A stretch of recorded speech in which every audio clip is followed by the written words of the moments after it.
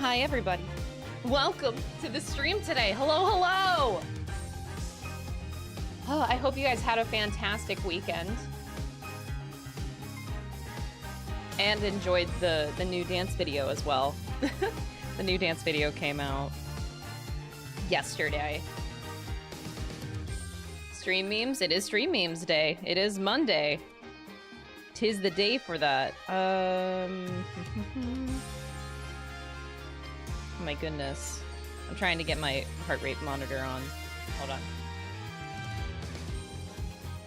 I guess. Yes, I did, I guess. And I am trying so hard this week to edit. I guess I can face reveal. Not that it's like a huge deal or anything. Okay, I did get the heart rate monitor on. Hi, everybody. Welcome, welcome. Yeah, this week I'm trying to get the Makoto dance cover because I filmed both 2 days apart. That was fun. I'm very tired still. But so I'm hoping to get the Makoto dance video up this weekend for Mass Destruction dance cover. And if I have time this week, also editing the 2 tutorials. So every dance video that I release from now on is gonna have an accompanied tutorial video that goes with it. So they will be there. So if I can have 2 tutorials and a Makoto dance video finished, then you'll have 3 videos released this weekend. I'm hoping. I'm really hoping. I've never seen you in braids. I'm trying to work on getting better at doing my hair because I think my greatest weakness is, like, I feel like I can do fashion well, but I'm very bad at doing my hair. So I would like to level up my hair game. I'm trying. These aren't normal braids. I tried like a little thing back here to make them look a little bit floofy. And I don't know if it worked. I think they look a little bit better than they did before, but I'm slowly trying to level up my braid game. And my hair game in general. Yeah, oh my gosh, I'm working hard. Yeah, these past 2-3 weeks actually have been insane. But hey, I feel like I can breathe now because I had to get through all the sponsor stuff. I had to deal with 3 sponsors, all different. Like, I had a Square sponsor, a Capcom sponsored, which is still going on, and then, the Metaphor Atlas. So all 3 of those were, like, at the same time, so I also had to juggle making every sponsor happy at the same time while trying to get these videos, like, edited and out. It's been a stressful 2 weeks. By the way, I still run a freaking convention that I've been trying to also squeeze in time to do. My head is like so much. I'm very overwhelmed, but it's at least going well. I'm managing. If I can make it through this month, I can make it through anything.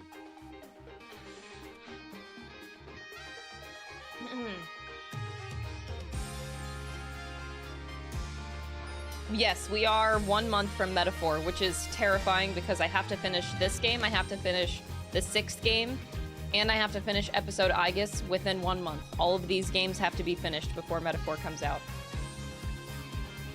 I think I could do it. We're on case 4 of this game. I don't know how much more of it there is. Like, the original had 4 cases per, so I'm like thinking this could be the end. And then the 6th game probably is longer, I imagine. But yeah, so I'm just trying to like divvy up my time. I think we should be able to make it with episode I guess, and we don't know how long episode I guess is. It's a DLC, it shouldn't be that long. I feel like we can knock it out in like 2 or 3 days, but it depends on the content. We don't know how episode I guess is gonna go.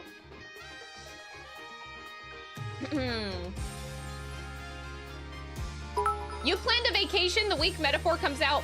Why? Cancel your vacation. Video. What section were you in marching band? I was a band kid too, Krista piano. Uh-oh, band kids. Who in the chat was a band kid? Thank you for the 100 bits.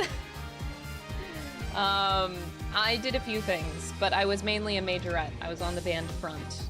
I was a majorette, twirled my batons for the band.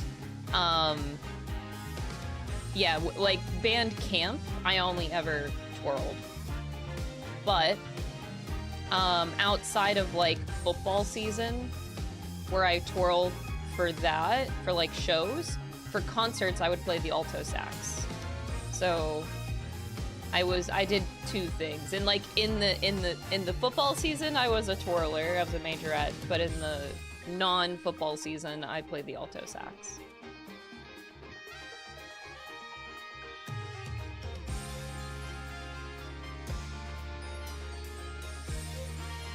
I'm giving Juniper Woods today. I did not intend that. I'm just like trying different hairstyles every day. I would like to challenge myself with getting better at doing my hair. These braids aren't even that clean. I think this one is clean. This one looks good. I even like fluffed it up a little bit. Right.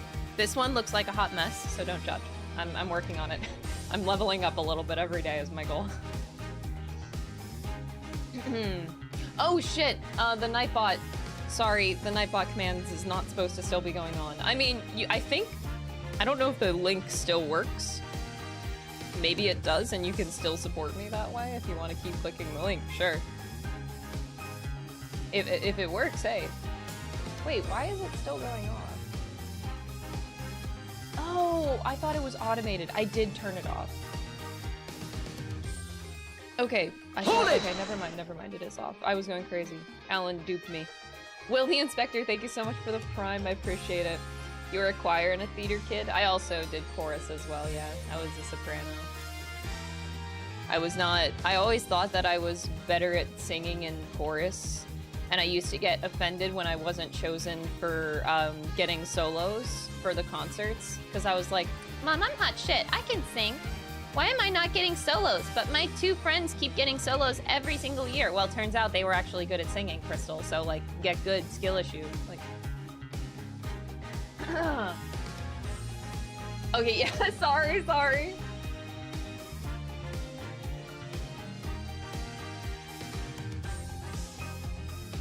Only 200 cases left in the trilogy before you can move on. All right, we can do it. Let's like 5 cases per day. Yeah, we got it. More like 10 cases per day. I can do that, yeah.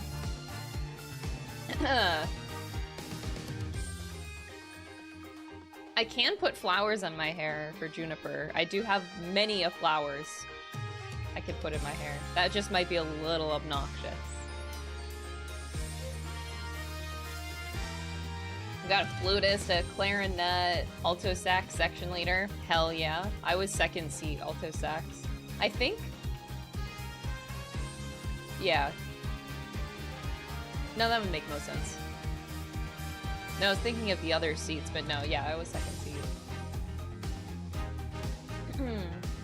I enjoyed playing my alto sax. The only kicker is alto saxes are heavy, and I am weak. Every time I would play it, my neck would hurt. I played it for a while, but yeah, I never got used to the weight of an alto sax. Look, man, I truly admire watching all these like these jazz musicians just manhandling that saxophone like it's nothing. Like, bitch, I know that thing's heavy, okay? I had my neck strap on every time because I'm a weak-ass bitch.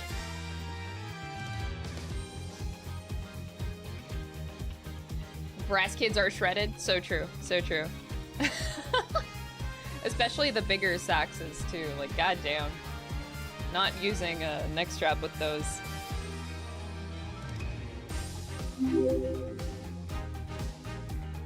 Leo, thank you for the 49 months. I really appreciate it.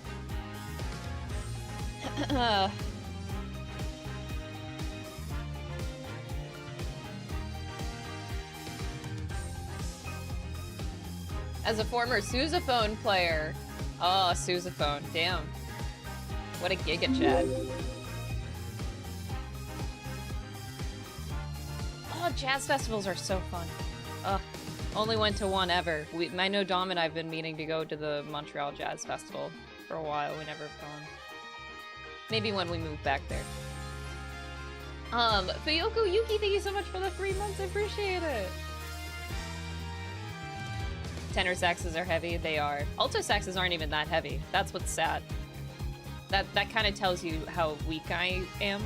Now, I'm a little bit stronger than I was before. I work out now. But I'm not that much.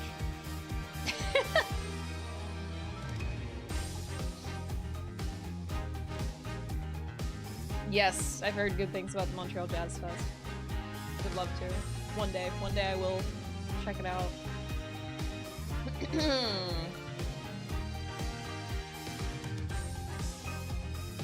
You had a female band member who played the baritone? Holy shit. Giga chat energy right there. I never saw any female play a, I was gonna say tuna. Tuba. I haven't. I don't think I've seen a a tuna. I've never seen a female play a tuna. Tuba. Anyway. God damn it.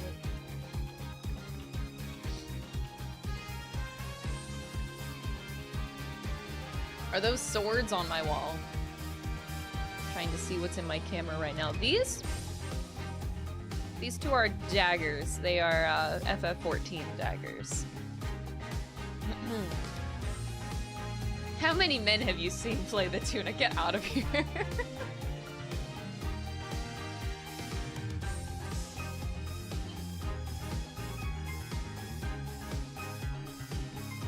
It's my favorite little toy to show off. Because they transform. They're fun. Good little daggers. You can kind of see the middle, all that shit. But yeah, they're from FF14. Dancer weapons from Endwalker. They're very, very cool. So I have 2 of those.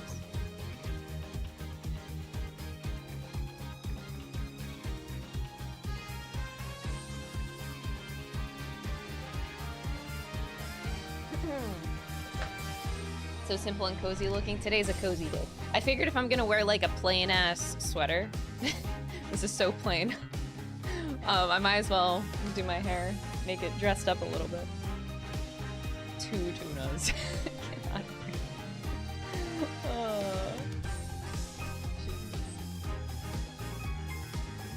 My favorite thing is seeing tuba players go so hard.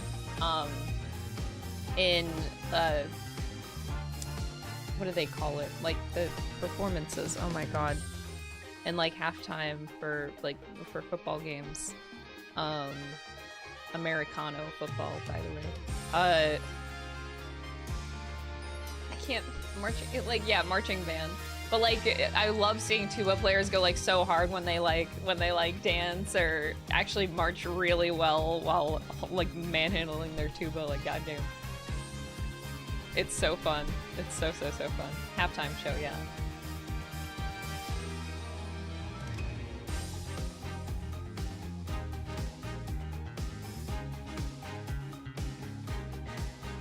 Have you ever seen a female play a tuna? I hate that. I am a female tuna player. Get out. Get out of here.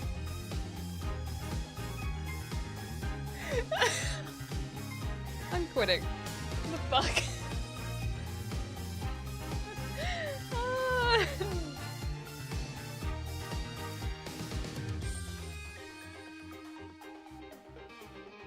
Oh yes, you have to do trombone suicides. I am familiar.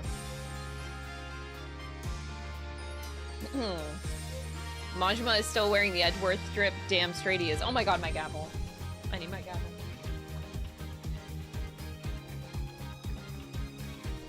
Thank you for reminding me.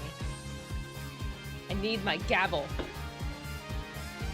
I felt so lost without it for a moment there. Oh my god.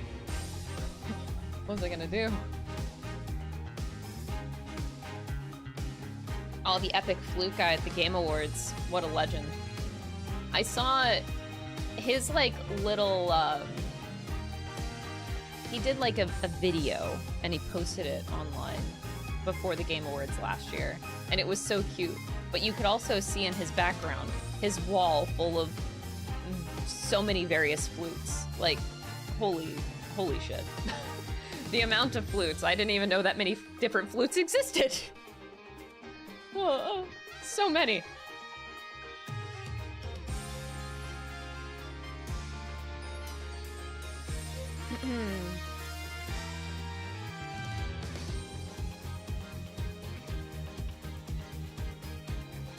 Will I be watching Ace Attorney memes after finishing all the games? That is the plan, and I still forgot to make a Discord channel for that, so if you guys could start submitting memes so that whenever I finish everything, now that's after I finish also investigations. It'll be like 4 months before I look at Ace Attorney memes, and I'm pretty sure we can have a whole dedicated stream to just that. There's probably a shit ton out there. But yeah, man, I really do need to make that Discord. I keep forgetting, God, I have so much on my brain. It's been hell these past 3 weeks. Okay. Make a meme Discord.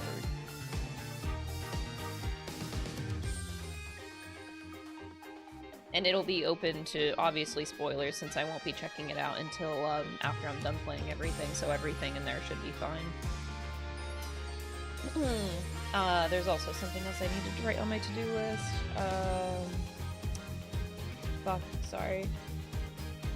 If I don't write stuff down, I lose my sanity because I'm too busy. Okay.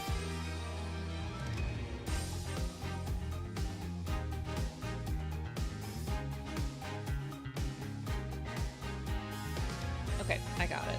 Sorry about that. I used to use memory for things, and to be honest, I still do. I don't write down every little thing. But lately, I actually have been starting to write every little thing. Because I really... like, so much has been happening in my life that I don't want to forget even the smallest little thing that I need to do. 20 years of memes for AA content. That is so scary. That's legit so scary. Holy shit, there's so many.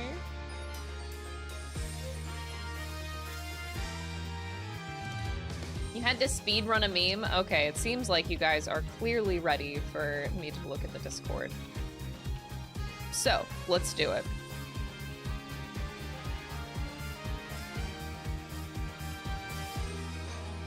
It's looking at stream meme time. I'm really excited. I was actually really excited for stream today. Because, like, case 4, usually in every Ace Attorney game, that's where shit really starts to get real. So I'm like, ooh. FOE, Blaze Star for the $5 donation, thank you so much! Been trying to beat Elizabeth before the answer drops, and I have been getting my ass kicked all night. Going to take a break and distress by watching the best Ace Attorney playthrough. Oh, thank you so much. I wish you the best of luck with beating up Liz. She's a bitch. I don't know if I actually went back and ever did that, because I just don't have the time, unfortunately. Stream memes, here we are. Oh my god, why did it not... I'm like scrolled so far down.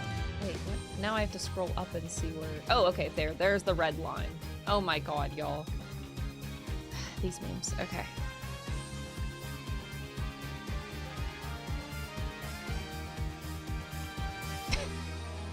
God damn it. Okay. What kind of bullshit did you guys put in my Discord now is the grand question.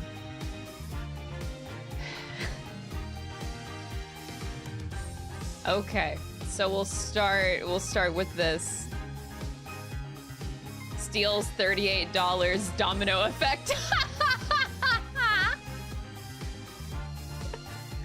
Larry is the reason. I don't even know how to feel about that. For legal reasons, this is a joke. Canada citizenship badge. This proves I have Canada's citizenship now. Yippee! Oh! I do officially have my certificate downloaded.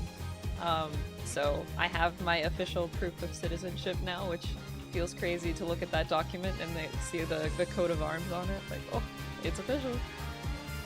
I have my document. Oh boy. Thank you for that. That's very sweet. Oh no. Ugh, why is it? This is so cursed. Make it stop, bro. Alright, hold on. I don't want anything getting cut off, so let me just keep on making that more zoomed down here. I appreciate all the kindness. Like, when you guys celebrate me being a Canadian citizen, it means a lot because, like, my brain hasn't processed it yet. Like, to me, it doesn't feel like it's actually happened yet. So,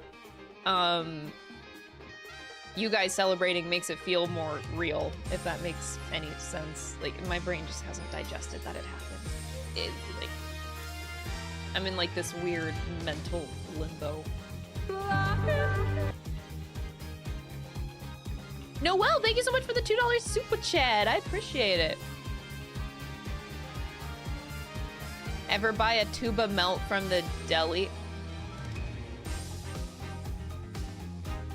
I hate it here, ban that guy. Anyway, what is this? There's no smile like yours. Colgate. Hashtag free your smile. I hate this. Stop. Also, why is your profile picture also this? Like, what is wrong with you? What are you doing?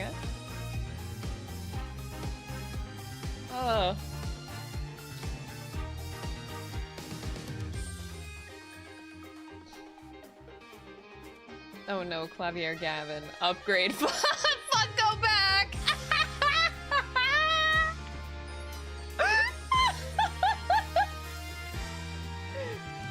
Fuck! 3D was a mistake! Also zooming in every few days on that profile picture. Oh my god, stop. Stop. Why are you doing this? Alrighty, source, trust me, bro. True. Crystal, Edgeworth. I think about him. I miss him a lot. But you know what? I will say, Friday's stream helped a lot. Huge shout out to Capcom for sponsoring, because otherwise I wouldn't have started investigations on Friday. I desperately needed that stream. I really did need to see Edgeworth again. So I feel like I got my fill of Edgeworth on Friday, and now I'm good. Like, now I feel a lot better playing Apollo Justice. Like, I can make it. I saw him for a whole day. I needed, like, my Edgeworth quota. Anyway. Oh, bro, no! We were just talking about Edgeworth! No. No.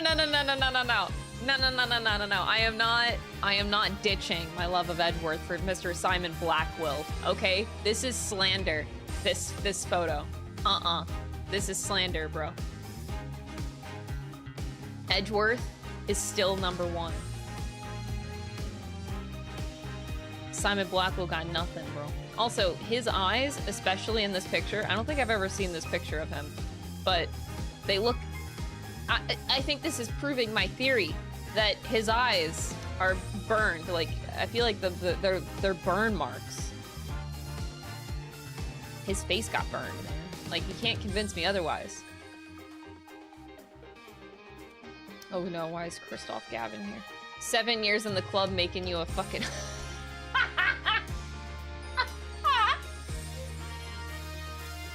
Get out.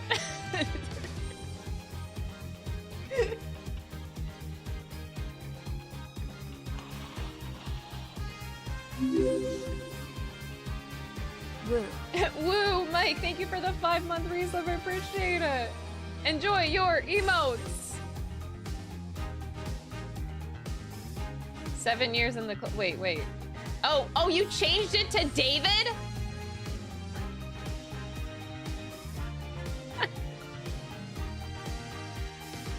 Why? Oh no, the picture I posted, don't mind me, my boss keeps cutting my salary. I'm forced to keep smiling in front of her camera, send help. Oh my god. The AC is on. What does this say? The AC is on. He has water and is listening to his favorite music. Please don't break the window. That's what this says. Oh my god.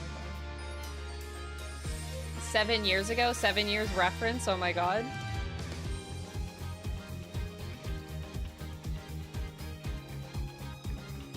What?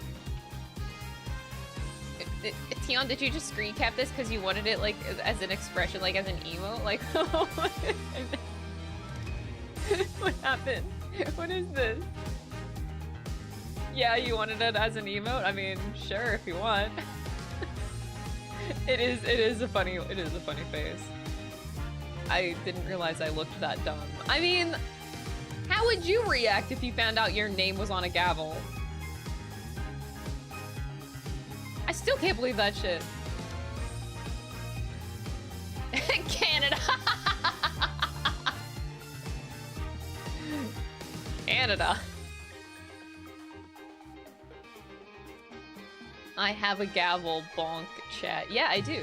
That's exactly what I'm gonna do to chat. Bonk, I have the power. I don't want to play with you anymore.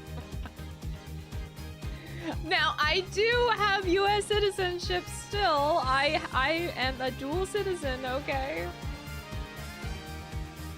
But it's true. I'm gonna throw that US citizenship. I'm not gonna. It costs too much money to renounce your citizenship, by the way. It's like $3,000. It's actually so expensive. US is like, oh, you want to get rid of citizenship, huh? No, you gotta fucking pay for it. Alright, it costs you an arm and a leg. Alright? You're stuck here being a citizen. That's the US, by the way. Monkey. These are the same picture. These are the same picture. Yeah, you have to pay to get rid of your citizenship. And it costs more than becoming a citizen. Isn't that beautiful?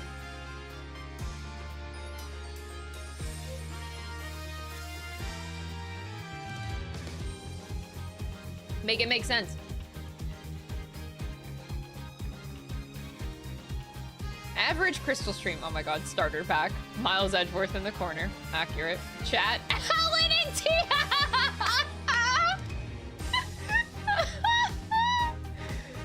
Now draw him giving birth. Mpreg. Oh my god, no! Hello, my name is David. Have you heard about the critically acclaimed MMORPG Final Fantasy XIV? Mods, chat in the background, the kids in the backseat. Oh my god, this is way too good. This is way too good.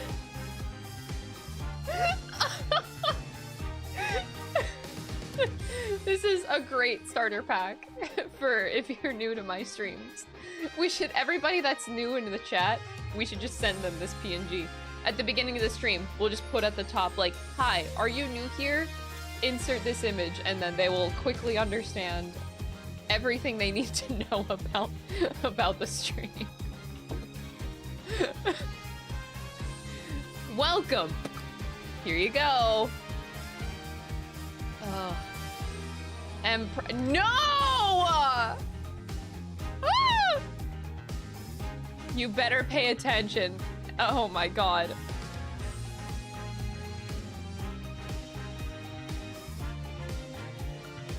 Okay, but subscribe with Twitch Prime. I'm gonna keep this one, and we're gonna flash it on the stream every now and then. This is actually great. I am keeping this. Thank you. Oh, it is September, by the way. You would think I should say something about that, because it would, like, help me. But it's September. Take with that information what you will. YouTube is like, the fuck do I care about September? Yeah, YouTube, sorry. Like, YouTube execs don't care about you and your live chat for some reason. But you know what? I care about you.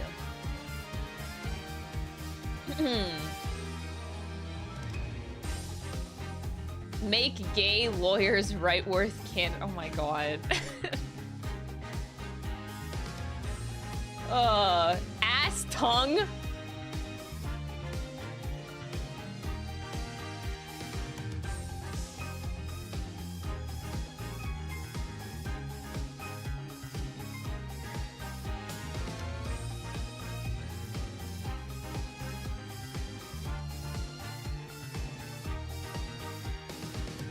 And no, it's the way that you guys have scarred the way I think of Act Tongue now.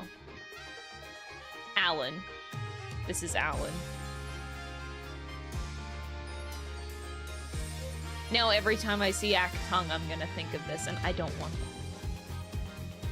So I think the only logical solution is to ban Alan.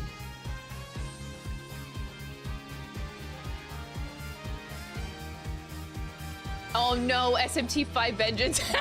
Elden Ring! No! I will play Elden Ring one day, you know.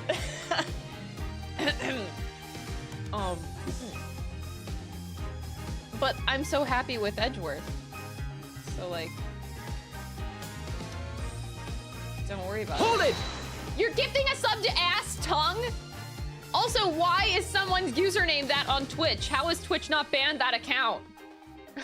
Oh my god. Twitch, the website where truly nothing matters. Anyway. Edgeworth, yes. What? Oh my god. Oh my god. Moss! Oh my god, bringing back Moss. Giga Chad right there. Thank you. Let Moss never die.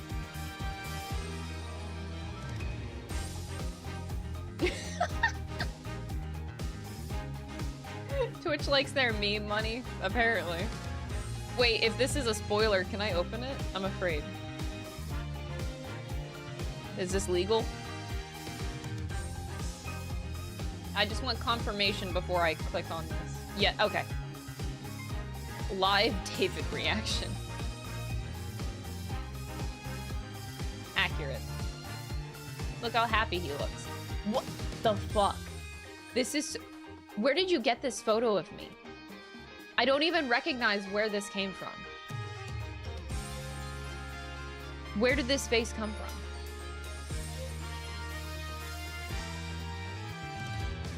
And now I'm imagining how many people have like folders of like my face, facial expressions, and now that's something I didn't want to think about.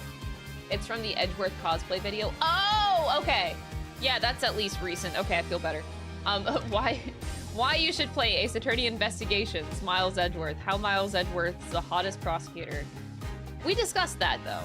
We did discuss the hottest prosecutor. I do not think that Edgeworth is the hottest. I do actually think. Wait, what did I say before? I don't even remember who I said was the hottest. Godot? No, not Godot. No, no, no. It's the mask. The mask is a turnoff. Kristoff. I think Kristoff is the hottest. Clavier. No, didn't I say Kristoff more than Clavier? I'm pretty sure I said Kristoff. I think Kristoff is actually hotter than Clavier.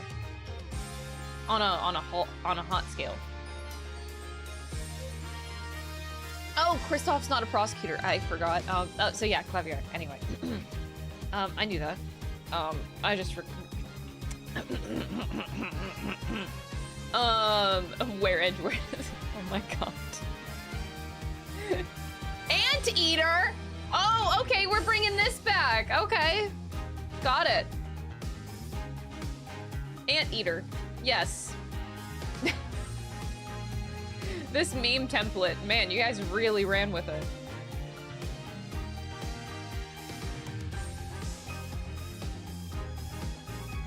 Should I bring the Anteater back? The Anteater meme back in You Laugh, You Lose videos? Is that what you guys are trying to say? You missed the Anteater jokes? Also, Cloback, thank you so much. That's so sweet of you. I am so excited for Metaphor. Whew! So excited. Majma became a fan of Edgeworth. Sporting the good t-shirt, man. What Crystal means when she says PP-AP. I have a thought. I have another thought. Eureka! Logic. Oh, this is beautiful! This is beautiful! Damn, Flora! 10 out of 10. Absolutely 10 out of 10. Benjamin. I don't think this is a stream meme, so I'm just gonna go past it. Crystal's stream started. My faith in humanity. Aww.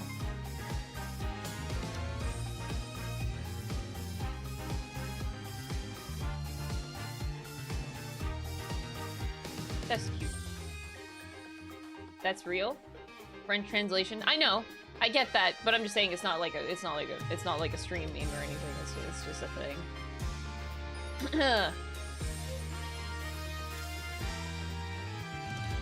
This is cute though. Thank you. Oh, hi, Miles. Useless. God damn it. Shut the fuck up, I'm forklift certified! I still love the image of him rolling up to school riding the forklift as his vehicle.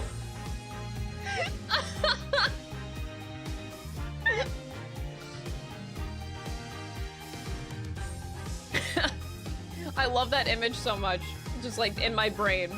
Just somebody driving to school in their forklift. Eureka, goddammit. I did not know about the Eureka thing. Don't question how this works. I don't even know what's happening in this picture. Like, what the fuck is happening?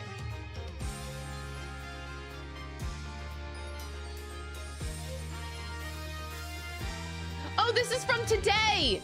Oh, I didn't look at the date. Oh my god, the tuba. Oh, the tuna. Oh, you just did this. Holy shit. I didn't register that you were going for this today. Oh, Jesus Christ. Y'all. No, not the dancer outfit with tunas! You're too late, Mr. Wright. I'm already forklift certified. Wait! Remind me, I have a theory. Remind me to talk about it later. Okay, after we finish this. You triggered a memory in my brain.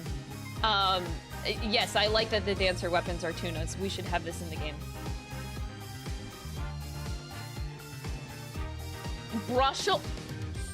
Who made this? You just joined the Discord. Ban that guy. This guy's brand new.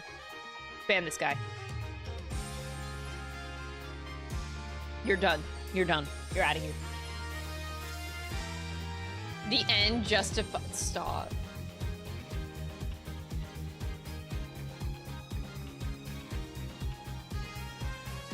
Holy shit. What the fuck? This is so cursed. Okay, we're done. The stream memes are done, y'all. We're done. Get out of here. All right, let's talk about my theory before we begin stream today. Before I start playing the game, because obviously it's related to the game. So, there's two things that I noticed. I should not have done this, but I did. I rewatched the first trial of this game, the bombing. I watched the anime cutscene in the opening. And there was a time in the opening anime cutscene that Phoenix Wright. You know what? Let's replay the clip, shall we? Should not take me long.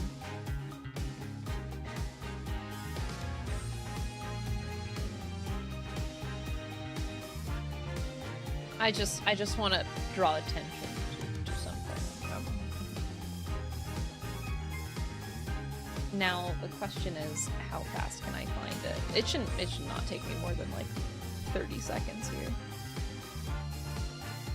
Just just have to find the date that I started playing this game.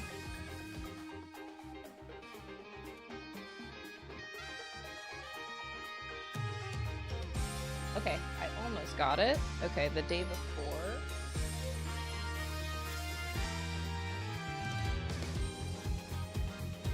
Okay.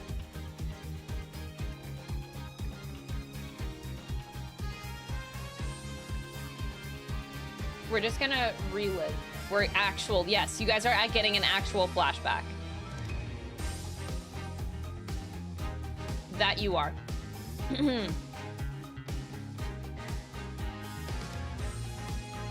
Literal flashback time.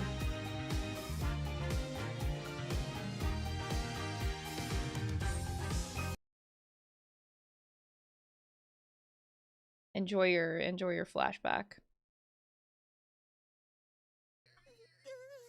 I like starting off with an anime opening cutscene. Yeah, it's for this very reason I returned. He's wearing a suit. Wait, is this he's back? He actually is back? Time to bring it to an end. Why did it never occur to me who is he talking to?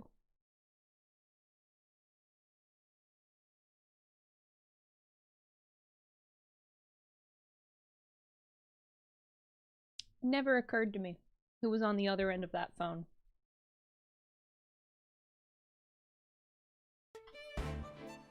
Oh! Now, I know what you guys are all thinking. You think that I think he was talking to Miles Edgeworth on the phone. But you're wrong. I actually think it's Maya. It is not, oh my god, it is not David. I'm so done. No, I legitimately think that he's talking to Maya. Fuck. Miss? Poor Athena, by the way. I like starting off with an anime. I know I have Miles Edgeworth brain rot, but I think that there's a higher chance that it's Maya on the opening cutscene. Yeah, it's for this very reason I returned. He's wearing a... Yeah. I don't know why I never thought about this, but in the opening of the game, Mr. Phoenix, he's on the phone with somebody. And it's an old friend. We can deduce that much information. The second thing, I don't know where it is in this anime cutscene, but there's like a transition with Apollo that caught my attention. Also, Phoenix Wright is very attractive. Excuse me, did Phoenix Wright just get hotter? Oh, is this it? Yeah, this is the Apollo. I don't need audio for this. It's just paying attention to this transition. Is it this one? Wait.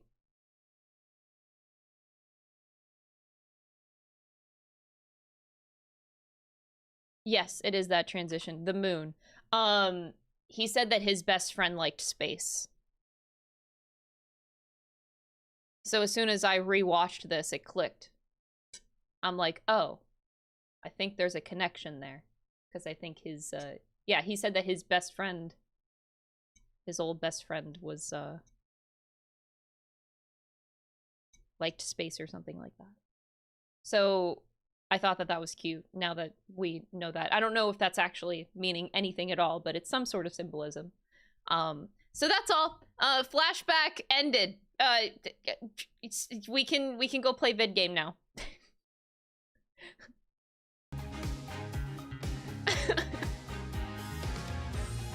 Let's go. All right, gameplay is now in session. Case number 4, start off.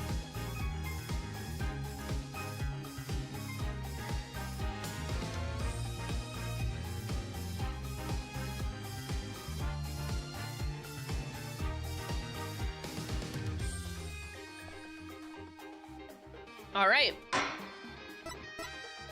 We're looking good. We're looking good. I'm making sure. That's very annoying. Okay. All right. Case number 4.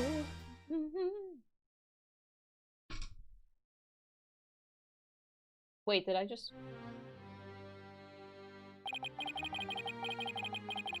The courtroom bombing incident. A terrible attack launched by the will of a madman. That incident perfectly symbolized the state of the legal world in this dark age. Dark age of the law mentioned?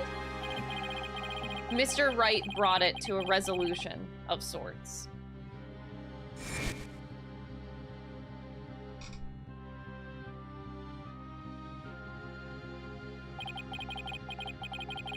Ted Toney was discovered to be the one responsible for the bombing. If only it were that simple. Somehow, I can't help but think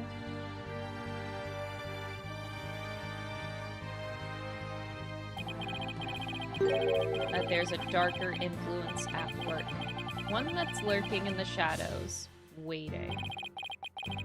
That's why I want to review the trial that was taking place when the bombing occurred. After all, I've got more than a few personal stakes in it. Apollo relevant? Whoa, the cosmic turnabout! Woo, buddy!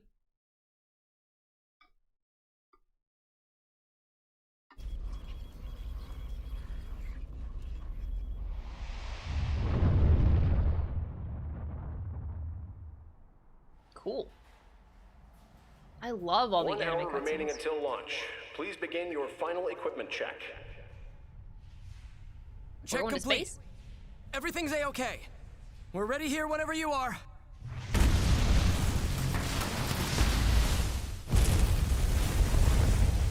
Come in at 2. Come in. Do you copy?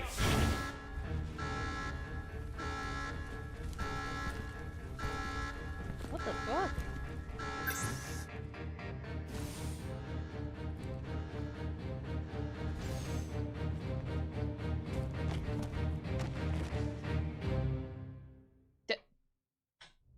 So did they both die?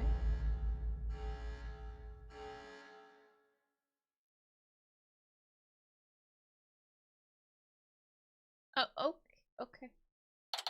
No. That guy, damn. Okay. 9:12 a.m. District Court, Defendant Lobby number 5. It's Apollo time. It is Apollo time. Thank you so much for the 3 months, Greenfire. Appreciate it. Enjoy your emotes. Enjoy your no ads. Time for another trial to begin, but this one is different.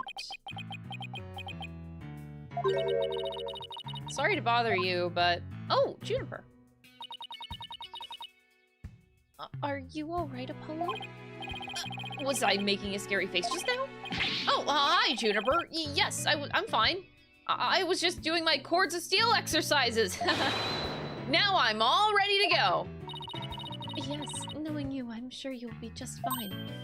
Oh, I brought you a present from my garden. Is this a lotus root? That's right. My grandma says lotus root is good for your eyes. She even says that if you look through the holes, it can help you see into the future. It's for good luck. Maybe later you can cook it and... thanks for this! I'm gonna have some right now! Oh my! Kinda tough though. You can't eat it raw, but thank you for the enthusiastic try. Aww. Oops, if she didn't think me weird before, she will now! I've gotta calm down. Apollo! I'm sorry I'm late. Hi, Athena. Junie, I didn't know you were coming today. Did you come to cheer Apollo on? Oh, I get it, you sly little thing, you. Athena, stop. Quit kidding around, Athena. The trial's about to start any second. Is everything all set? Oh, Apollo. When will you ever figure it out? Figure out what?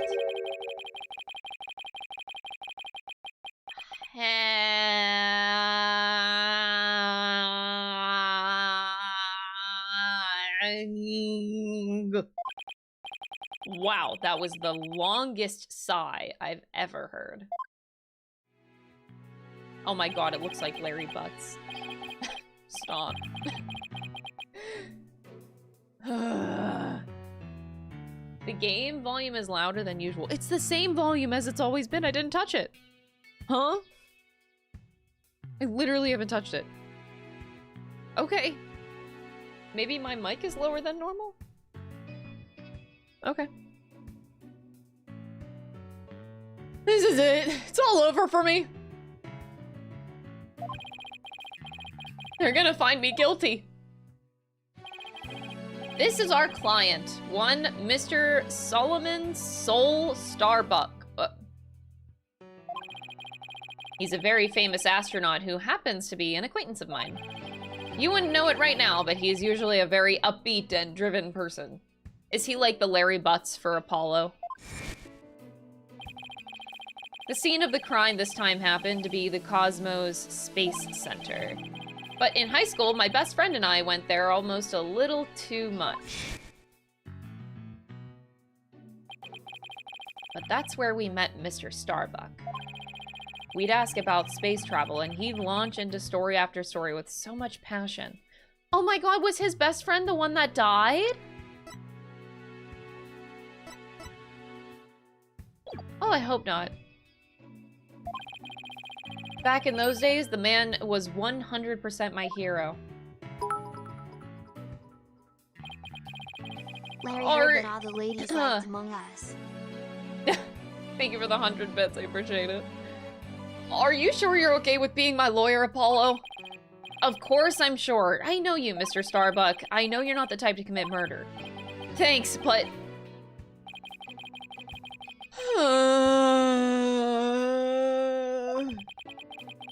I was supposed to be in space right about now.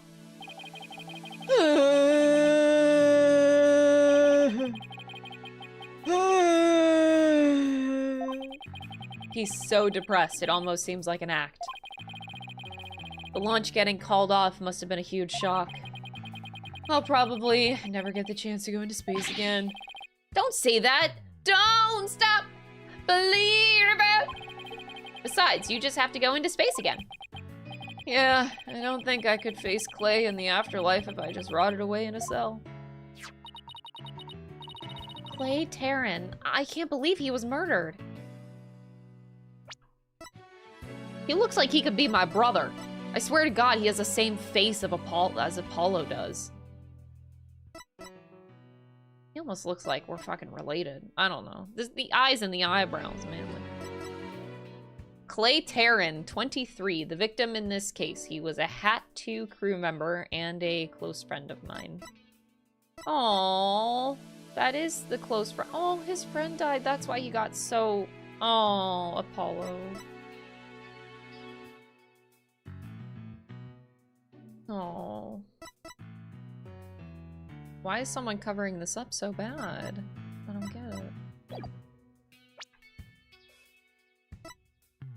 Terrain's autopsy report. Cause of death, stabbing. The victim was discovered in the 3rd floor boarding lounge in the main building.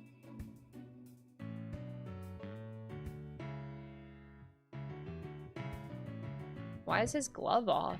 Where'd your glove go, buddy? What is that?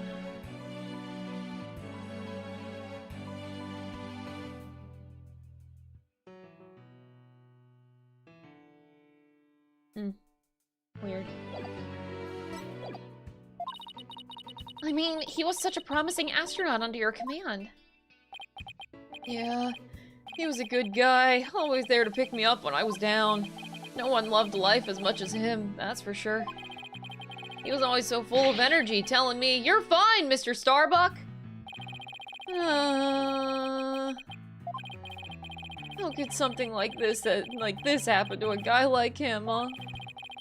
Never seen Mr. Starbuck so down.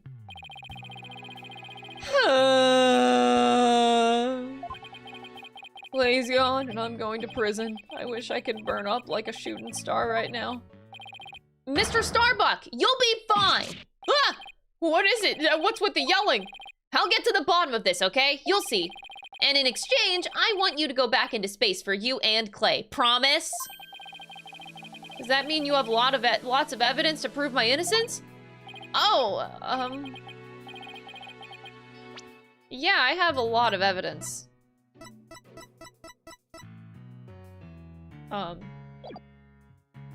About that. We didn't get to investigate the area as much as I'd have liked, thanks to the police. I'm done for. I'm a goner. Oh my god. I'm a goner. I cannot... I don't want to hear this phrase ever again. Everybody thinks I did it. Thought I was gonna soar like a comet, but I'm just gonna crash like a meteorite. No, don't say that, Mr. Starbuck! Don't count yourself out yet. I know it's hard to lose a teammate, but you've got to keep going. And what about you, Apollo? What about me? I was just thinking, wasn't Clay your best friend? We need to focus on the trial right now. Are you all ready to go? Oh. Apollo. Trial is about to begin. If the defense would please proceed into the courtroom. Okay, here we go. This is it. This is one trial I can't afford to lose. Oh. For Clay's sake and our clients, I will find Clay's killer. Oh. Your best friend getting murdered.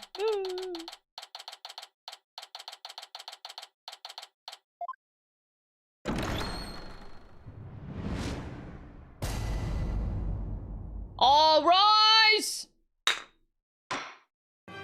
I was on it. Court is now in session for the trial of Solomon Starbuck. The defense is ready, Your Honor. Excuse me, Mr. Justice? Yes, Your Honor? What happened to your eye? I'm fine! The defense is ready, Your Honor! Wait, this takes place before the bombing happened. I thought he lost his eye in the bombing. So he lost... Okay. Something happened to his eye before this, then. Okay. Are you sure? I don't... I'm fine, Your Honor. The defense is ready. I'm sorry, Your Honor.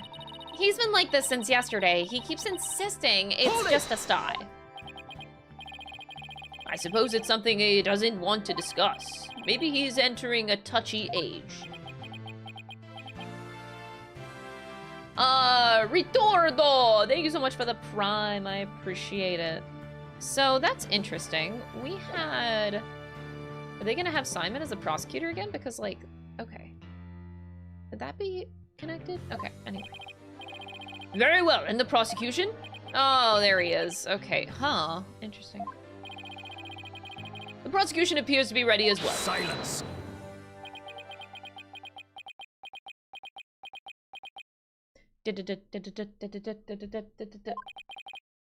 Not yet. I'm not quite ready yet. Hmm? He already broke... Bro, this just started. Ah! We just started. The prosecution is now ready. Oh. Well, it didn't take him long this time. What's up with Blackwell? And now then, I shall give the opening statement. Silence. I'll do it. You will? Oh, what an unexpected surprise! This time I can't leave it to anyone else.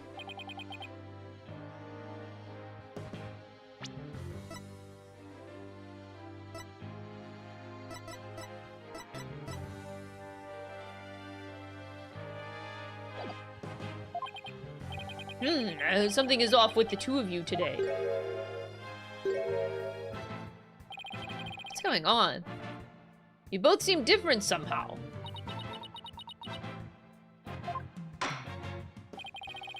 Very well, Prosecutor Blackwell. Your opening statement, if you would. It was just yesterday. The crimes in question occurred at the Cosmos Space Center. Ah, yes, the famous federal research facility of all things related to astrology, right? Astronomy. It's astronomy. Anyway, a rocket was set to launch from there. But at 9:28 a.m., before they could even move the rocket to the launch site,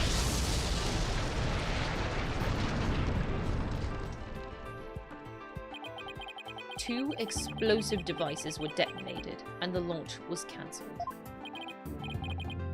My word! 2 bombs? How dreadful! The defendant in today's trial is charged with both the bombing and with murder. 1. Mr. Solomon Starbuck. For whatever inane reason, he detonated a bomb on the rocket he himself would be in. Do you not understand how weird you just sounded like? Okay. Solomon Starbuck, I recognize that name. Isn't he a famous astronaut? Correct. Your boldness. Mr. Starbuck was the pilot of that Hat 1 rocket 7 years. 7 years reference! 7 years! Oh my god! Oh my god, no, no, no, no, no. 7 years. 7 years. Bro, we can't do this.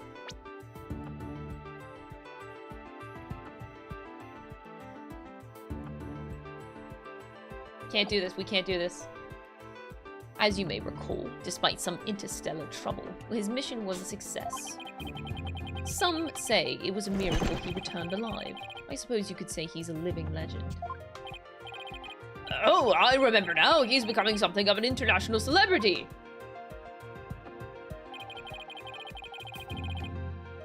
The miracle? Popular Pine, thank you so much for the tier 1 sub. I really appreciate it. Enjoy your emotes and no ads. Come along on a captivating space odyssey that will take your breath away. Mankind's hope for the future. I've got to make it back alive. What the hell? I've got a real space pioneer in court today. But even heroes tumble from their lofty heights. Returning to the subject at hand.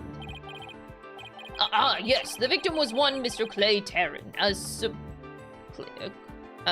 subordinate of the defendant. Indeed, a loyal disciple brutally stabbed to death by his mentor. Hey, welcome to the stream, Michael. Or not Michael. Welcome, welcome. Stabbed to death! You mean his death wasn't a result of the bombing? Correct. Despite his lofty dreams, the victim was seen as an interloper by the defendant. And so, he was sent not into space, but to the universe, which we mortals cannot see. Clay.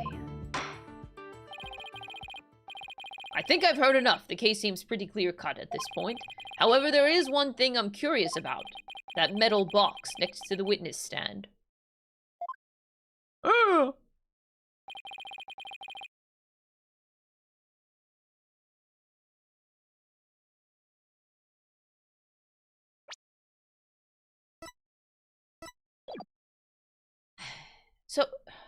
So at this point, there's already a dead body? I think that there's already a dead body in there. What purpose does it serve exactly? Since you asked so nicely, it's your coffin. Oh. Have mercy on me! I jest. I jest. Threatening the judge, but I jest. It's evidence. Due to its immense size, we've little choice but to lay it where it rests now. We shall get to the contents of the box in due time. You mean the dead person? I feel like I just lost 50 years of my life. Same. Waver, thank you so much for the 3-month resub. Appreciate it. Wait! No, you subbed for the first time for 3 months in advance. What a giga chat! Thank you so much! Enjoy your emotes and no ads for 3 months.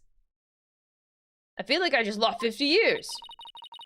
Does he even have 50 years left? Oh my god, Athena, you can't say that. Inner monologue, Athena! Inner monologue! Enough jabbering. Bobby Fulbright's the name, and justice we trust! Ah, Detective Fulbright. Very well. Please explain the details of this incident to the court if you would. On it! First, take a look at this pamphlet from the Cosmos Space Center. In it, you'll find a diagram outlining the overall layout of the Space Center. Simple enough. Ah, here we are. For a more detailed look at what's on the left side of this building, take a look at this cross-section that we, the police, have created. So the launch pad and the main building? The launch pad is the square building and the rounded structure is the main building, right? You got it. The incidents took place. Wait, was that full right? Oh, that was the judge. Oh, that was awkward. You got it. The incidents took place in Launch Pad 1 and in the main building's lounge. I'll be using this diagram during my testimony. It'll make it easier to understand. Okay.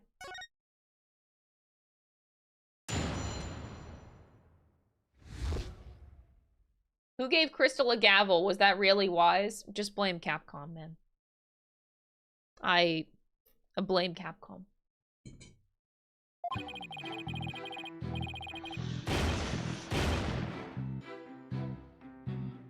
Just before the rocket was set to launch, 2 bombs went off. Boom, boom! On the 2nd floor of the Space Center's main building and 1 in Launch Pad number 1. Thankfully, only the 2 astronauts were in Launch Pad 1 at the time. The 2 of them managed to make it back as far as the boarding lounge. But after the escape, one of the 2 was found stabbed to death.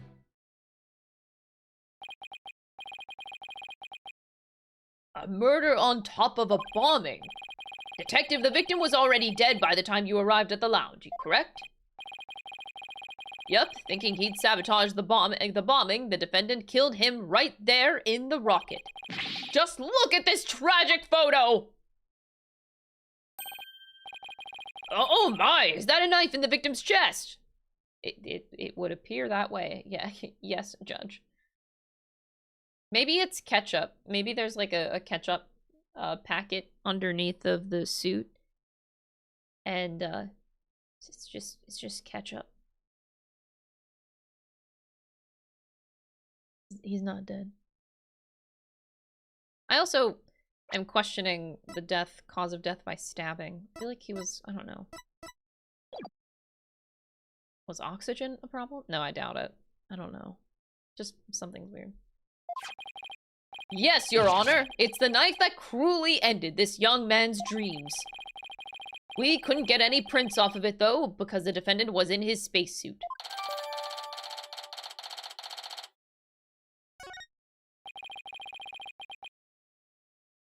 By the way, Detective Fulbright, why are the victim's helmet and right glove absent in this photograph? We had to remove them to identify him, Your Honor.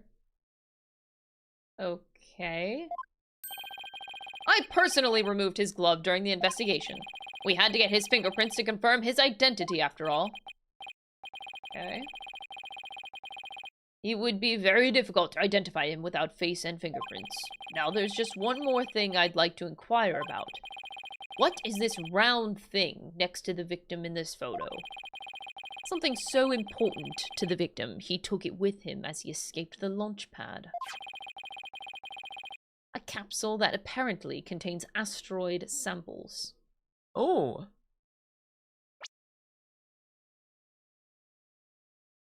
Ooh. While obviously valuable for research purposes, it has no relation to this case. Ooh, no. That, Is that not a motive? I see. So we know that the bomb in the main building was on the 2nd floor. But where was the bomb that was in Launch Pad 1 located?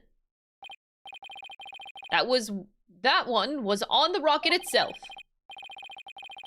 It was situated around the central part of the rocket. Apparently, the area around the launch pad's elevator was a sea of flames.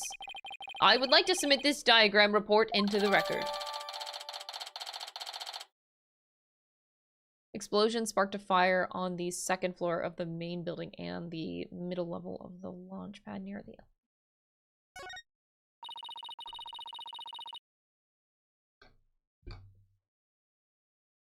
The trial's just started and we're already in a bind.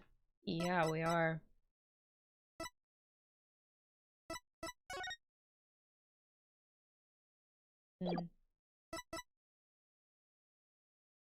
Okay. You get used to it. Besides, that's what cross-examination is for, right? What the 2 astronauts were doing during the bombing, that'll be the key. Let's do it.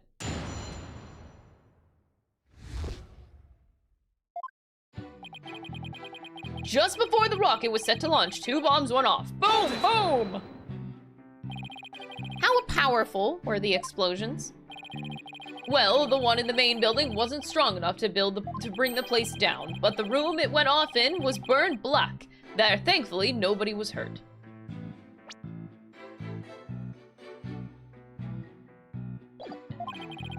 Due in large part, of course, to me stepping up to lead the evacuation. Wait, what were you doing there in the first place, Detective Fulbright? I'm Bobby Fulbright, hero of justice. I'll be there wherever and whenever people need my help. I'll go to the other side of the world or even the edge of the universe. I have to admit, Bobby Fulbright, he's growing on me, man.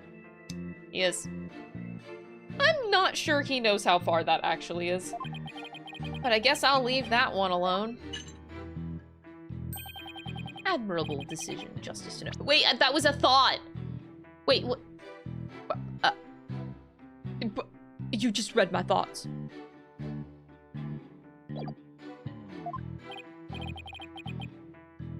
Huh? What's he decide? Anyway, could you describe what it was like at the Space Center at that time? The bomb cut the power to the central bank of elevators and the 3rd floor lounge.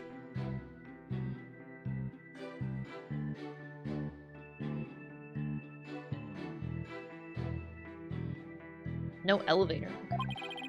It was pitch black in there, I tell you. However, the security cameras and whatnot were running on emergency backup. And how did the evacuation go?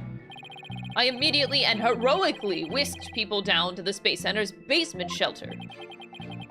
The basement shelter? Yes, there's an emergency shelter beneath the Space Center.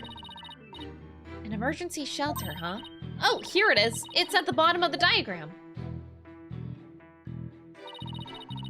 The Space Center is pretty impressive to have its own shelter.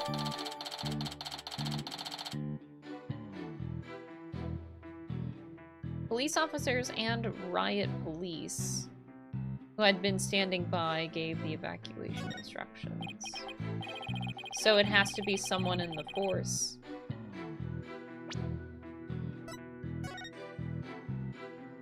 Police officers and riot police gave evacuation instructions. There was a power outage, and the affected areas remained dark. The security system switched over to emergency power and continued to work, though. Evacuees moved to the basement shelter. Okay. So this had to be done internally.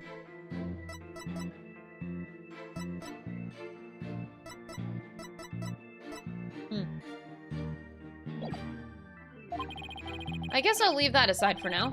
So, there were 2 explosions in total. That's right. One on the 2nd floor of the Space Center's main building and one in Launchpad 1. Let me get this straight. Mr. Starbuck rigged a rocket he was going to board with explosives? Huh? What are you talking about? If the defendant really did plant the bomb on his own rocket, he'd get caught in the explosion as well. You know what? Oh my god. I just had flashbacks, chat. Seeing Apollo's bandage with the 2 strings in the back. You know who it reminds me of. Anyone know where I'm going with that? Reminds me of Kazuma! Your Honor! Reminds me of Kazuma and this beautiful headband and the strings and the blow in the wind so epically. Kazuma! Oh, I miss Great Ace Attorney so much! I think about it often. Oh, I hadn't thought of that. Fine, a simpleton for a simpleton. Fulbright, the motive. Understood. The defendant actually had astrophobia. Astrophobia? What's that? A fear of space, naturally. Just the thought of space can cause the afflicted to freeze up. And so, in his terror, the defendant found a way to stop the launch at the last minute. Huh? That's absurd! Unfortunately for you, we have evidence. Take a look at these. Really? Okay, this just got weird. What are they? These anti-anxiety tablets were found among the defendant's possessions. Apparently, he was taking them in secret to quell his fears. Are you sure? Are you sure it's not that and maybe like a fear of something else? Why do you assume it's a fear of space when he is literally an astronaut? What? Did he ever say that he had a fear of space? There was a multitude of problems with the rocket that Mr. Starbuck rode 7 years ago. Oh. Oh, sweetie, that's called trauma. Oh, shit, okay. Rumor has it threatened to crash a number of times as well. That was, of course, very traumatic for Mr. Starbuck. Objection! Yeah, objection. But that doesn't mean he'd go so far as to blow up his own ship! Silence! The defendant couldn't bear to mar his good name, now could he? No, not after the media had branded him Sol Starbuck, space pioneer extraordinaire. Given these conditions, the defendant could hardly run away like some base mutt. What, so that's why you think he resorted to the bombing? Naturally, he constructed this act of sabotage in an attempt to blow up the space center, which would effectively abort the launch, but spare his reputation.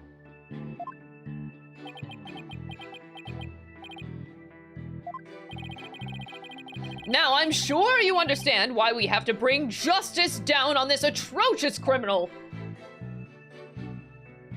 What a weird time we live in right now. Hold it! Are you sure it was only the 2 of them? It was just before the spaceship was set to launch, so of course it was only those 2. Well, there could have been somebody else inside that rocket. Silence! The notion of a third party in Launch Pad 1 is utterly absurd. Just to enter the area from the lounge, one must pass through a door guarded by a fingerprint recognition device, and allow me to state up front that there are precious few with the clearance to do so. A fingerprint recognition device? It sounds as futuristic and complex as a space center. Actually, it's not as amazing as you think, Your Honor. Take a look at this.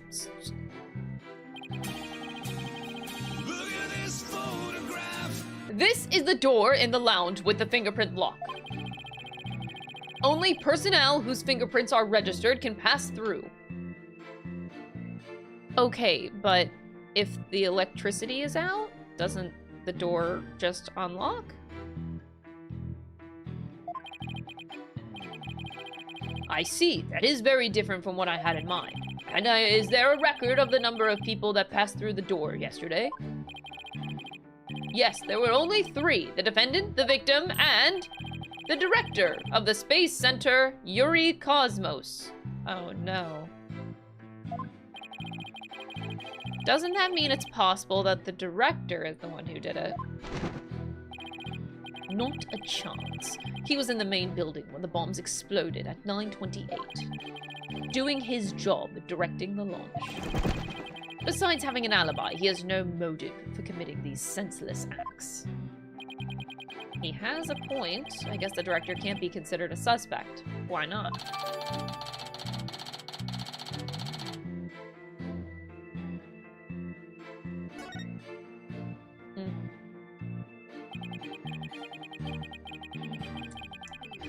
Oh boy.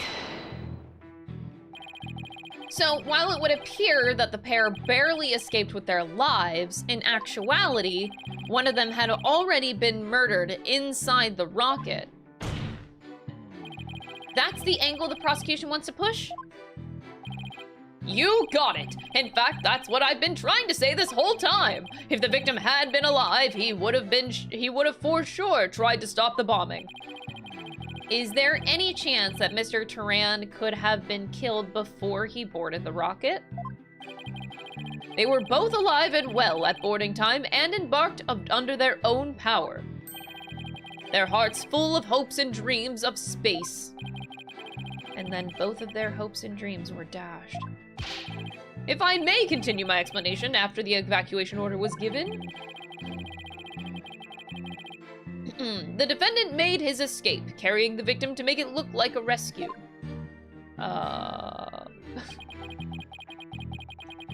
One of the two was found stabbed to death.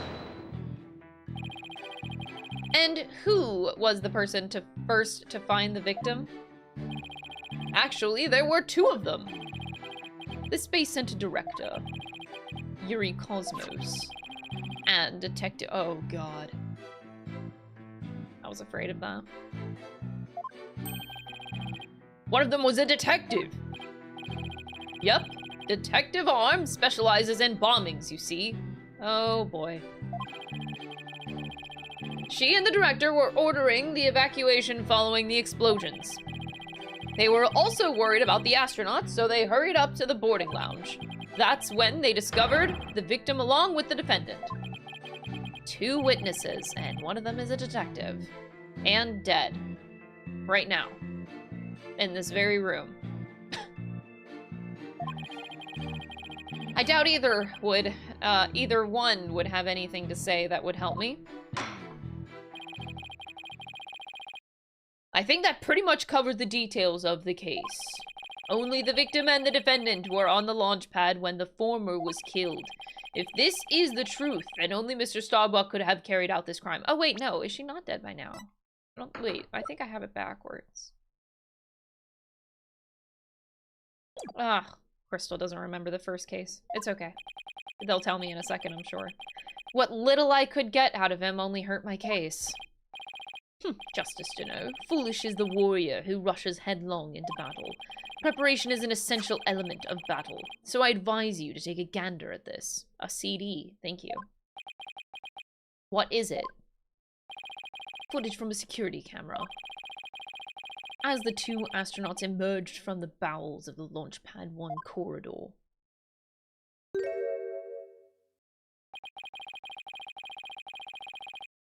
The boarding lounge security camera captured their desperate escape. But he's not stabbed. At that time.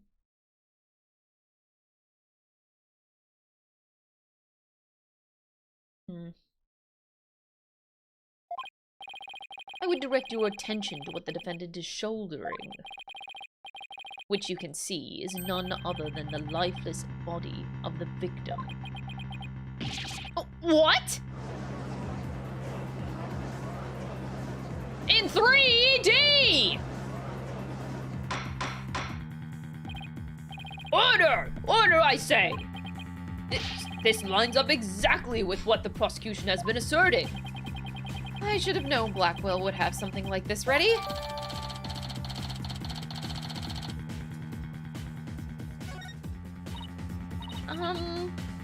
Apollo? How exactly did they determine that Clay was already gone in that footage?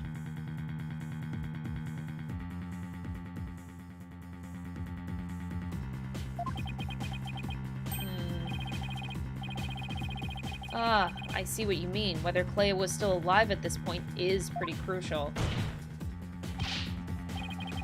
Your Honor, please take a look at the footage, not the photograph, not to be mistaken.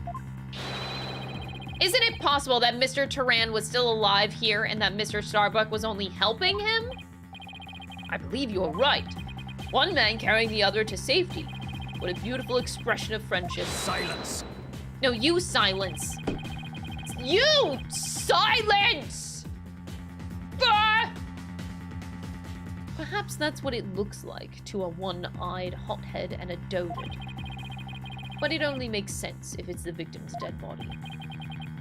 What do you mean? Fulbright. Explain it to Justice to know. You got it. Ready, kid? If the murder had occurred in the lounge, someone could have spotted it. Anyone can enter the lounge, after all. But doing it while they were alone in the spaceship, that's a horse of a different color.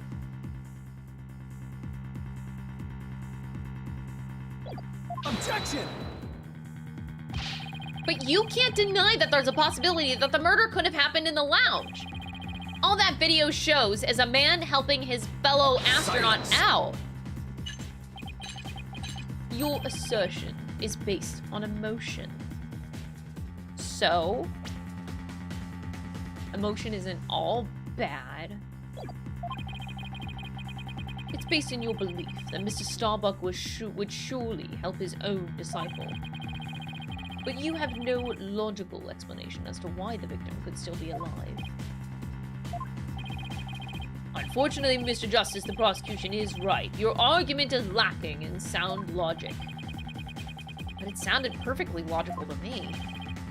Well, Mr. Justice, if you have no further objections, I believe it's time to begin this bring this cross-examination to a close.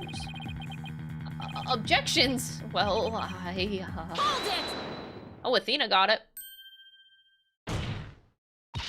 Your Honor, the defense requests a little time to think and regroup.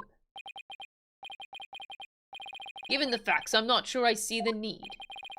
What is it, Athena? It's just, there's something that's been bothering me. If it isn't the defense stalling for time, as always. Very well. I'm feeling generous. You may have a small measure of time. Yes! You have 3 minutes. 5 seconds!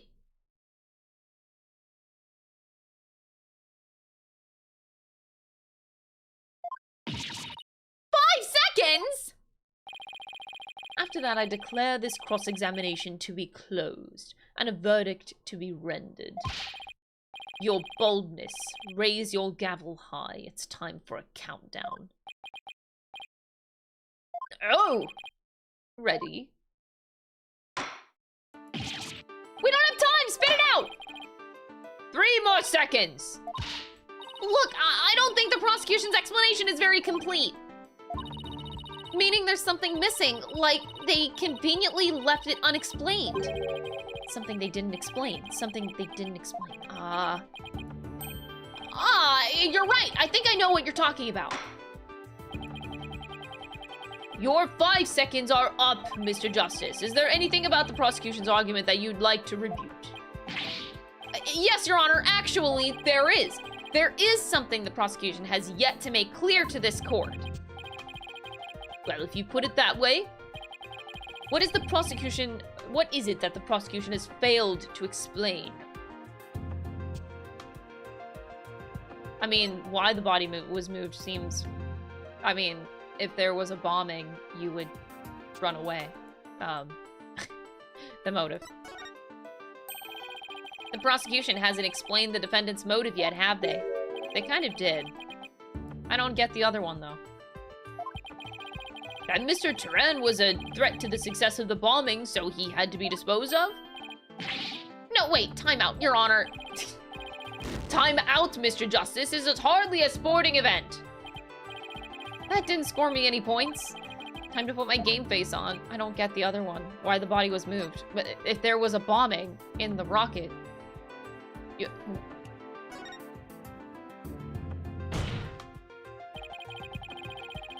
They have failed to explain why Mr. Starbuck would bother bringing the body back at all. If the defendant wanted to kill the victim, why didn't he just leave the body in his body in the rocket? Oh. Why go through the trouble of bringing him all the way back to the boarding lounge? That's true. I didn't think we've heard the prosecution's thoughts on that yet. That's because they have none, Your Honor. After all, how does one explain something so illogical? Oh, whew.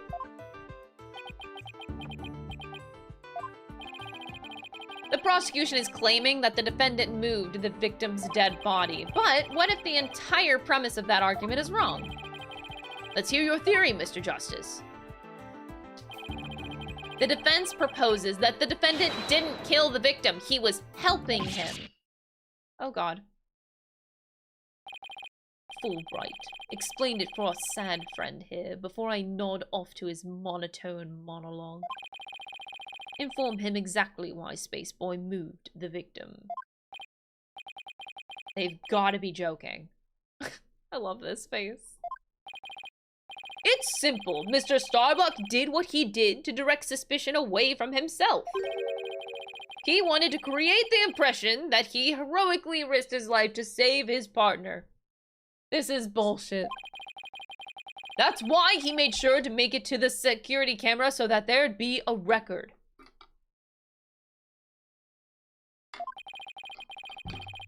At the very least, he appears to have achieved success with you and the old man.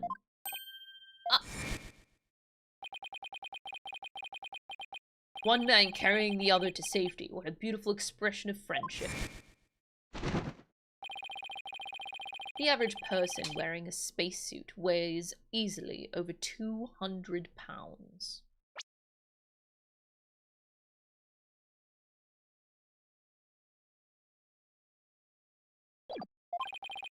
Saving the life of a partner who weighs as much while trying to escape deadly flames. What a dramatic sob story fit for the silver screen. Indeed, I was completely taken in by the humanity of the story. Oh darn! Oh, the humanity! You see, yet the true ending is that all traces of his hammy act were meant to be blown up. Yes, and now we arrive at the thrilling conclusion.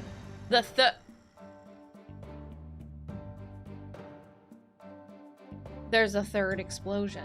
Okay. Objection! What are you talking about? There was no third explosion! Silence! Indeed, you are correct. But that is thanks to Detective Arm. It was she who identified and secured the bomb. However, it doesn't change the fact that the third bomb was discovered in the lounge. The steel coffin beside the witness stand, that would be a bomb transport case. We used that to transport the deactivated bomb here. It was found in the lounge, a bomb in the form of a most distasteful toy.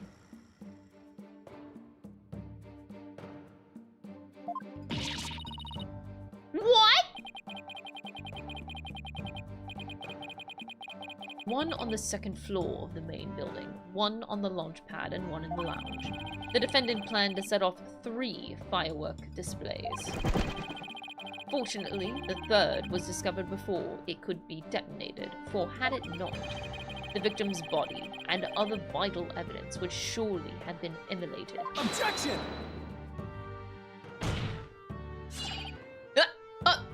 You can't just deny my objection. I said objection, Simon Blackwell! Let me object! Before you utter a word, know that the evidence supports me. Ugh, it's like he's reading my mind! As it is still undergoing forensic investigation, I do not have the evidence on hand. However, I know that a peculiar item was found in one of Mr. Starbuck's pockets.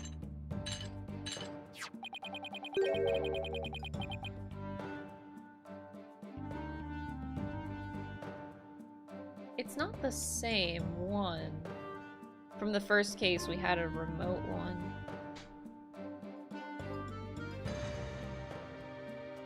Huh.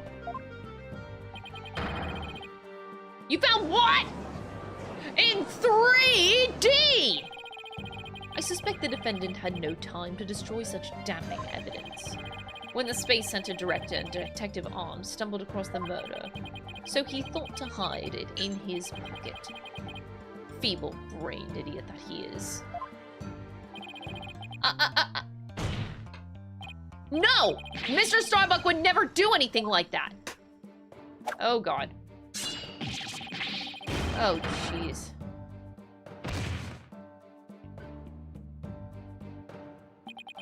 Justice, Juno, open your eyes and see the truth. I only have one eye right now. It appears to be irrefutable evidence that the accused set off the explosions. No, this has to be some kind of mistake. This can't be the truth. Still can't accept it. You'll believe in your client, come what may.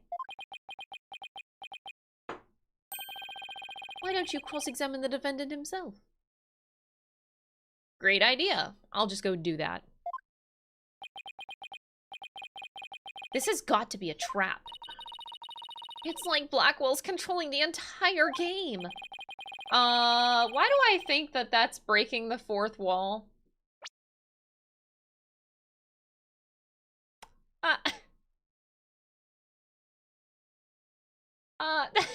That comment just seems like such a fourth wall breaker. My brain is screaming like, that means more than it seems! Yeah, it seems like he was waiting for me to bring up the body moving issue. What? Why do you say that? Because he had just the right argument when I pointed it out.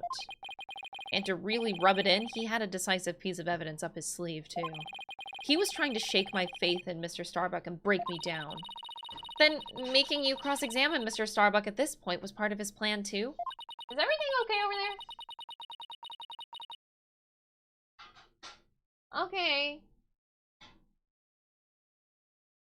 Totally underhanded, but I wouldn't expect anything less from him. Now let us hear from the arch-villain, the fiendish murderer himself, famed astronaut Solomon Starbuck.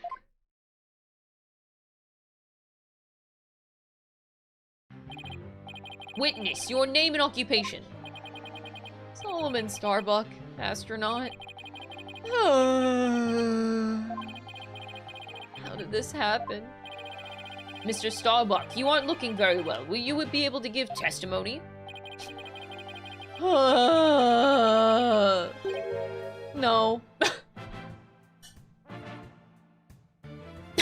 Okay, sorry, chat. Hold on.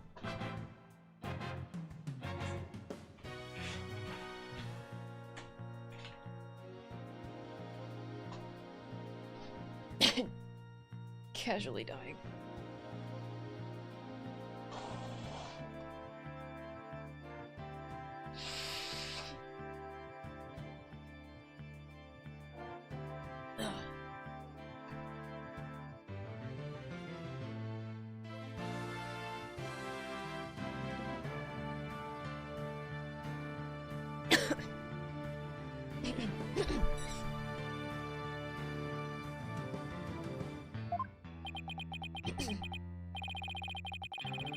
Well, unfortunately, no is not an option.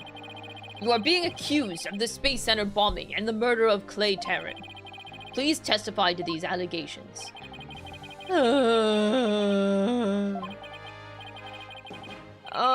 Mind if I take this suit off? It's getting really heavy. Silence. It's not the weight of the suit that you feel, but of your sins. Okay, bitch.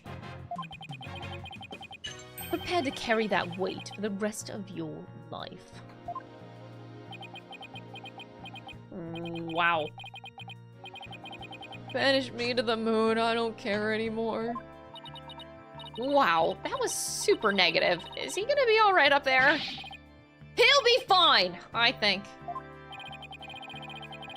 As long as he doesn't totally give up and say that he did it, that is. Nobody would just admit to their guilt. Nobody would do that. Says something they didn't do, right? Oh my god!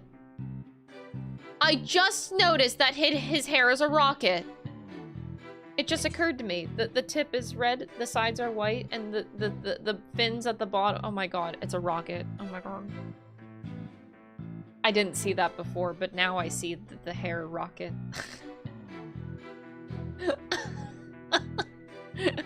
Holy shit. Bro. All I did was support Clay over my shoulder and get us out of the rocket. Like always, I took the elevator down to the middle level and headed for the corridor. Clay had passed out by the time that we got the order to evacuate. I didn't kill Clay. I was trying to save him. So you assert that you didn't set off the bombs and murder the victim? But I bet you think I'm lying, right? I reserve all judgment until I've heard your full testimony. I'm sure you don't believe me. I bet you don't even believe I'm an astronaut. I don't think the judge doubts that. Who'd wear a suit like that except an astronaut?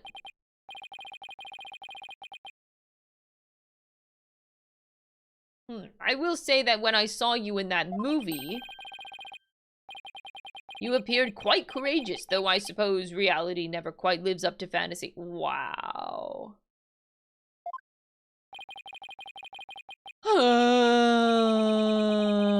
I guess I'm just a big disappointment. I really don't care what happens anymore. Oh no, he's completely given up.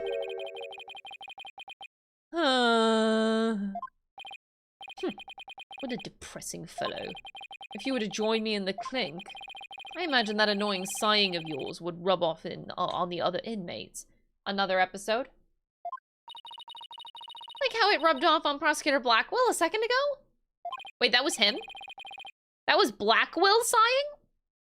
That was not. That was not Blackwell sighing. Ain't no way that was him. I refuse to believe that. You know who I think it was? I think it was Phoenix Wright. While watching in the stands. No, definitely no, it was not. Mr. Starbuck's testimony contains a glaring contradiction. The question is, what does it mean? Even if Mr. Starbuck is my client, I can't be gun shy now. It's time to find out the truth.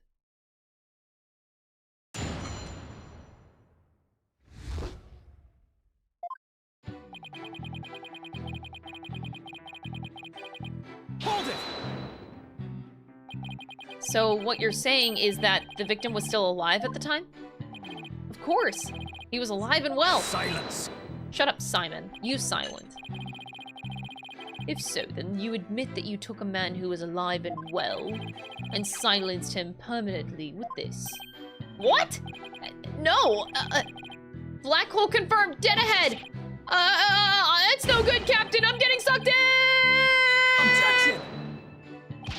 Mr. Starbuck, you are not in space!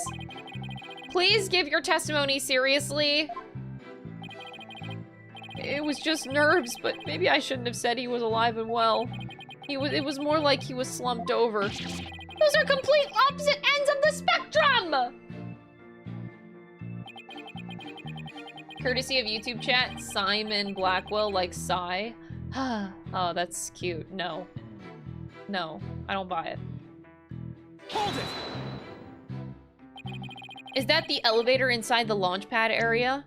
Wait, I took the elevator down to the middle level and headed for the corridor. Okay. That's right, we always use it to get to and from the cockpit. That makes sense, so he was just using the route he always used. In spite of the fact that there had just been an explosion? Huh? I think Mr. Starbuck's hiding something. Something pretty big. The fact that he couldn't use the elevator? But when he might have already been in there at the time. I don't understand. That doesn't scream contradiction to me because I think it happened afterward, but I guess the timing isn't quite clear there. Passed out? Why was he passed out? Probably because of the explosion. The noise and vibration were incredible. It's little wonder a person would pass out, right? I guess. Not that I know. Ah! Oh, I've been hit by space debris, and the main engine's on fire. It's gonna blow! Ah! Oh my god, dude is so traumatized. If I've learned anything about this man in the past hour of having just met him, dude's got fucking trauma out the ass. Yes, I see. Guess it does make sense that someone would pass out. Especially if the person in question is Mr. Starbuck. Anyway, I didn't kill Clay. I was trying to save him. Hold it! Don't worry, I understand. I'll make sure everything turns out all right. But everyone's glaring at me like I did it. Apollo, you have to reassure him better than that. And how am I supposed to do that? Try to imagine how he's feeling and use that to figure out how to boost his confidence. Mr. Starbuck, think back to what Clay used to always say. It's times like these when he would repeat, "I'm fine" to himself. Oh. That's where he gets it from. I'm fine. Yeah, I guess he did say that a lot. Oh, sweetie. Oh.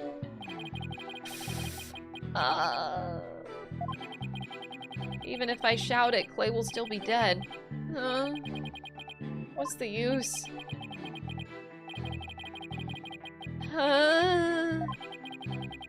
Could somebody please reassure me now? Apollo, there's something strange about Mr. Starbuck's testimony. Yeah, I was thinking the same thing. There's a glaring contradiction.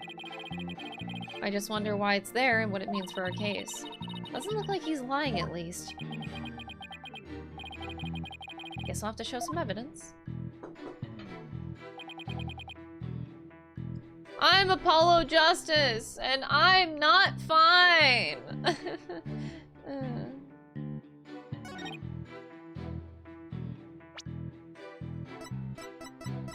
Objection! Oh, oops.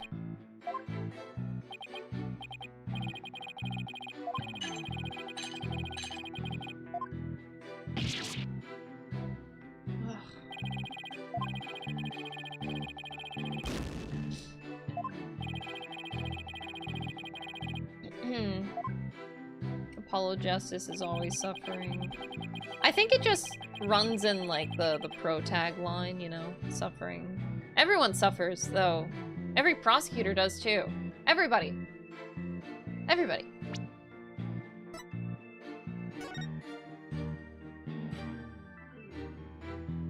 Oh. Wait a second. That just occurred to me. Wait, what? Doesn't that say second floor? There's like a 2 behind his body. That's not 3, that's 2. Oh, I think I only now just saw that. How are you on 2?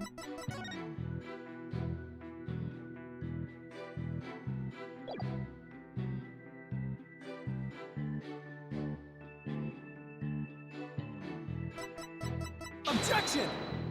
Which one is it? God damn it. You don't see the judge suffering? The judge suffered in the last game. Remember, he was really sad that the Chief Justice's son was in the hospital or something? And he was really beaten up about it? Why hasn't that plot point ever been brought back up? What the fuck? I just realized that.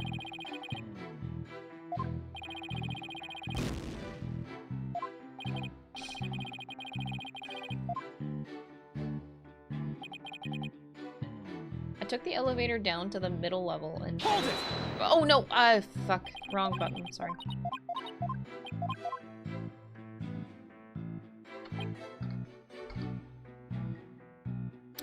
That was in the 4th game. The mention with, like, the cure and the thing and the... Yeah, they mentioned, like, the Chief Justice was in the hospital. No, the son. See, the judge is suffering, okay? Hold it! Oh no, I keep pressing the wrong button, fuck it. You got me sympathizing for the judge and like the one thing that he had. I keep on killing Mr. Starbuck. I feel bad. Keep reliving your trauma, bitch. I'm just such a nice person, what can I say?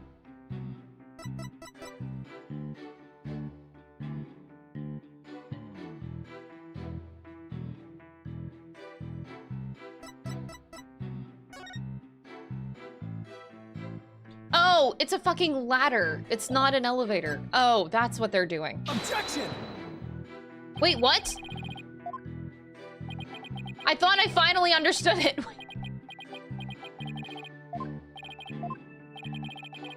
I finally had a light bulb moment, and it's not it. There is no elevator. Did I press the wrong thing?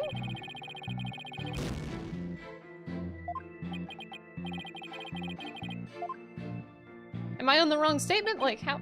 No, okay, that's right. I took the elevator down to the middle level and headed for the corridor. And like in this photo, there's only a ladder to the middle. Unless that is an elevator right next to it. I only see the ladder listed.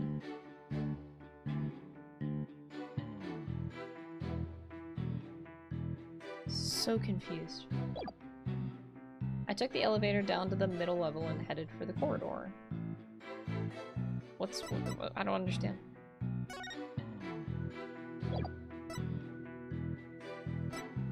Oh! Because of the explosion.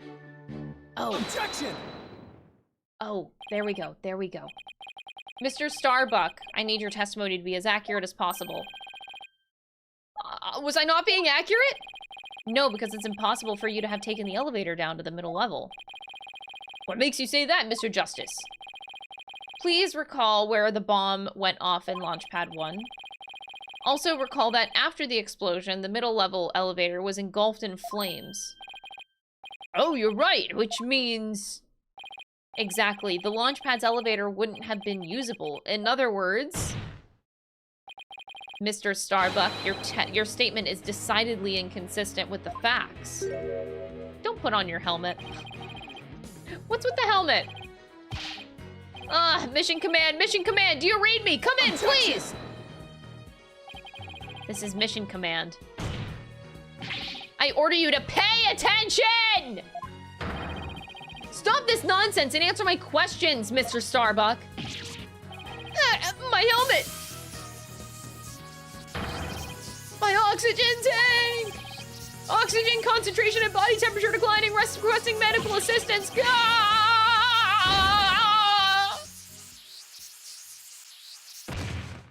He's dead.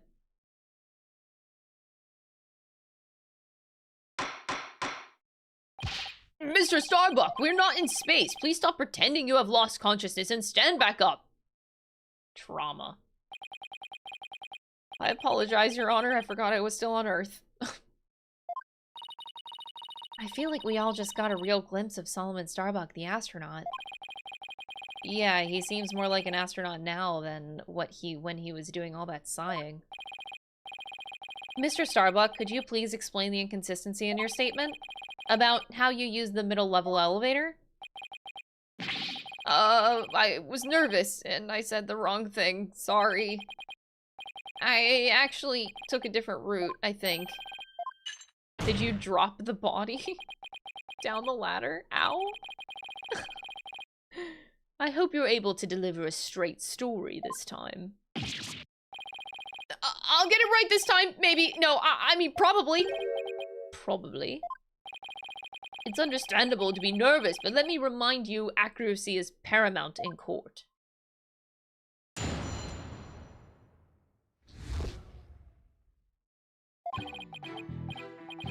Let's, use my escape route. What I said before was a mistake. I remember now. I took a different route. Maybe, probably. With the capsule and clay in my arms, I made my way down for the upper level. What? So you're saying you escaped without using the elevator? That's right. There's a ladder that spans the upper and middle levels. I used that ladder to get to the middle level. Luckily, the fire hadn't reached the ladder, so we could make our escape that way. And the capsule you mentioned, I suppose you mean the thing next to Mr. Turan here? Was the capsule that important that you'd risk your life to take it with you? It almost goes without saying, but yeah, that capsule contains asteroid samples.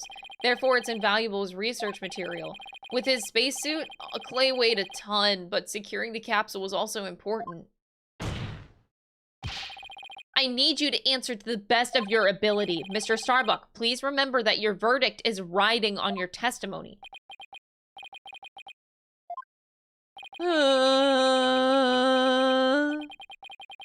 Maybe I am guilty after all. I wonder if you can see the stars in prison. I bet it's more comfortable than a spaceship. True. Probably.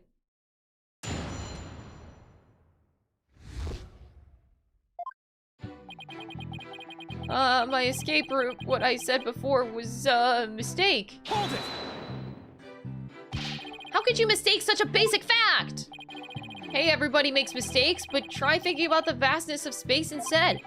From Earth, it takes 4 light years to travel to our nearest neighboring star. So, you see, compared to the vast expanse of space, human error is insignificant. I wish he'd consider it just a little more significant than 0. Enough jabbering. Get on with your testimony. I remember now. I took a different route. Maybe, probably. Oh my god. Hold it! Maybe, probably. Did I just hear you right, Mr. Starbuck? I didn't say either of those things. Mission Control, come in, please. An error has occurred in the sound system. I can activate the emergency tin can telephone. No, the tin can telephones aren't effective in the vacuum of space. Silence. Stop this nonsense, or I will sever you and your tin can telephone. All right, I'm begging you. I'll tell you the truth. Just don't sever anything. Apollo, is he gonna be all right? I'm starting to think that he's not. Let's see. So, about when we were running away, with the capsule and clay in my arms, I made my way down from the upper level. How do you go down a ladder with that? Hold it! The upper level of the launch pad area? That's right. That's where I said. That's what I said, isn't it? Okay, just making sure. Granted, that route does exist. So, to recap, you had clay over your right shoulder and the capsule in your left hand. Yeah, it's really important, so I couldn't let it get burned up. So even though clay was really heavy, I couldn't afford to carry him with both hands. I did the best I could with him over one shoulder and one capsule in my other hand. I don't think the meaning of what he just said has hit him yet.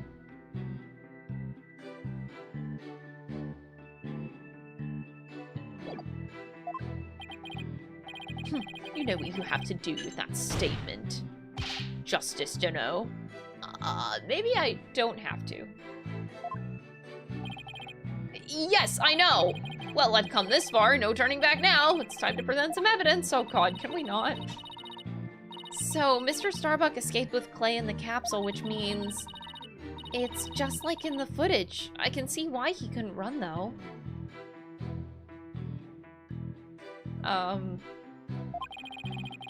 He must have weighed over 200 pounds just by himself. And he had to support Clay, who was another 200 pounds. And plus he had to ensure the safety of that capsule. I don't think I could have ever walked under those circumstances. Walking straight forward is probably about all I would have been able to manage. This is awkward because I don't know what to present. Like, how the fuck? Okay. Probably probably the diagram.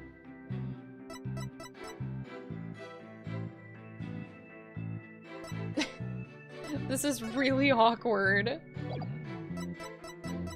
Objection! Like, bro. Mr. Starbuck, why don't you just tell the truth? The truth? Let's see. The Earth is blue? No, that's not right. I guess the Earth isn't blue? Yeah, that's it! The truth, Mr. Starbuck. The oxygen concentration is super low in this area. Prepare the emergency oxygen. Oh my god, dude, trauma. Mr. Justice! The witness appears confused. Please help draw out the truth from him. Mr. Starbuck, under the circumstances at the time, you couldn't possibly have reached the boarding lounge via the upper level route. Huh?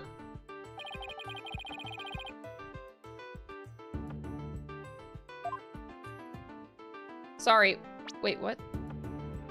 You couldn't possibly have reached the boarding lounge via the upper level route. Alright, okay. Take that! This seems so silly. To get down from the upper to the middle level where the Launchpad 1 corridor is, you would have had to go down the ladder. Isn't that right?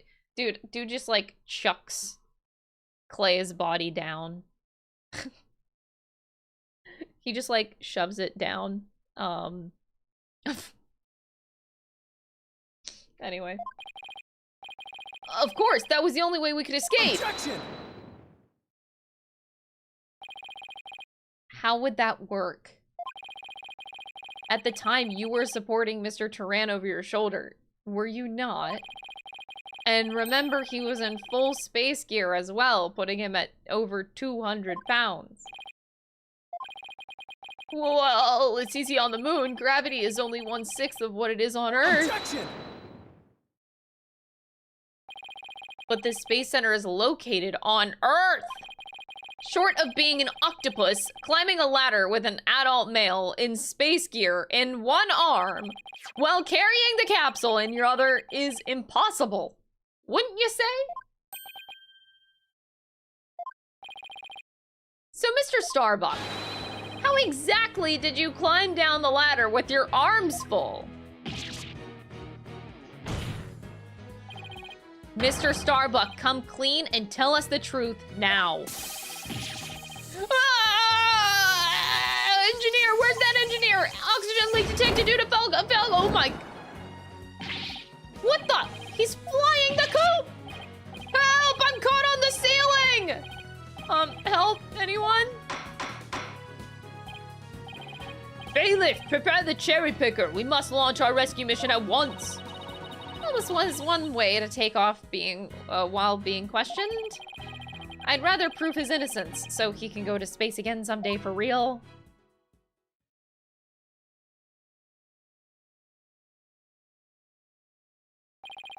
Okay. You think you can keep your feet planted on the ground?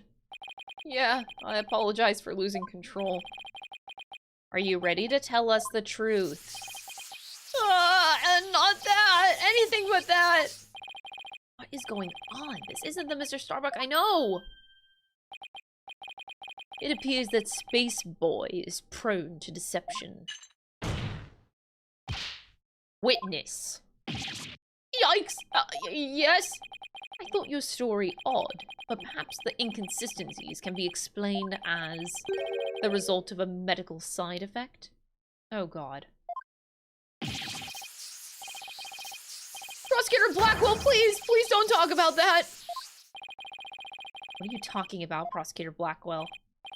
Didn't I already state that Space Boy is ironically terrified of going into space? That's why he took some precautions just before the launch. For you see, traces of his anti-anxiety drug were found in his system.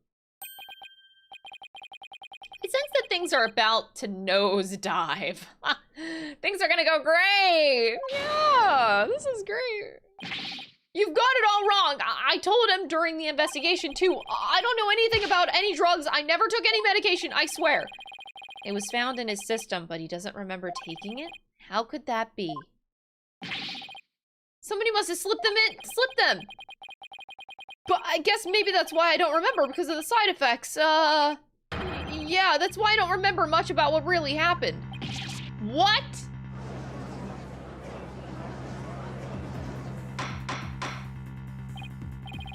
Order in the court. We can't get any useful testimony out of him if he doesn't remember anything. Well, this certainly explains why his testimony kept changing. Why didn't he just tell me he couldn't remember? Guess guess he didn't want anybody to find out that he was terrified of going into space. Maybe I really did do it. Oh my god. Which brings us to the answer of our original question of how the witness climbed down the ladder with a dead body. It does? So what is it? A dead man feels no pain and makes no complaints, Justice to know. So the body was simply dropped down from the top of the ladder. Oh my, I see, and then the defendant could climb down with his free hand. Drop the body down? Who would do such a disrespectful thing? Besides, dropping the body down would leave marks on the body itself. So you are capable of quick thinking. Yes, you are correct. Really? Thanks.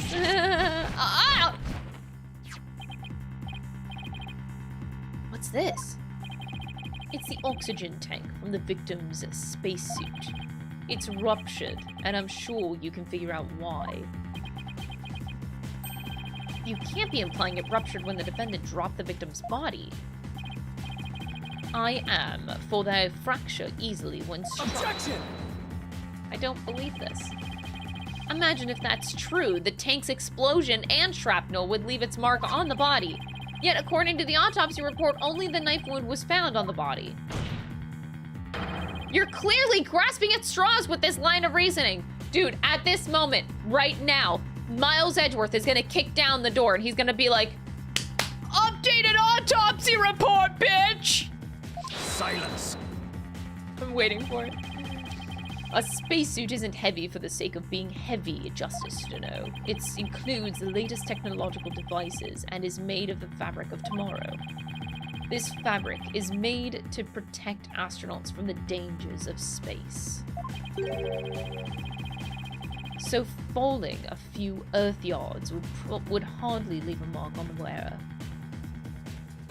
Oh. Okay. Objection! Then shouldn't it be impossible to stab someone through it as well? It should, and yet through sheer coincidence, the knife slipped through a weak spot in the suit's structure and found its way to its target. What are the chances? You forget that our killer is an astronaut himself with knowledge of how the suit works. He's got me there. And now my argument has been proven. Spaceboy killed the victim in the rocket and then dropped the body from the upper level. After climbing down, he shouldered the body and made sure the camera recorded him. There's no room for debate about these facts. It is clear that Salmon Starbuck. It's clear. What is it with me and fish today? Like tuna for tuba? Like, this is a weird day. It's clear that Solomon Starbuck is the only one who could have killed Clay Taryn. Here, the report regarding the astronaut's oxygen tank. Consider it my send-off gift. Feel free to use it as payment to cross the river Styx. Oh, God.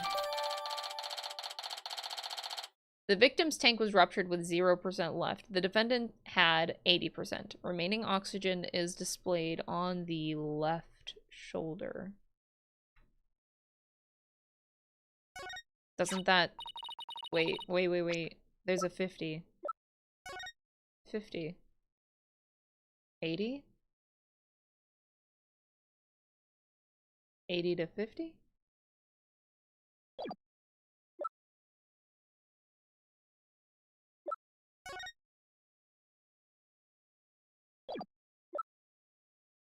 Oh. The display... Let's see. The display on the astronaut's left shoulder shows the oxygen rating. The display, after the incident... Oh. Wait. They didn't finish reading that. Hold on. I guess I'll read it myself. After the incident, the victim's tank was ruptured and the remaining oxygen was 0. The tank belonging to Starbuck, who claims to have carried the victim, said it was 80% full. Tanks were functioning properly.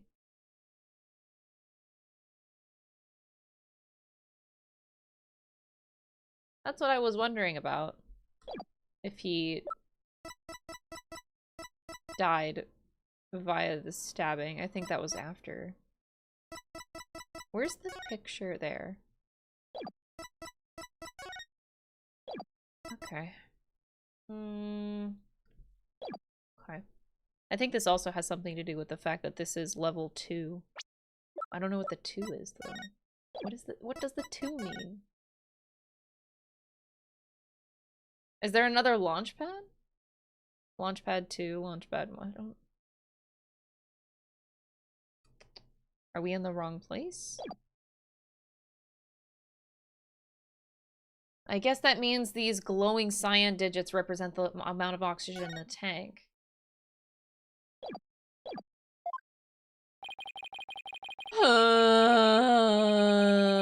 I'm done for. I'm going to prison instead of space! Space boy. Yeah! Take heart. The bejeweled night sky is still beautiful, even when viewed through bars. You mean the stars are seen from prison? That's right. Your cell will be in your spaceship. Picture the view through the iron bars.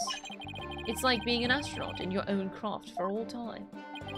That's not a half-bad thought. Mr. Starbuck? Prosecutor Blackwell got him good. Spaceship, prison cell, fly me, my guilt and my despair into my deepest, darkest space. And then let's get sucked into a black hole together. Objection! Mr. Starbuck, you can't give up hope. Oh, yes, Apollo? You know Clay really looked up to you. He said that you are an incredible man. He said you never give up your dreams and passion for space, no matter the situation. He said that? So don't give up now and help me prove your innocence for the sake of the man who respected you and believed in you, Clay Taryn. For Clay? You're wasting your breath. Rah! Rah! Rah! Yeah. He's good now. Apollo, thank you. I can see things clearly now. Mr. Starbuck. I'm fine now. Thanks for reminding me of my life's mission. Right, we'll both be fine. I'll prove you're innocent, you'll see. And after that, we'll get you back into space. Rah! You've ignited the booster rockets of my soul! On fire! I am Solomon Starbuck, astronaut, cosmic hero, chosen by the universe itself. This is no time to be whimpering and crying. I can't let you and Clay down. Boulder Dash. The sun, the moon, all of space is calling me Solomon Soul Starbuck.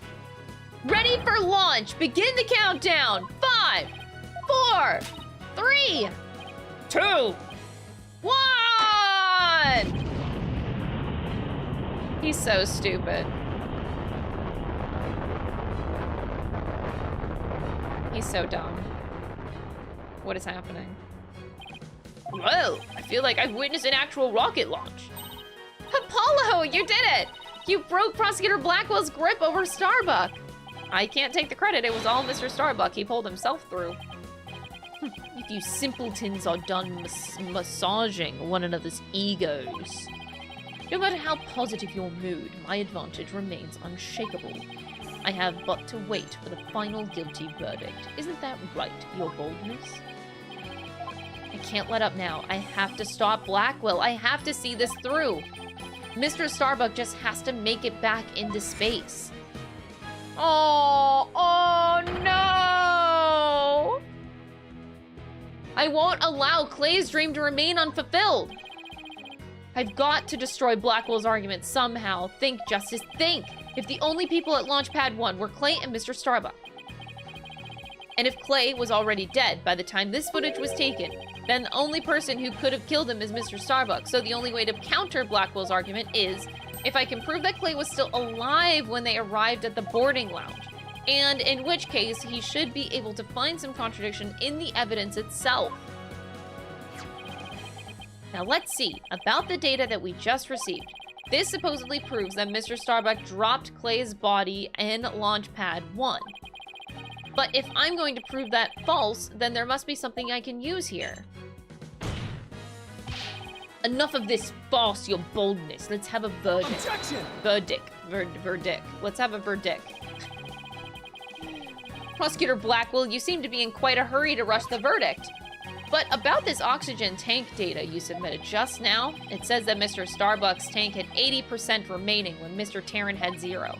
Do you stand by the accuracy of this report? Of course. Then I guess it simply means that it's faulty as evidence goes. You explain what you mean, Justice Deneau. It's simple. This evidence contradicts the facts of this case. Take a look here at the detailed description and you'll see what I mean. I hope you have some evidence, Mr. Justice, because I don't see what's so contradictory. Yes, Your Honor, right away. This is the evidence that the oxygen tank report stands in contradiction. Contradict. Take that! Words are hard today. And how does this evidence present a contradiction? Take that! Note the remaining oxygen in Mr. Starbuck's tank as he carries Mr. Turan. It appears to say 50, but according to the data, our client's tank had 80% remaining. The oxygen in the tank increased. I see Your Honor finds it as strange as I do.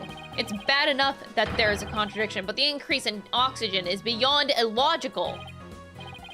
You're absolutely right. What is going on here? Silence. I too find it odd that the oxygen remaining has increased.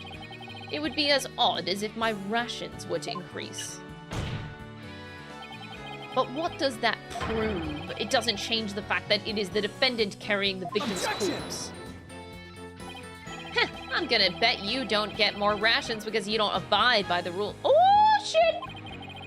Either way, the oxygen remaining shouldn't increase just as your rations don't increase.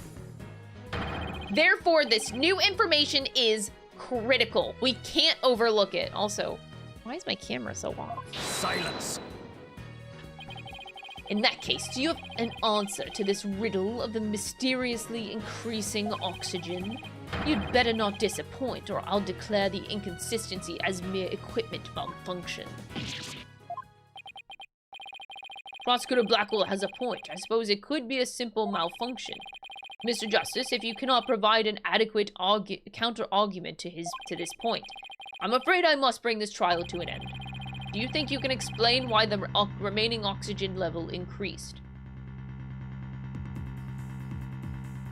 Yes. Oh!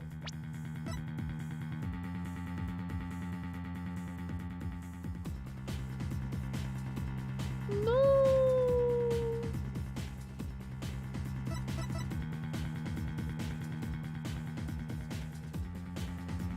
Did he give it to his hero?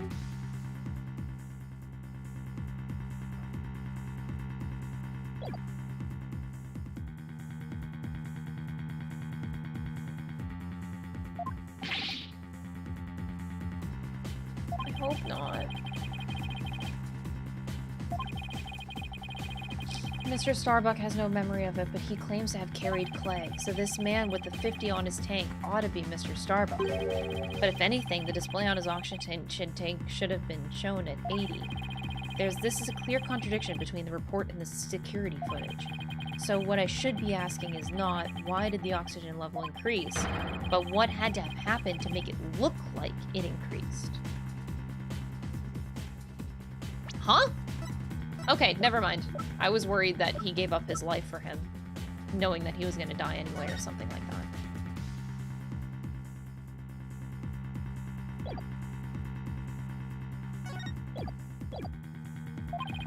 Am I making some kind of mistake in my base assumptions here? Well, Mr. Justice, we're waiting. Yes, Your Honor. I'm ready to answer. This is why the remaining oxygen appears to have increased.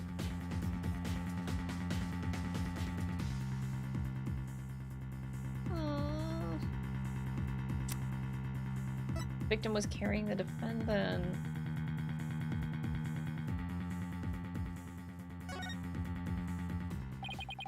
What if it was the other way around? Would you care to explain, Mr. Justice? As you can see, Your Honor, both men had their helmets on in this footage. But it turns out, this is where our base assumptions went astray. We assumed that it was Mr. Starbuck helping Mr. Turan, but it was the other way around. It wasn't Mr. Starbuck helping Mr. Turan at all. It was Mr. Turan who had been helping Mr. Starbuck to the boarding lounge.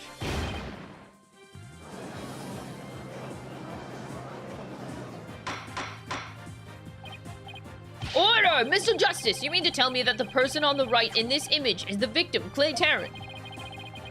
It's the only way the riddle of your increasing oxygen level can be solved, Your Honor. At this point in time, the remaining oxygen in the victim's tank was at 50%. And when the victim was found in the boarding lounge, his tank was at 0. That's right, there's nothing contradictory about the oxygen level decreasing. This means that Mr. Turan was alive as they made their escape to the lounge. Okay, so he didn't, like, give it to him, but still kind of same baseline thought. How short your memory is. Have you forgotten what you yourself proposed? Even if the victim was alive at this point in time. How did he descend the ladder with his arms full? Objection! Oh, that was a strong objection! Damn courts of steel, let's go! Prosecutor Blackwell, you can't hurt me with a broken blade. Oh, shit! Excuse me? It's true that we don't know how they got down the ladder. I suppose that matter needs further investigating. They did use the elevator. They were in a different launch pad. But we have proven that Mr. Turan was alive when he reached the boarding lounge. This fact alone shatters your claims and opens up the possibility that the victim could have been killed by a third party. Suck it, Simon Blackwell! There were two people who claimed to be the first one on the scene, but can we truly trust that their statements? Let's see, the two people were Detective Candace Arm and Yuri Cosmos, right? You think that one of them might have given a false statement to the police?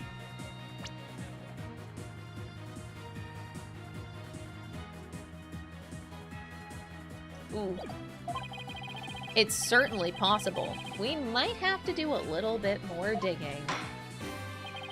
It seems we'll have to hear the testimony of these first two people on the scene. Score! Is this when the bombing happens because Candace is dead? Or no? Come to think of it, Detective Arm should be here in court right now. Bailiff, could you please show Detective Arm to the stand?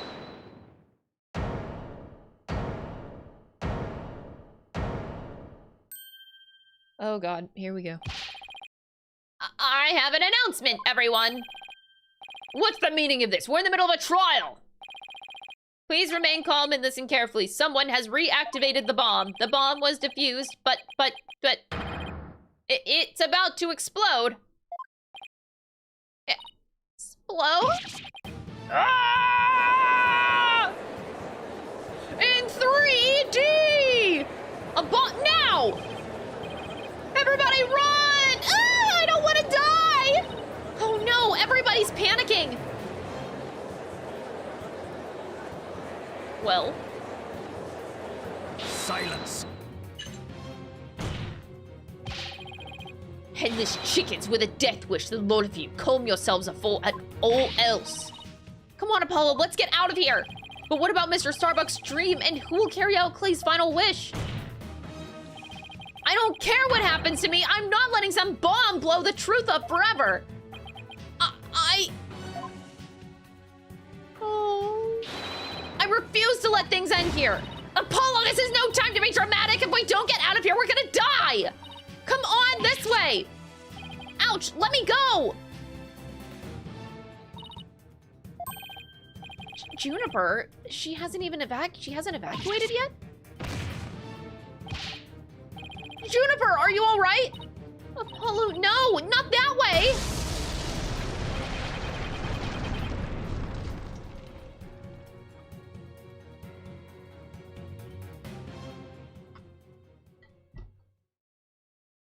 Well.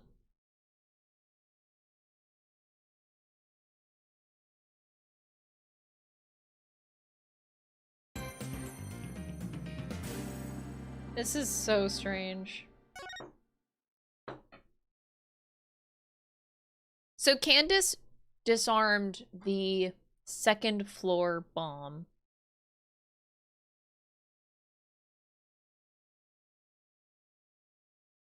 Oh boy. Okay.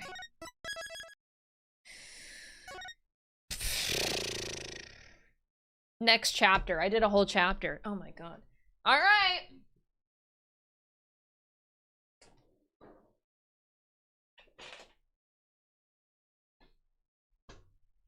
Alrighty.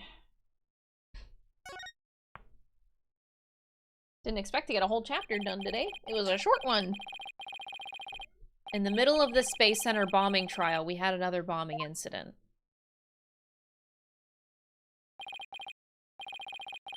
This one destroyed courtroom number 4. Furthermore, Apollo suffered massive injuries from being there when the bomb went off.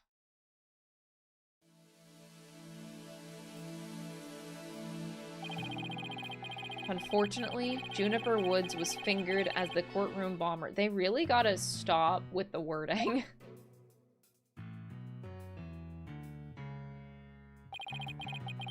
Athena and I knew that she had to be innocent, so we took her case on.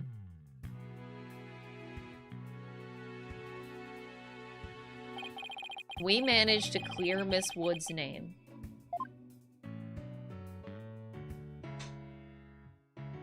How did Apollo get that jacket? How did he get that? He didn't have it. In the last case we just witnessed, he didn't have a jacket on. And then all of a sudden he has a jacket. Bitch, someone put it on him. Where did this come from? Apollo sustained further injuries when he was attacked by Ted Toney.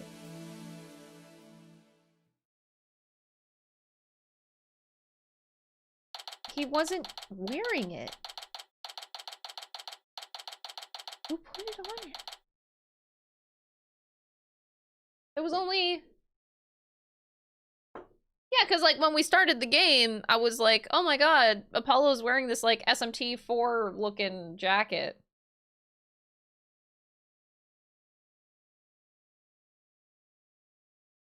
Whatever. Damn. We still have this stuff. Oh, cool. Okay, we didn't lose it, because, yeah, this... Okay, we're going back to this, then. We're not done. Cool. Okay, December 19th. Apollo was a tough guy, but this is taking its toll on him. Yeah, poor guy, being attacked by Tony like that on top of all his other injuries. Where'd your jacket come from? Apollo is resting at the nearby Hickfield Clinic. Oh no, why? They really gotta, like, give us any other clinic, bro? Like...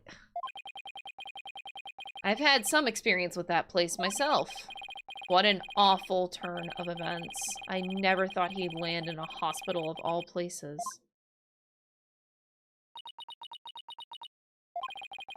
You must miss him too, huh? Now that you don't have anybody to tease. Don't worry, he's young. He'll heal quickly and be back before you know it. It's been a while since I last saw Trucy look so down. We won the court case, yet nobody feels much like celebrating.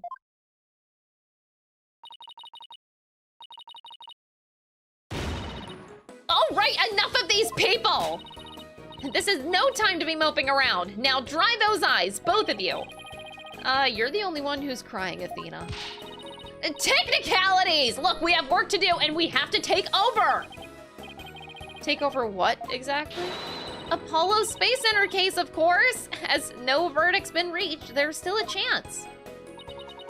I agree with Athena. We should pick up Mr. Starbuck's defense. We have to avenge our fallen comrade. Right, Daddy? Apollo hasn't exactly fallen. He's still alive, you know. Good. Now that that's settled, let's get going. Come on, we gotta run. Wait, right now? We better not be running the whole way. There she goes. I'd better catch up. You take care of the office, Trucy. Sure thing, Daddy. Let's be careful out there. In the meantime, I'm gonna bake some cookies and feel up my magic panties for you. Thank you. Trucy seems to be feeling a little bit better. I can always count on Athena to perk up everybody with her enthusiasm. Oh, she's back! Don't mind me, just forgot a few things. Wallet, phone, the documents, my bag. Oh. Literally everything. Sounds more like you forgot everything. You can always count on Athena for that, too. All right, you two, let's be careful out there.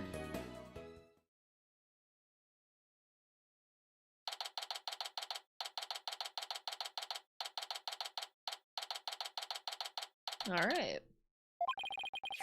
So, our client is one Solomon Starbuck. He's so famous, even I've heard of him.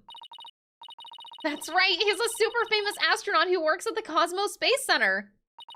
He was actually up in outer space 7 years ago. No, not 7 years reference, please.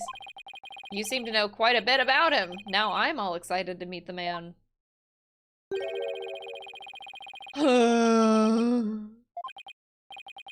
Wow, that was the longest sigh I have ever heard. Apollo, tell me all about you. You're Phoenix Wright, Apollo's mentor, right? Yes, that's right. Mentor has a nice ring to it. Don't worry about a thing, Mr. Starbuck. Mr. Wright and I have got you covered. Ah, and you're the new kid that Apollo told me about? Wait, don't I know you from somewhere? Huh? You mean other than at your trial? I don't think so.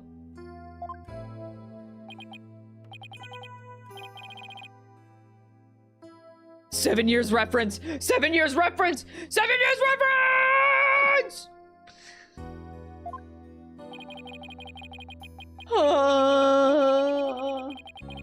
My memory isn't what it used to be. My mind and body are kaput. Same goes for my life. I mean, I'm so astronomically unlucky that I had a bomb go off in the middle of my trial. Trying to defend me would be like trying to enter the stratosphere without a spacecraft. Yikes, he's seriously gotta stop depressing himself. Cheer up, Mr. Starbuck. Besides, that thing you said about entering the stratosphere? That just means we'd shine like shooting stars, right? Oh! Wait, is there a relevancy?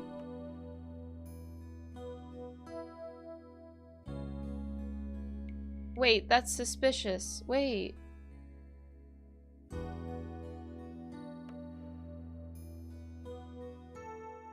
Huh.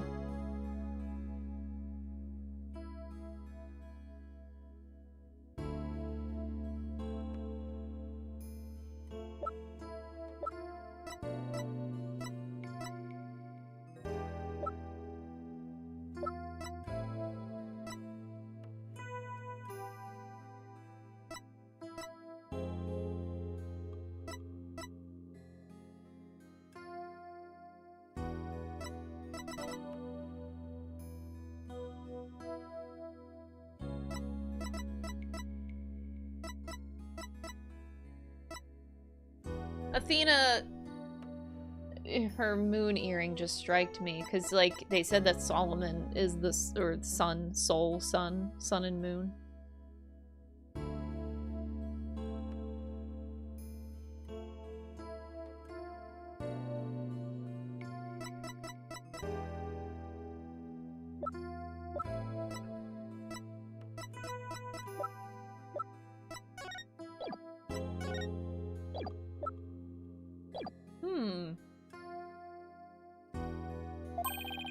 After all, that's why we were all put on this earth to do, right? To shine like stars. Guess I shouldn't mention the fact that shooting stars burn out in a flash. Oh yeah! Here we go! 3, 2, 1! To the stratosphere and beyond! Yeah, I feel alive now. You can go ahead and ask me anything you want. Is that really all it takes? I have a badge. What do you think about this?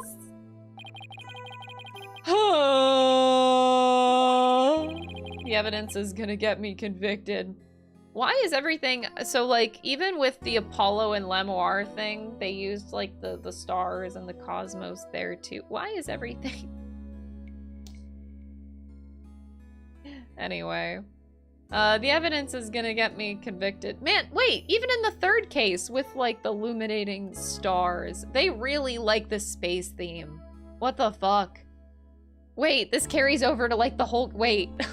This is in more places the more I think about it. Wait a second. It's everywhere. The evidence is gonna get me convicted. No, it's my attorney's badge. I was hoping it would reassure you that we're here to defend you. Evidence isn't just for the prosecution. It can help prove a person's innocence, too. That's a positive spin on things. I thought that was common knowledge. No, not really.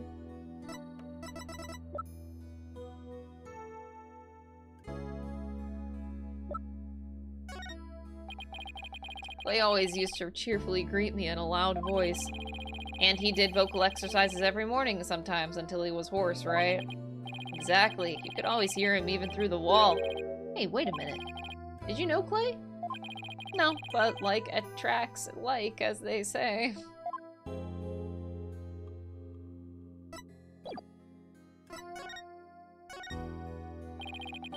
Do you have no memory at all of the incident?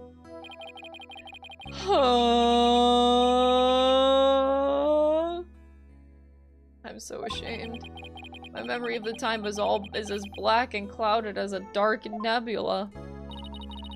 Still, it's strange that you don't remember a thing. Are you sure you didn't take one of those anti-anxiety pills like they said at the trial? You got it all wrong. I told them during the investigation, too. I don't know anything about any drugs. I never took any medication, I swear. It is true I developed a fear of space because of what happened 7 years ago. And I was taking medication secretly every now and then when my anxiety got bad.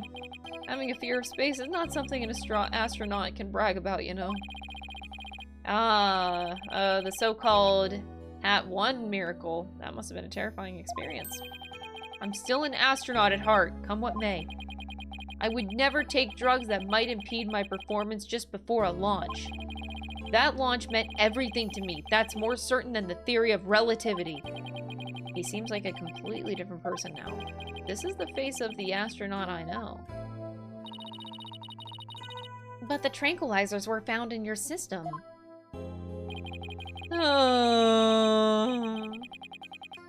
Yeah, see, that's the thing, but I don't know why. I'm done for. If you don't take them, then maybe somebody slipped them to you? Exactly, that's what I thought. It must have been the real culprit. My medication was in my locker. Anybody could have gotten their hands on it. Maybe the real culprit also planted the detonator switch in your pocket. Yeah, that's gotta be it. I've been framed! I'll say they even managed to plant your prints on the switch before slipping it in. It's a real possibility. Do you remember anything else that might be relevant? Anything at all, no matter how small. Like about the murder weapon, for example? That knife. I think it came from one of the Space Center's utility kits. Utility kits? Yeah, staff who work on machinery a lot are given these special toolkits to use. All the technicians have them, so I doubt you could prove whose knife it is. Okay. The Hat 1 miracle. As I recall, your last trip into space was 7 years ago. Okay, chat, you ready for the theory of a century? I had to sit on it for a little bit. Okay. So, follow me here. Athena Sykes is an alien.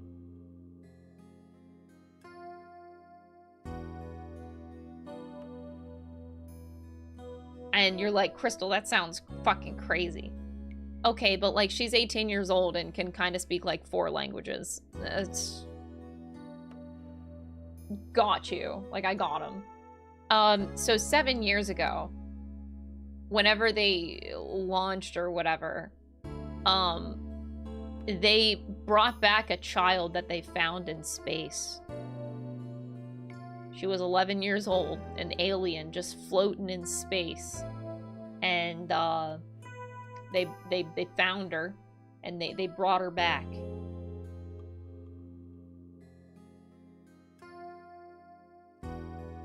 And of course, Athena's too young to know, but that's why this dude knows her, because he brought her back.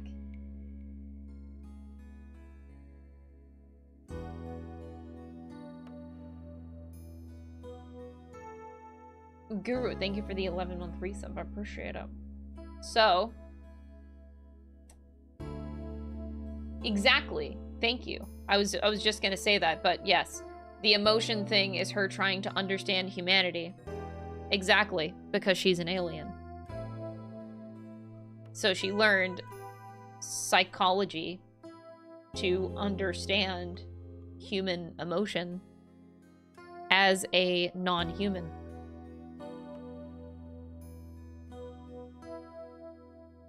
I speak 4 languages too, but did you know 4 languages at the age of 18? It's very rare, okay? For that young. I think that's sus. I think that's alien material. I think if you knew 4 languages at the age of 18, you're definitely an alien.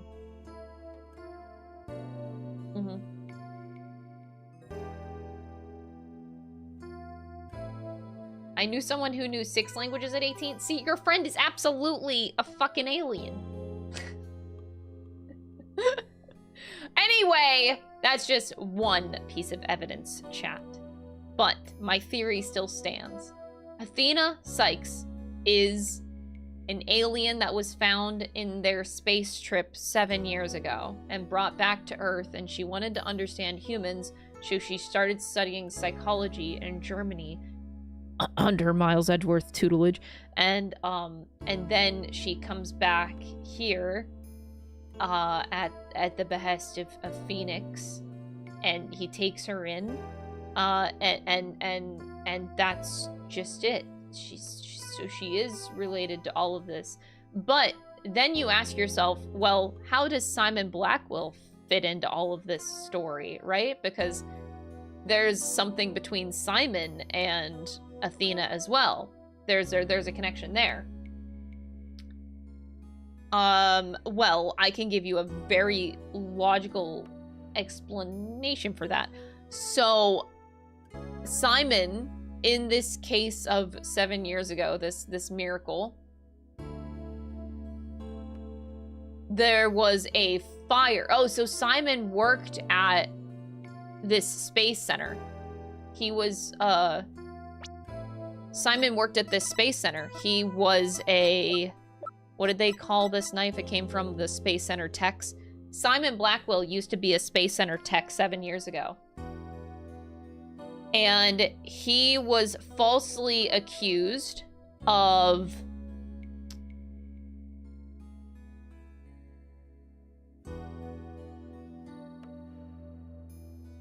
something happening with the launch. They said it was a miracle that it launched. Maybe Simon...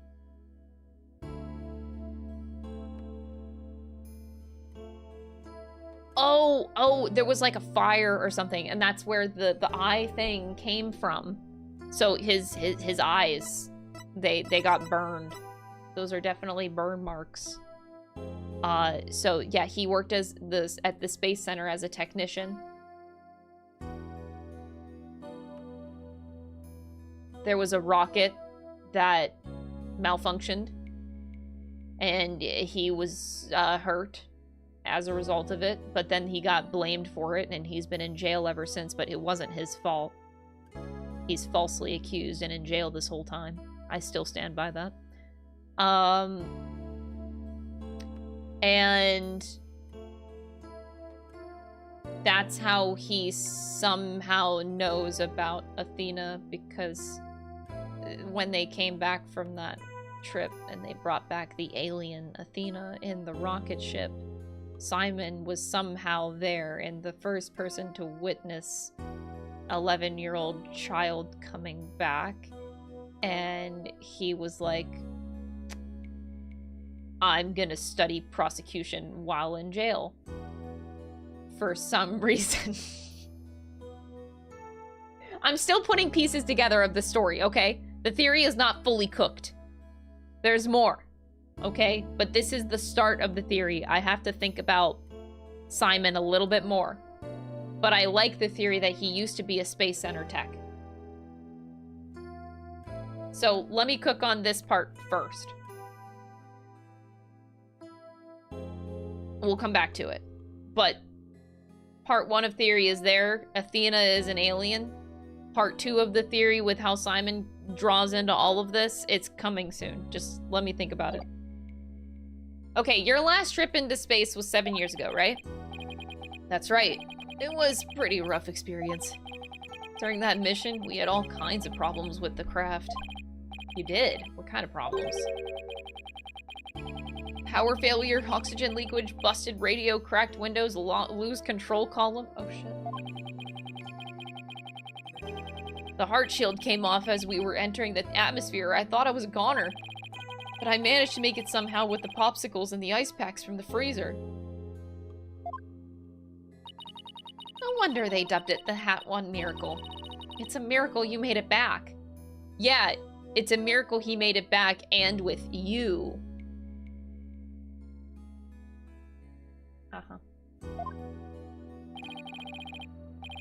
Space is a boundless place. That's why it continues to capture people's imaginations.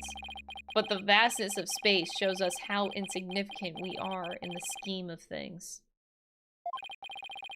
The darkness just go- Oh my god! Reference to the Dark Age of the Law? Darkness goes on forever and ever and ever without end.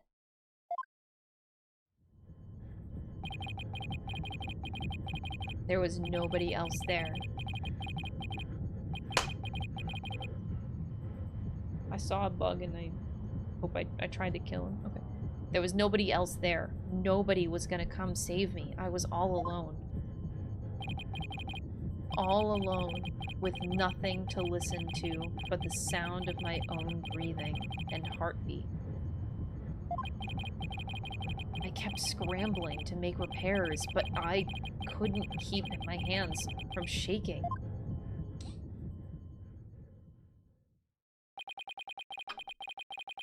An experience like that would make anyone afraid to go up into space.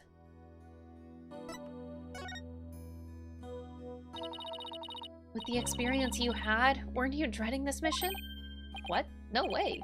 Of course not. Even now, I want to go up into space so bad I can barely stand it. I want to shake off the Earth's gravity and escape the velocity and spin around weightless! But you have to admit, it was pretty harrowing. Weren't you even a tiny bit afraid? I was afraid. Of course I was. Still am. But space is man's final frontier in an unknown world.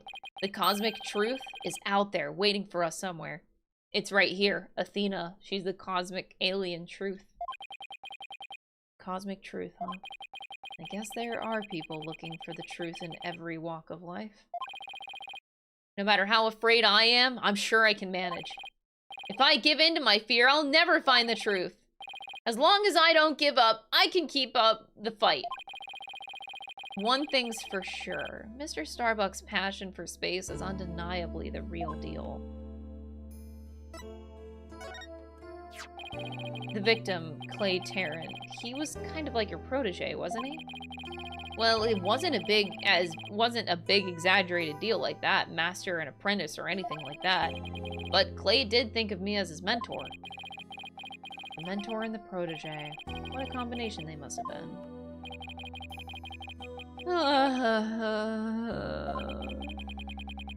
With his encouragement, I knew I could get over my fear and go back into space, but now... Clay must have been very encouraging, huh? Yeah, it's funny, really. Whenever I'd hear him shout, "You're fine!" I always got the feeling everything really was gonna be just fine. You're fine? Apollo says I'm fine and you're fine all the time, too! And I always feel encouraged, too, whenever I hear him shout it. Yeah, Clay and Apollo were best buds. And Clay and Athena are brother and sister. They used to come visit the Space Center a lot, even ever since they were high school kids. One day, out of the blue, Clay even told me he wanted to be my protege. Those two hung around the Space Center so much that they were like part of the staff. One time, during zero-G training, I started to panic a little bit. And the two of them took turns shouting, "You're fine!" over the radio. It was a simple thing, but it was exactly what I needed to hear. So I'm fine and you're fine were like Apollo and Clay's secret phrases, huh? I wish I could ask Apollo more about Clay and their relationship now. Speaking of Clay, how do you suppose he climbed down the ladder with you over his shoulder?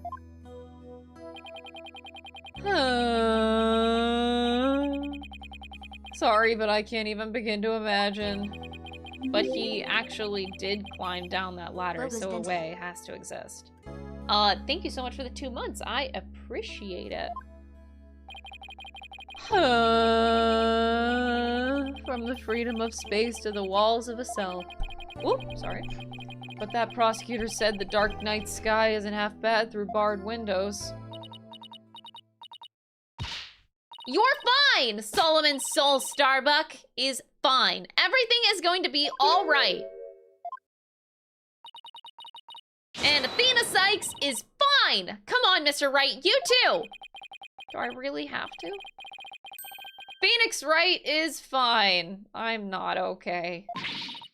I can hear you! Can't hear you. Phoenix Wright is fine. We'll get you back into space yet, Mr. Starbuck. Believe in your own innocence and have faith in us. Apollo believed in you wholeheartedly, and that's good enough for me. I believe in you too. Thank you. Thank you, both of you. I'll put my faith in you. And I vow to make it back into space! All I need first is a not guilty verdict. It sure feels nice to reassure ourselves every now and then that we're all fine. Okay, Mr. Wright. Let's get our investigation of the Space Center started. Pronto! Good idea. Let's go. Ooh, buddy.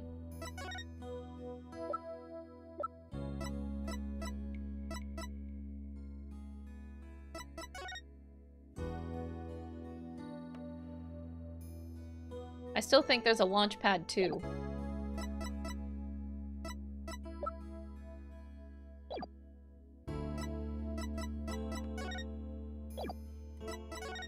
Okay, entrance, detention center, write anything agency. Should we say hi to Trucy? Hi, Trucy. Hey, Trucy. Have you seen my badge? Guess presenting your attorney's badge is like your quick trick, huh, Daddy? It's just a trick to you, huh? Well, you are one of the talents in our Write Anything agency, after all. But I have to say that an attorney's badge won't get many laughs. I don't care if I don't get laughs as long as I can clear my client's name. That's a good one, Daddy.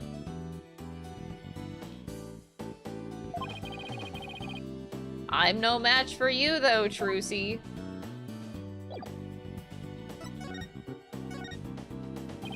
You went to visit Apollo in the hospital, right? How was he? He seemed to be doing well. He was doing his Quartz of Steel exercises in his room. I guess he's pretty gung-ho to get back to work. Was he shouting stuff like objection and I'm fine? No, he was yelling, "Thank you for coming to visit me, and thank you, doctor, for taking care of me." And stuff like that. I guess those voice workouts can be pretty flexible. Lord Daddy is fine. Oh my god. Notice anything, Trucy? What do you mean, Daddy? Is your attorney's badge somehow different? Did you bend it out of shape or something? It's not that easy to bend something so small out of shape, you know? Then did you change your hairstyle? Or maybe it's your suit. I don't know. You look like you always do to me, Daddy. That really wasn't what I was asking. Okay, we're just gonna... Bye, Trucy.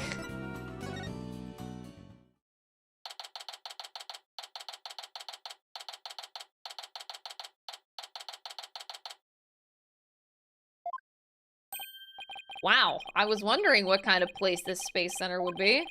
It almost looks like an amusement park of the future. Yeah, did you know that they even let the public see their rockets up close? Oh, so check it out.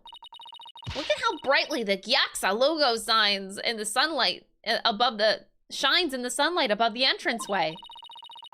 I really dig the stars and rocket motif it's got going. Gyaxa. Huh? Isn't that the new name of the Federal Space R&D program? Yeah, but why the strange acronym? I mean, what is GIA supposed to stand for? Galaxy? If that were it, then the whole thing would be something like Galaxy Exploration Agency. Which, if you ask me, I'd have abbreviated to GAXA. Or even Gaia. Gay. Just gay. Guess so. Oh, I know! Maybe the person who came up with the name just really likes the letter Y. This exchange is beginning to feel oddly like deja vu. Anyway, this place is more than just a research facility. It's also a tourist attraction. Tourist attraction? Don't make me laugh. It's a monument to the human race. Galactic scooter, full speed ahead!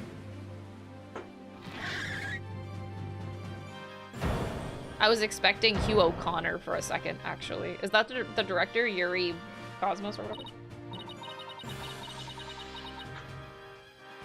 Yikes! Who is this geezer and what's he want?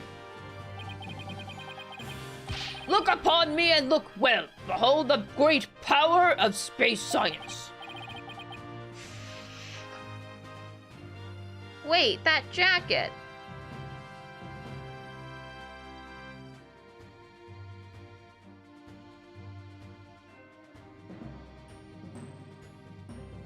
Apollo's jacket came from the space program.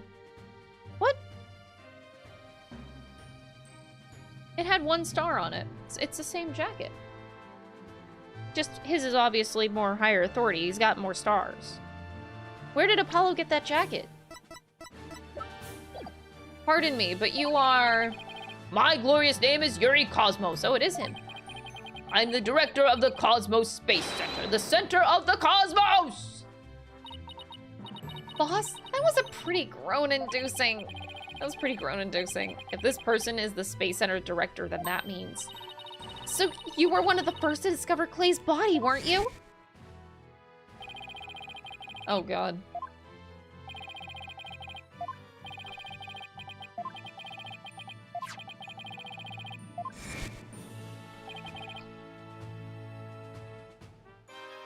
That is correct. I was honored to be the very first man in all of space and time to discover the body.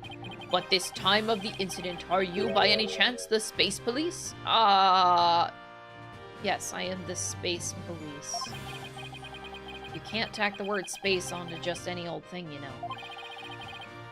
We're Mr. Starbuck's lawyers. We're here to investigate his case. Oh, and we're Earth lawyers, by the way.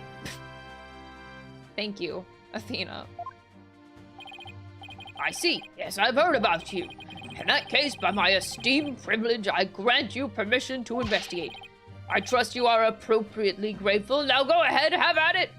I can already tell he's gonna be nothing but trouble. Don't let him hear you say that, or you'll see what trouble really is. Let's just be professional and ask him about when he found the body, okay? Have you seen my badge? Excuse me, but about this piece of evidence... Let me ask you a question. What will that object contribute to the future of mankind? What? Not much, I guess. Then how important could it be?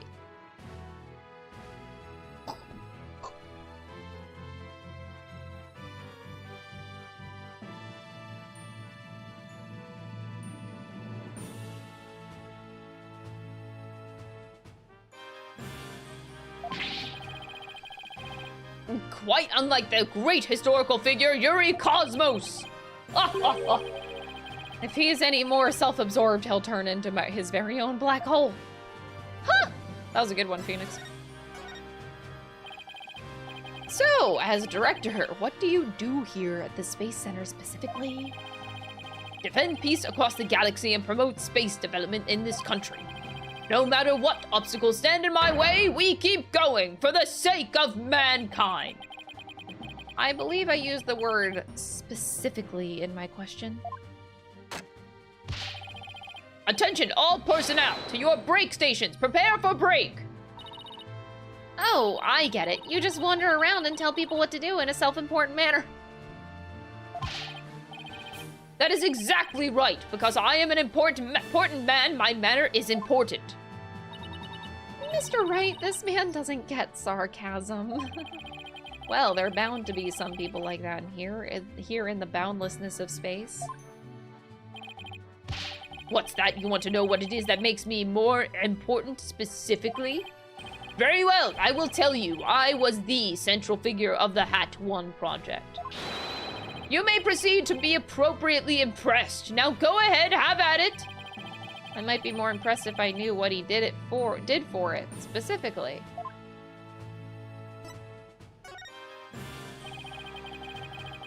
Could you tell us what you know about the incidents from the other day? I refuse. Oh. What? Explaining is a job for common folk, not the director of the Center of the Cosmos. My testimony, which will go down in space history, will be heard in the courtroom. What? So does that mean that you'll be taking the stand tomorrow?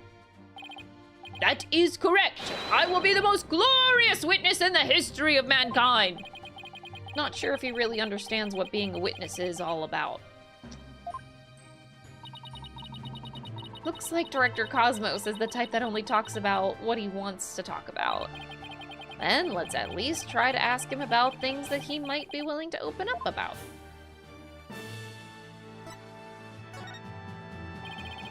The Hat 1 was a rocket that was launched into space 7 years ago, correct? And despite numerous problems, it somehow made its way back home? I suppose it is part of my job to educate ignorant young folk like you. Very well, I will impart to you the complete story of the Hat 1 project. Ah, thank you very much. Hat 1's noble mission was to collect samples from an asteroid. And Mr. Starbuck was the pilot for that flight. Eventually, the Hat 1 reached its planned orbit. From where it launched the Hope probe towards the asteroid belt.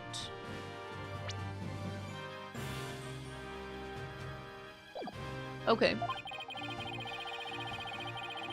From there, the Hope probe began its long, lonely journey into the far reaches of space. Gotta keep them away, Crystal Love. My shock when I saw ads. Oh my god, did you know that you can get rid of ads? If you hate watching ads in this channel, did you know that you could just sub to get rid of ads? Fucking crazy, dude. Don't actually sub, it's a scam. Actually, it's less of a scam right now. It's, September. You could get scammed 25% less this month.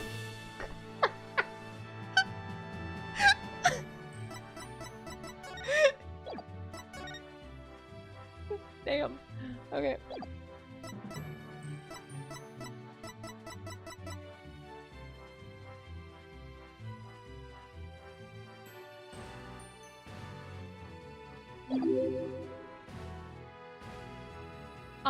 Aaronai, thank you so much for the 7 month. I appreciate it. What a deal. Wow. Twitch Prime, though, is not a scam. That's amazing. Then, after a terrifying struggle, the Hat 1 returned safely to Earth. That struggle was when the incident known as... Oh, that's Athena. That struggle was when the incident known as the Hat 1 miracle occurred, right?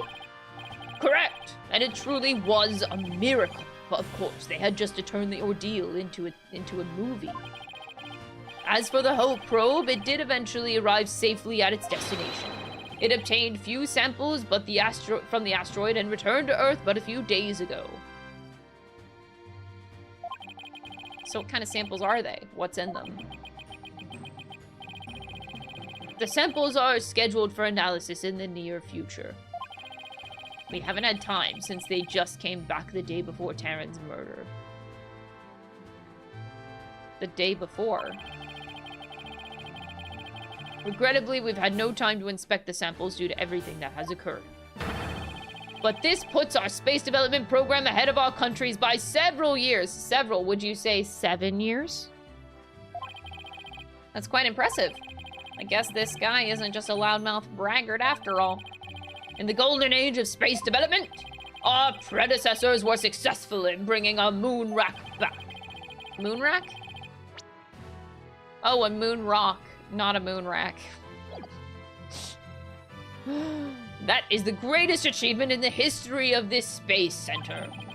The public fell in love with space and all of its glorious potential. A moon rock, huh?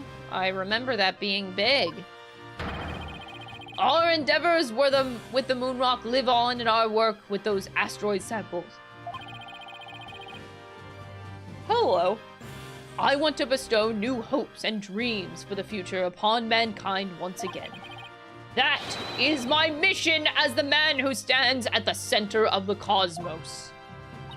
Them titties are astronomical. Oh my god. Banned. Ban that guy. I hear there's lots of research into moon rocks and stardust from asteroids these days. They say the results could potentially have a huge impact on all of civilization. It's like we're in a new space race with every other country out there. What? Bite your tongue. It's not for anything so base as money or politics. It's all for the brilliant future that awaits mankind and for my illustrious mission. With the recent budget cuts, my staff tells me finances are tight, but I won't hear it.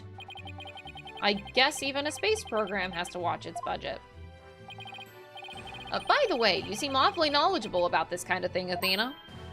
Huh? Oh, well, you know, I thought I'd better brush up for the case. Is that so? Well, I will be on my way. As you can see, I am a very busy man, a very important man.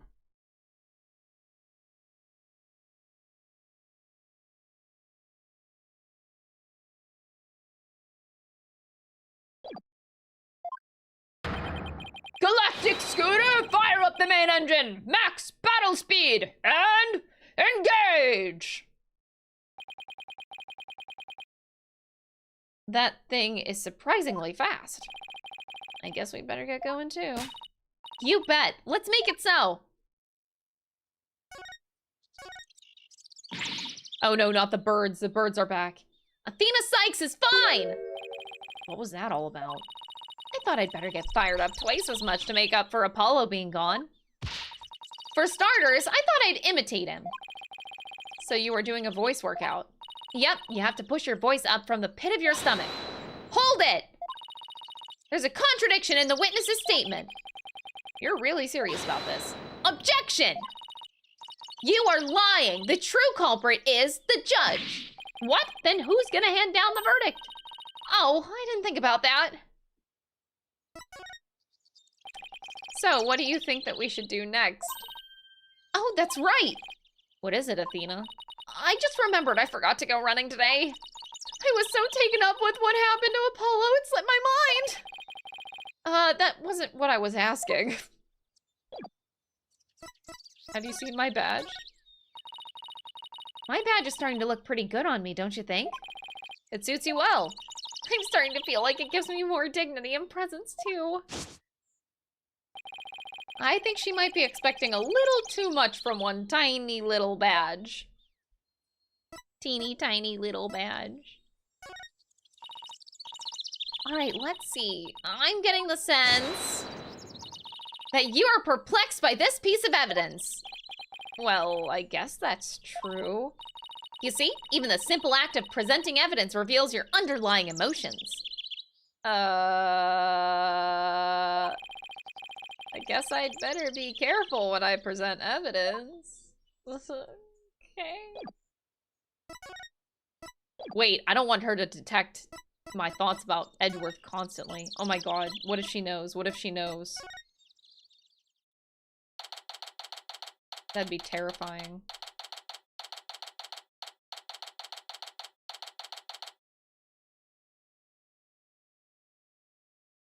Boarding lounge, okay. So this is where Mr. Turan was murdered. Yeah, this is the lounge. Let's see that diagram the police made again. Right now, we're in the main building here on the right side on the 3rd floor. Clay and Mr. Starbuck fled here from Launchpad 1 after the explosion. You there! No admittance without express permission! We're Mr. Starbuck's lawyers. We've come to investigate. Sorry, nobody gets in without permission, not even the police superintendent. Can't have Detective Fulbright getting mad at me. So, Detective Fulbright's here, huh? Yeah, he's in the Launchpad 1 corridor. Go get clearance from him and then we'll talk. Leave it to me! I'm great at getting intel out of Detective Fulbright. Oh god, Athena's a scary woman. Let's see, what trick should I use on him today? I don't know if I should be grateful or afraid. So, to get the Launchpad 1 corridor... we'll just have to go through that door with the blue rocket on it, I think. Wait, that door is for Launchpad number 2. It looks awfully familiar. Good eye, boss. This is the door Clay and Mr. Starbuck used during their escape from the Launchpad. That explains it. The fingerprint system has been deactivated, so I think we can just pass through. Come on, let's go! Okay. I'm a little scared.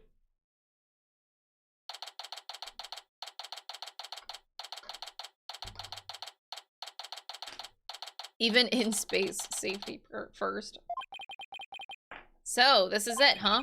This is the corridor the two of them used in their escape. Yep, this is the only thing connecting Launchpad 1 with the main building. I see police tape down on the other end. Guess we won't be looking at the Launchpad. After the explosion, this whole corridor must have been filled with smoke. And the Launchpad itself was probably a sea of flames. Must have been pretty scary for them. Now, where could Detective Fulbright be? Hey, I think that's him over there. What should I do? Which path is the path of justice? He seems to be lost. That's funny. This corridor is a straight shot. Huh? Ah, it's you lawyer people. Welcome to the Space Center. Enjoying a relaxing day off, are you? Here for a little rocket sightseeing? We're here to investigate the same as you. Do you have any info to share? Boss, if he acts at all reluctant to give us information, we hit him with the whatever shall we do act. I'm sure he'll fall for it. Got it? Are we trying to catch the unruly family dog here or something? Pretty much, yeah. Info on the case, huh? All right, I'll gladly share some with you. Huh? What just happened? Detectives and lawyers seeking truth and justice side by side. I like it. Just take whatever you want from me, you info bandits, and I'm in a generous mood today. I don't know. There's something weird about Detective Fulbright today. Well, we need information, so let's run with it. If you say so. Hey, have you seen my badge? Something for the lost and found? I'll be sure to take care of it. No, this is an important piece of evidence! Detective Fulbright, could you give us permission to investigate the crime scene? There's an officer on guard and we can't get in. Whatever shall we do? That's an easy one. I'll let them know they're over there to let you in. Investigate to your heart's content. Take a week if you need. A month even. Shall I have some snacks delivered? One of my men gives a mean neck rub. Whoa! We're getting like the full 4-course treatment here. Damn. No. That's okay, but thanks. Definitely not the Fulbright I know. Dude, who died and made this imposter look like Fulbright. Detective Fulbright's acting sickeningly sweet. It's kind of gross, actually. Do you think he hit his head or something? Who knows? Whatever the case, it's making our lives way easier. That's way too fucking weird.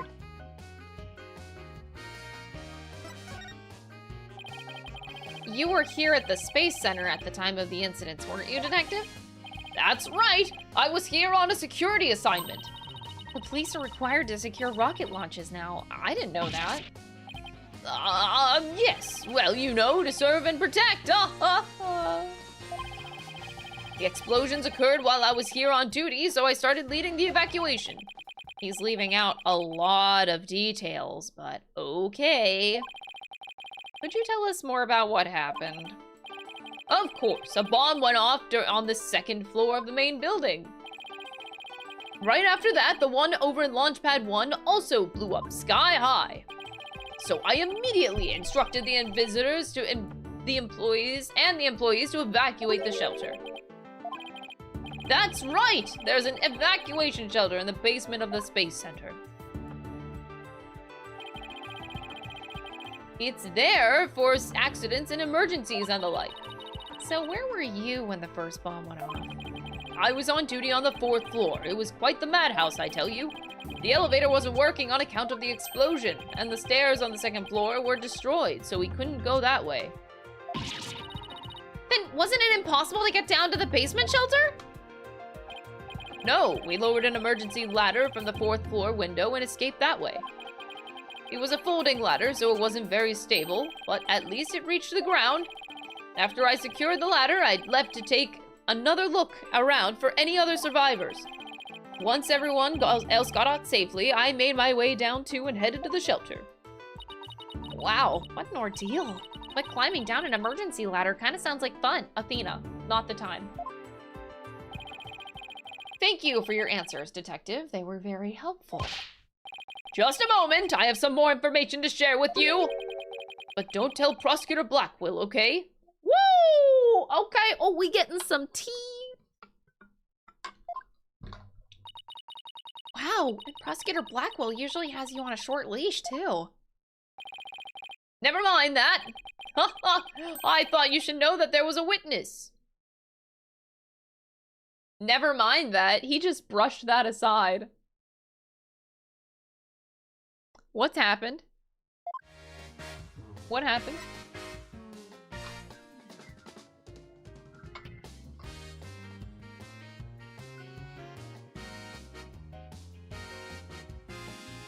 Maybe they had their breakup era because he got mad that Prosecutor Blackwell asked him to forge evidence or something, and he's like, that is not on the side of justice! We're done! He asked him to do something really bad. Could you tell us more about this witness?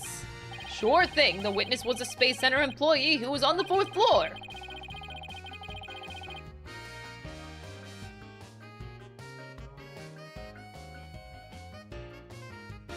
While she was climbing down, she looked through a window into the 3rd floor lounge. So she was looking into the crime scene from the outside? That's right! It was just a matter of chance that she saw something important. Not that I know what she saw exactly yet, though. You don't? But that's the most important thing of all. Haha! Don't you worry, I'll get around to interviewing her soon enough. She should still be around here in the Space Center. You might even run into her. A 4th floor employee, huh? Alright, thanks for the info, Detective Fulbright. Gee, you sure are being cooperative, Detective. A little too cooperative, even. Yes, well, actually, something you can't talk about? Something like that. Anyway, never mind. Don't worry about me. Well, I'll be on my way now. What was that all about? Something is definitely going on. I'm going to get it out of him the next time I see him. Okay, I'm not so sure he'll talk about it, though. Well, we have permission to investigate now. Let's head back to the boarding lounge.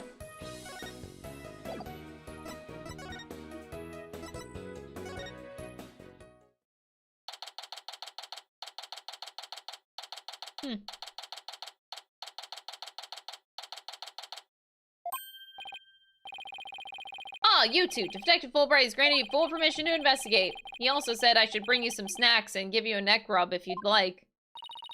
Oh, that's all right, but thank you for the offer. Wait, don't deny the snacks. What the fuck? Don't deny snacks? They're free. It's like taking candy from a baby. Like, take it. Well, time to roll up our sleeves and start investigating. Now, let's see. Where's that diagram again? So this lounge is on the 3rd floor of the main building. And according to Apollo, this is where he believes a third party killed his friend. Well, let's stop the recap and start looking for traces of this third person then. You read my mind, Athena. We'll make that our first priority. There's just one problem, though. This room. It's just so big. Don't worry. We can use this to help us. A Space Center pamphlet for tourists? Yep, picked it up at the entrance. The maps inside should come in handy. Let's see. Yep, here it is. A map of a lounge.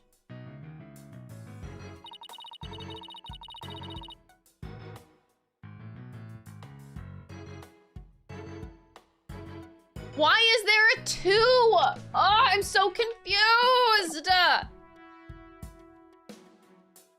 I was hoping this would answer my questions and this just added more questions. There's no 2! This has to be a different building. Like, I refuse to believe this. What the fuck is going on?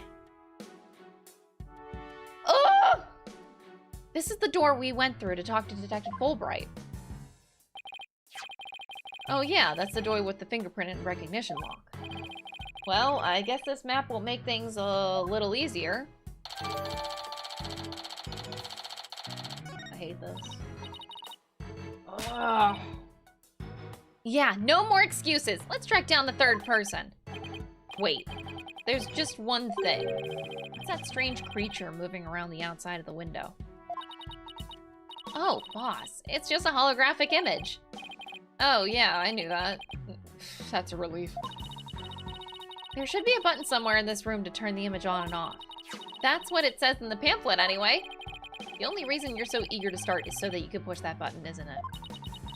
And what's wrong with that? Let's just look for the button while we're looking for clues. All right, fine. Let's get investigating. All right, examine. In 3D. Wow! So it looks like there are 3 doors that lead in and out of this room. Well, let's check. Drum roll, please. Ta-da! The Space Center pamphlet.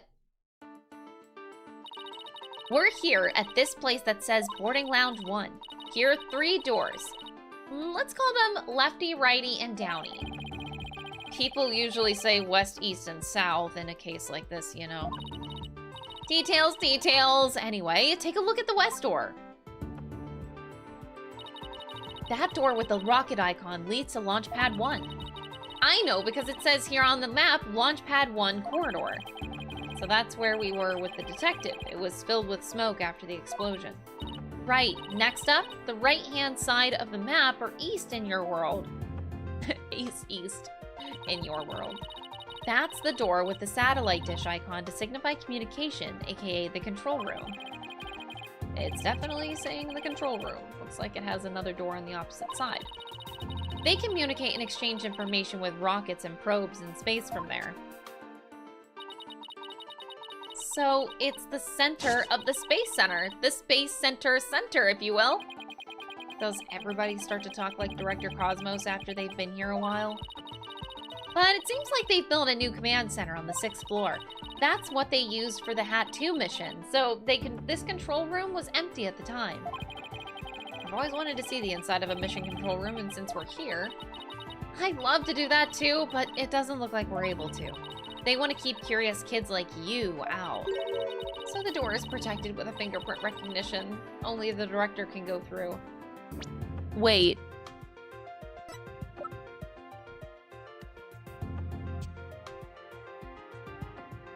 Only the director can go through.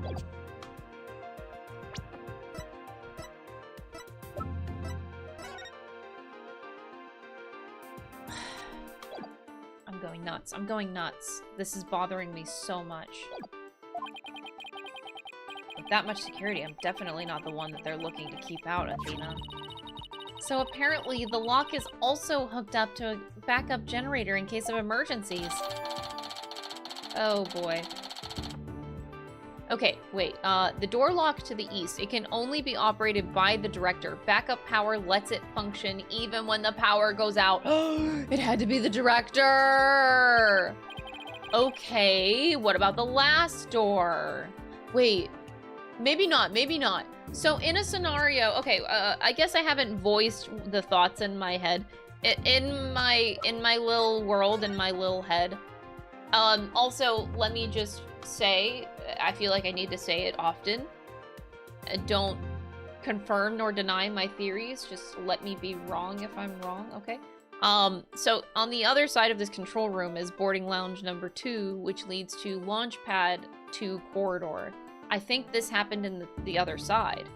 Or like they came from the other side entirely. That's what I think. In which the elevator would have worked and they would have gone down the ladder or whatever. But that whole story is bonkers now, since we know the victim was the carrier. But anyway, so obviously I'm caught up on this picture that they come out of 2. It's a 2.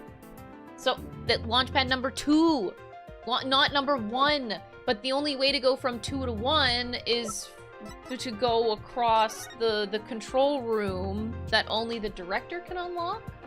So how do you like drag your friend's body to the boarding lounge 1? You would have to cross the control room. So they said the director witnessed it. Did he drag his body over there and then stab?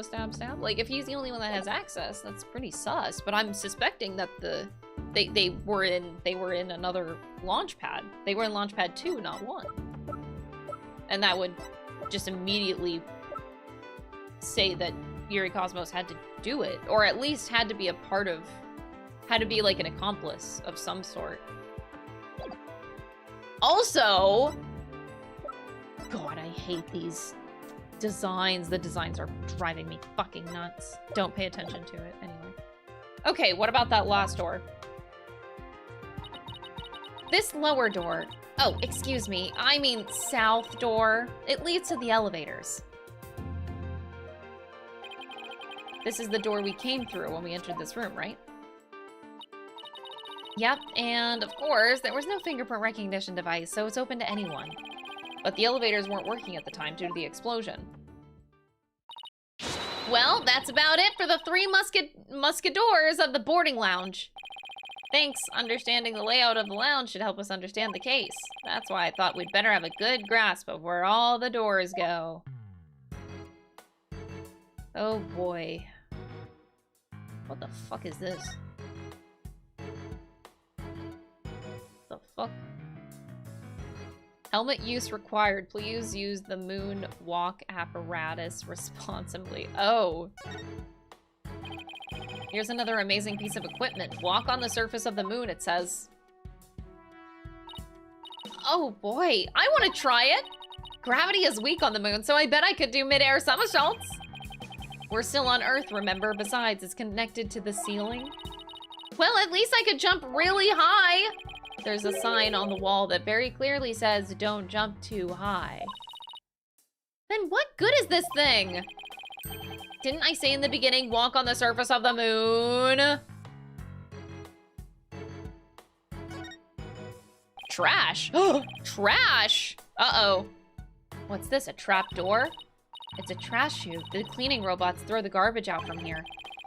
The robots do the cleaning? What a futuristic world we live in. I just hope that they don't revolt like they do in science fiction movies. No way. All the robots here are very nice.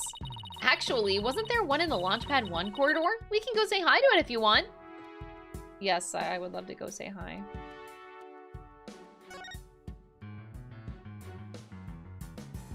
Oh! Shiny! Shiny!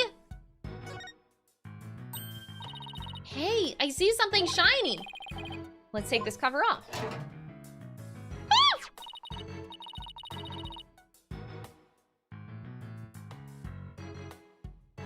A bullet is not what you want to see. What is going on? It looks like a metal a metal jelly bean? Are you high? It's really small, but it's a bullet. It's only about 2 to 3 millimeters in diameter. Whoa, that's small. Wait, you can make a bullet that small?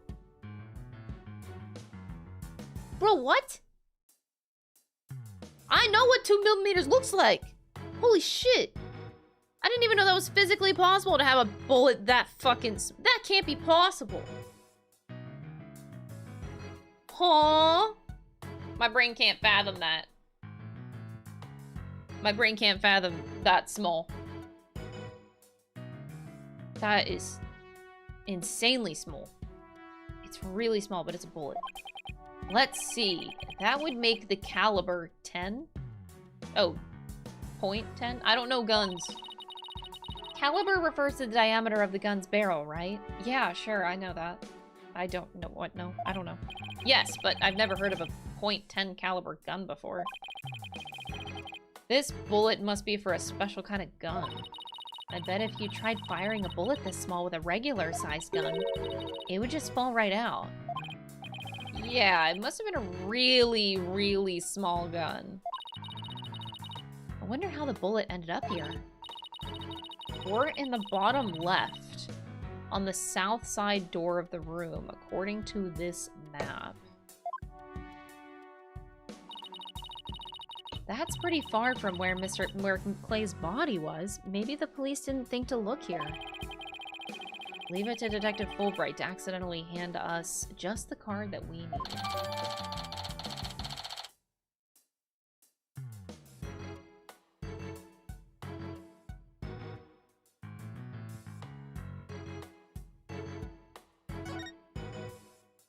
I'm still perplexed that you can have a bullet that fucking small. What the hell? That is so small. Wild. I guess I'm supposed to look at the body, huh? So this is where they discovered Clay. Yeah, he was already dead when they found him. Let's take a look at the photo.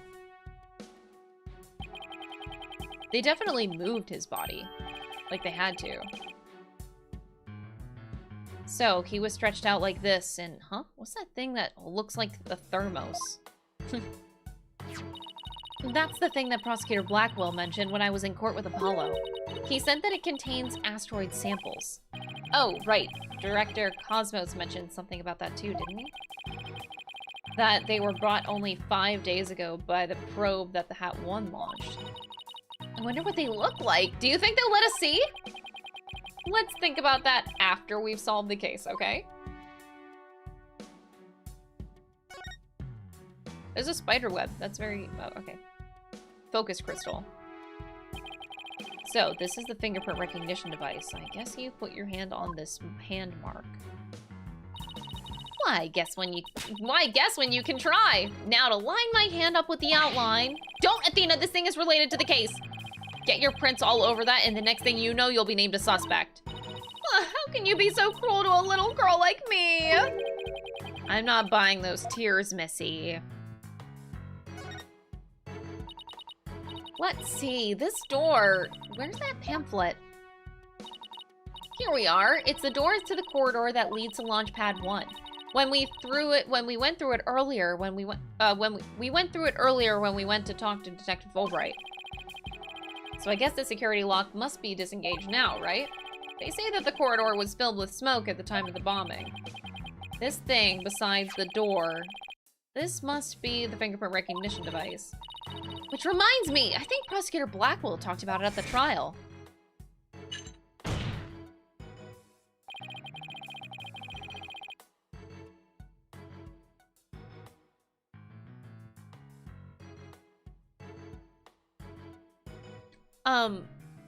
Sorry, I keep on trying to decipher the symbols on his collar. I've always looked at them just trying to figure out what the fuck they are, dude.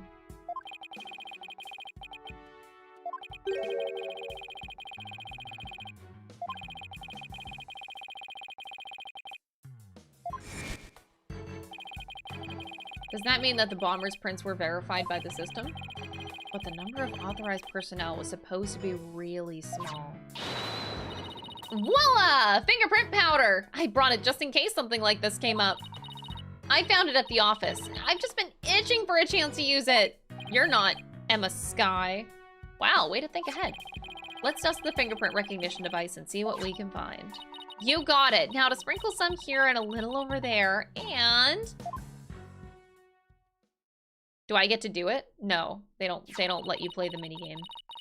Let's see what we have here. We got something. Aw, it's only a single set of prints. Oh, really? Isn't that a good thing? Sure wish we could figure out whose prints these are. That's a thick hand. That's a thick-ass hand. It's Yuri Cosmos's. I doubt we'll be so lucky as to get the culprit's prints on the first try. Well, I'm willing to bet that Detective Fulbright has some fingerprint data. And there's the security footage of this door, too.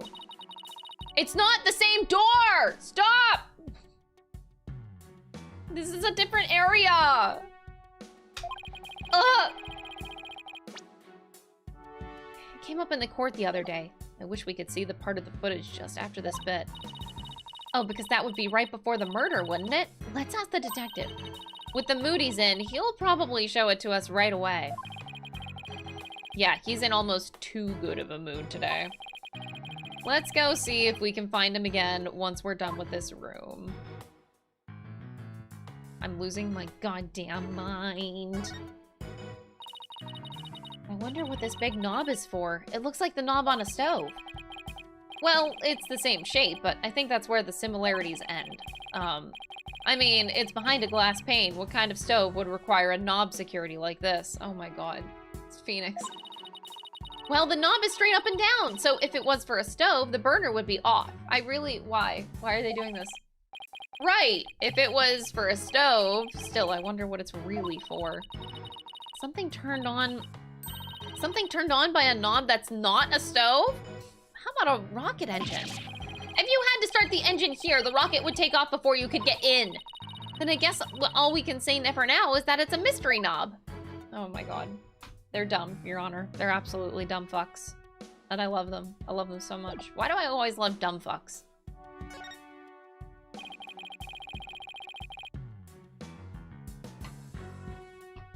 That's some pretty futuristic looking furniture over there. According to the pamphlet, those are no ordinary chairs. They're like amusement park teacup rides. You can power them yourself, it says. If you spin the table, your chair spins too. Why would anyone want to have something like that here? It's for astronauts who have trouble with a device on the ceiling. No vertical spins. It says it's a training device that's easy on the eyes and on the body. Can a person really call themselves an astronaut if they can't handle 0G? A bright purple sky, plenty of greenery, and a tranquil lake. The idyllic scene stretches on as far as the eye can see. It's beautiful, but it lacks something to make it truly captivating. Alright, I think we're good with this angle. How about the pod? Oh wait, the dragon first. At first glance, it looks like a peaceful landscape, but then there's that creature. Pikes Peak Audio tipped $5. So by that logic, Larry Butts should be your favorite character, because is he not the dumbest? Wow, that is really rude to Pikes. Rude Pikes. How dare you? Larry is actually the smartest fucking character. Do you remember how Herlock Sholmes was? Oh wait, I don't want to talk about that. I can't. You know where I'm going with that. Don't doubt him. At first glance, it looks like a peaceful creature. Didn't the Hope probe go to some planet? Maybe this is what its surface looked like. I don't know, I think it would have made the news if they discovered a creature like that. It did make quite a bit of news though, where the probe came back. But the Hope probe didn't even go to a planet, it went to an asteroid. That's a big rock kind of thing. Even aliens can't live there. Wait, but Athena's an alien. You can't say that. No matter how I look at it, all I can think of is torture device. But I guess it's a training device for getting used to zero gravity? Uh-oh, Athena has an odd glint in her eye. Is she thinking about trying that thing out? I should try to stop her, but I'm afraid she'll just out-muscle me. Hey, Mr. Wright, look at that up there! Oh shit, I didn't even see that. Some kind of fragment. It's stuck in tight. So that's what the glint was all about. That color looks familiar. I think it's part of the oxygen tank. I think you're right. But if that's here, it means Clay's tank ruptured after they arrived at the boarding lounge?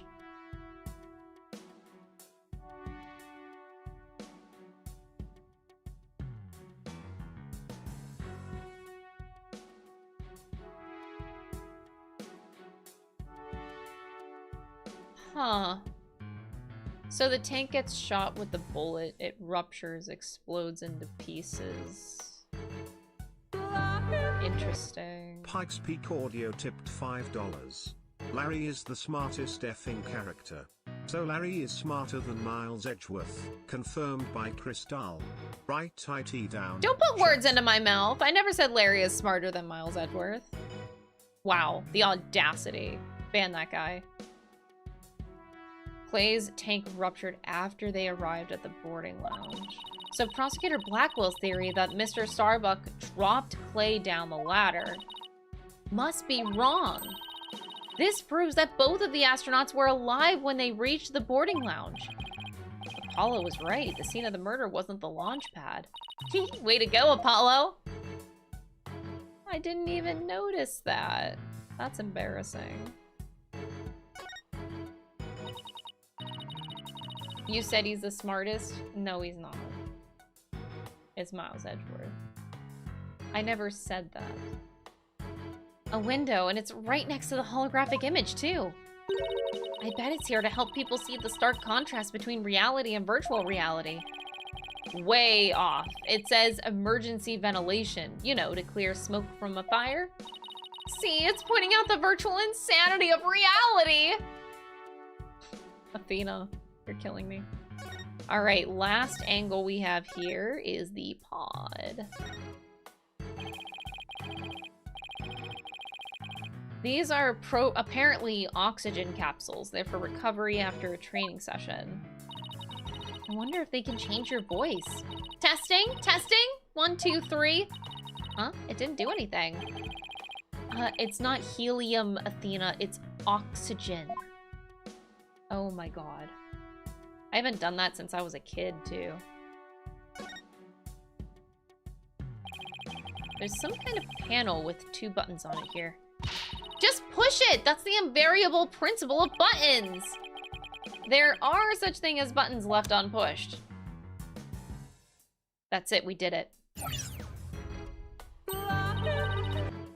Sitwis Fuit tipped $9.99. Oh my god, the way that Hi, text-to-speech said been a your name. lurker since you started Ace Attorney because it's my favorite series of all time, and just wanted to say that I love your voice acting. Oh. Oh, it didn't finish. Voice acting, energy, and passion so very much. Thank you so much. Thank you for the $10 super chat. That's incredibly generous. Thank you so much. I really appreciate that. I'm glad that you're enjoying the streams. Let's see if we can't find anything new with the image off.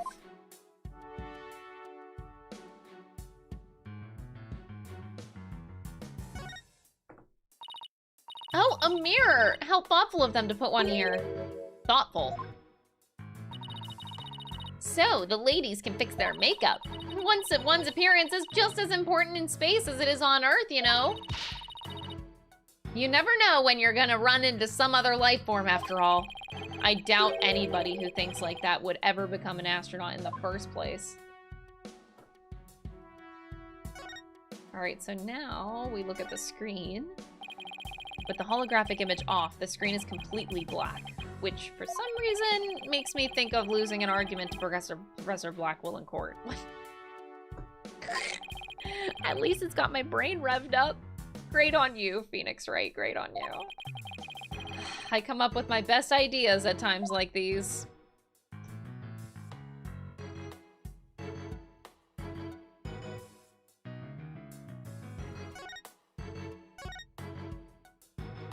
Oh, I thought this was a spider web.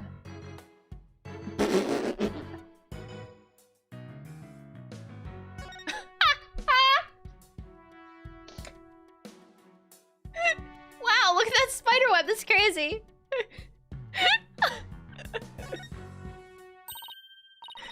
Hey, Mr. Wright, take a look at this.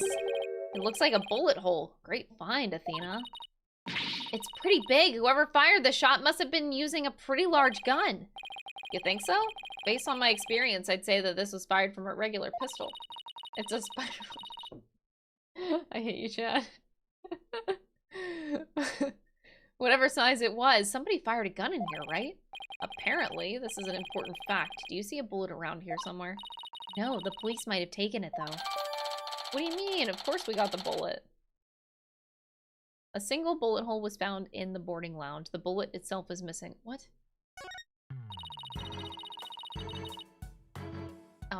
Okay. That's really, awkward.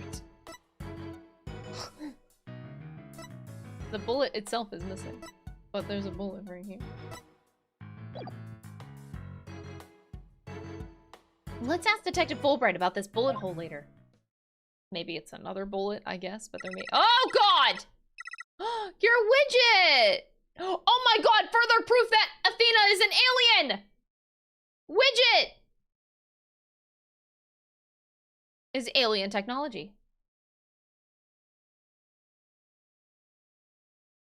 Oh my God, I figured it out. I figured it out.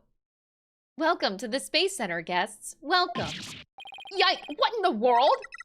My name is Ponko. P-O-N-C-O. Ponko. Are you sightseeing? Are you lost? Are you looking around? Choose one. I will guide you. It's a robot? I am no robot. I am Ponko. Psychological observation. See? This is Athena's mom.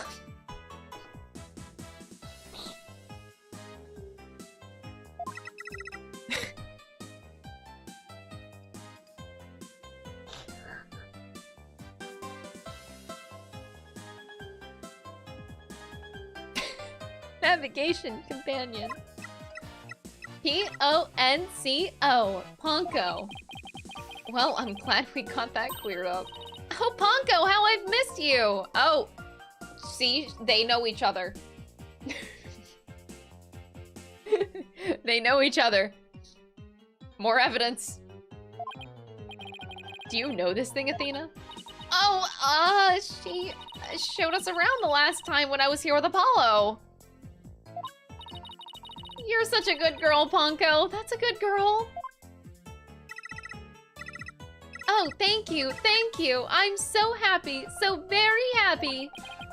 Wow, a guide robot. That's pretty cool. My name is Phoenix Wright. Nice to meet you. I don't know you. I don't know you. Ouch, that hurt. Oh, she has to register people she meets for the first time. Please register him, Ponko. Certainly. Commencing guest registration. Please tell me your name. A nickname is fine too.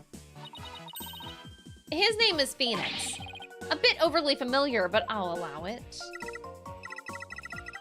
Phoenix, please let me get a good look at your face. Sure. Registering. Facial registration sequence complete. We are now officially friends. Nice to meet you, Phoenix. Okay. This robot is pretty cute. You made a friend, boss. Isn't it great, boss?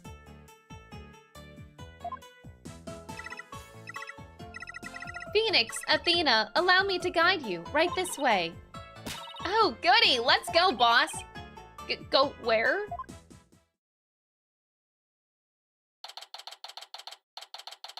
Yaksa. Oh.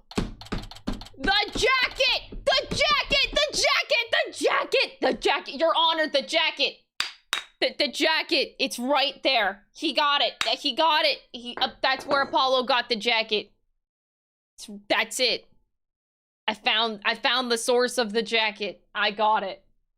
I finally found it after all this time. Been driving me up a fucking wall.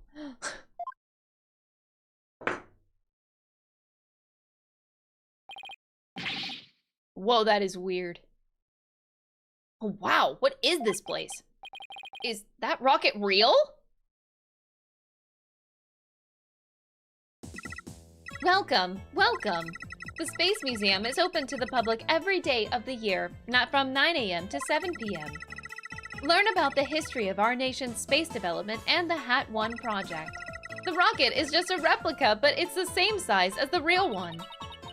The Space Museum. Oh, here it is on the map. Space Museum? Wait, launch pad number 2 is supposed to be over there. Oh my god.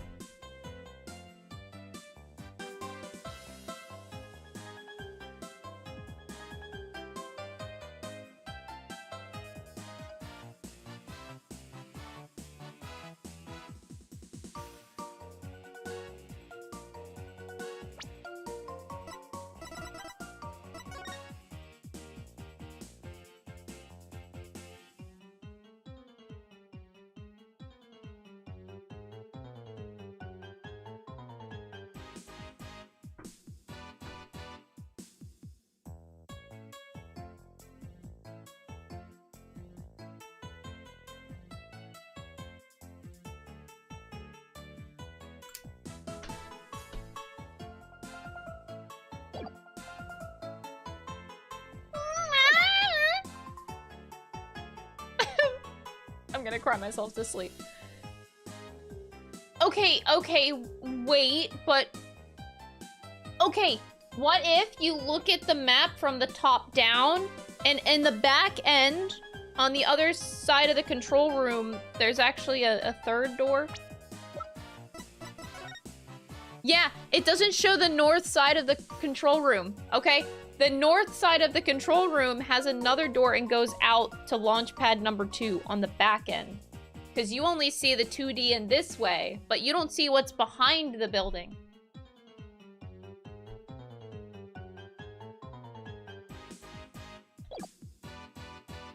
Okay, you know what is another good point, chat, that I will also point out? Why would you have launch pad number 1? Why not just call it the launch pad? Why have a 1 on it if a second one doesn't exist? If they specifically call it launch pad 1, that implies that 2 have to exist.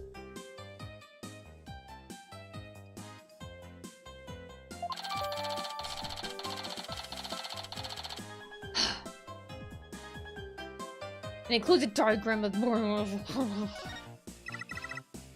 Ask me anything. Anything. I will explain. Is there a launch pad 2? Can I ask that? Launch pad layout! The way the Space Center launch pad is set up is really cool. Would you like me to tell you about it? Yes. The setup of the launch pad. Go gentle on my spiky-haired mind. I want to know! Phoenix wants to know too! Great, now Athena's got a case of ponkoitis. Hooray! I will tell you then. To the launch site? Wait. The north side goes to the...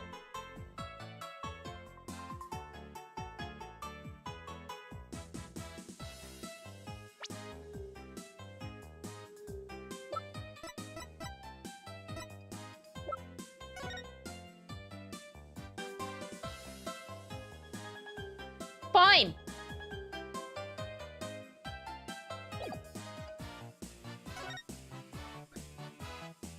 Also, the knob is horizontal and not vertical.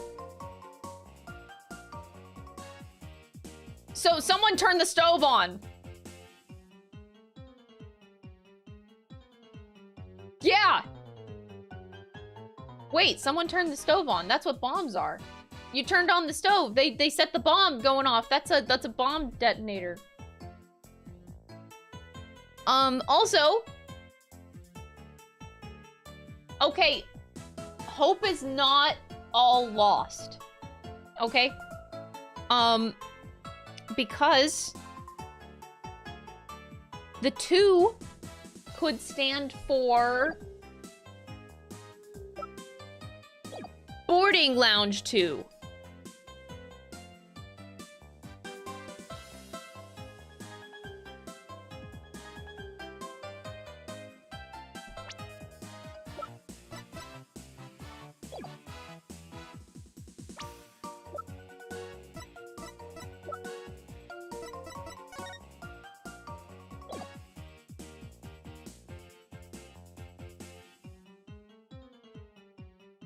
Hope is lost. Sorry, Hope. Oh my god.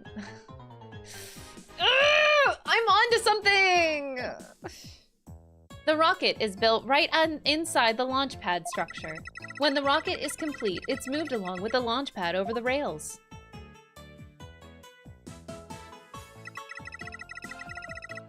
And brought into position at the...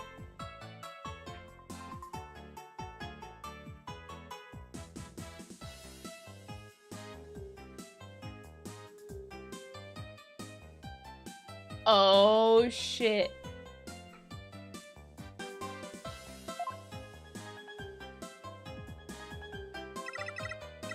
Isn't it cool? Isn't it? We used to have a big budget, so that's how we could build it. It's very cool. A grand setup that suits an important place like the Space Center. I guess everyone is hoping for a bigger budget next year, myself included.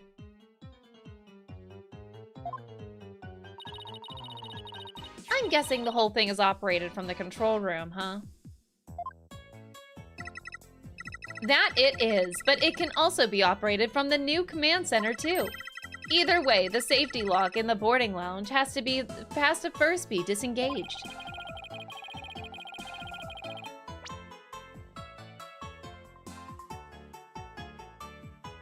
There's a new command center?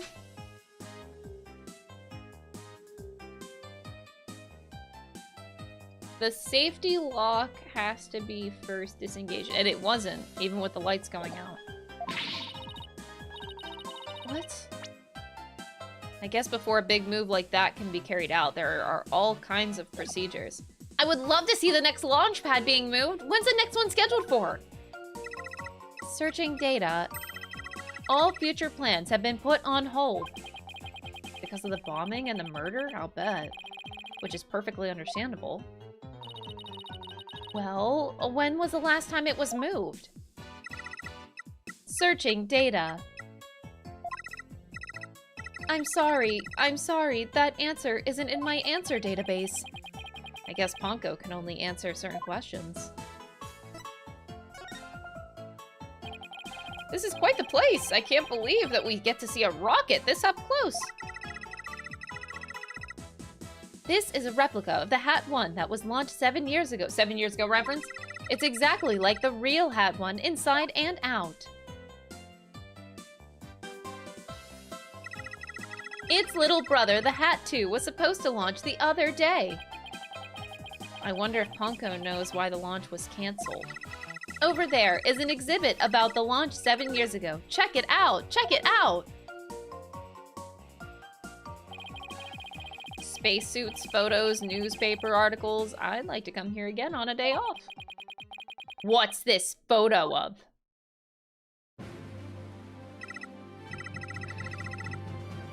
The jacket!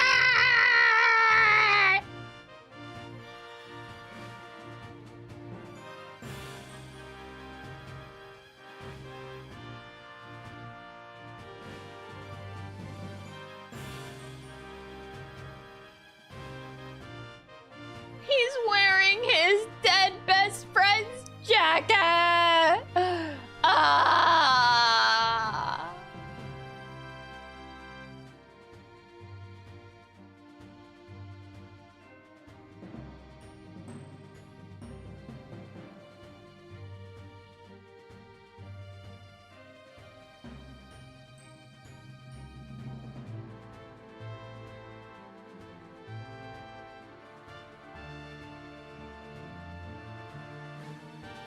I'm committing this photo to memory. Phoenix! Phoenix, that's the staff of the Hat 1 project. There's Mr. Starbuck. He looks so young and so different. And that's my mother. What is it, Athena? Is something wrong? Is one of the girls on the right your mom? And nothing. I just thought Mr. Starbuck looked really young, too, that's all. Well, it was 7 years ago, after all. So the young guy standing next to Mr. Starbuck is Clay Taryn, the victim. So, they were mentor and protege even way back when. And it's even got one of the staff jackets. He looks like just like a regular staff member. No, Clay was still a student then. He just borrowed one of Solomon's old jackets. Oh, that's even worse. Oh, okay. That makes sense. Clay would have still been in high school 7 years ago. So he gave... Oh, okay. Everybody looks so happy. The Space Museum was great. What fantastic exhibits. This area used to be Launchpad...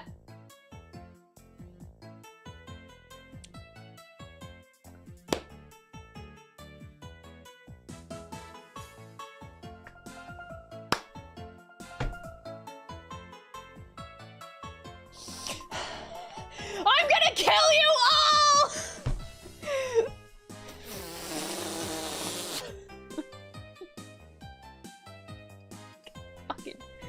I'm so done. I'm so done. That's why the only entrance is on the 3rd floor. Wouldn't it be better if they just made a new ground floor entrance instead? There was talk of it, but they had to scrap their plans because of the budget cuts.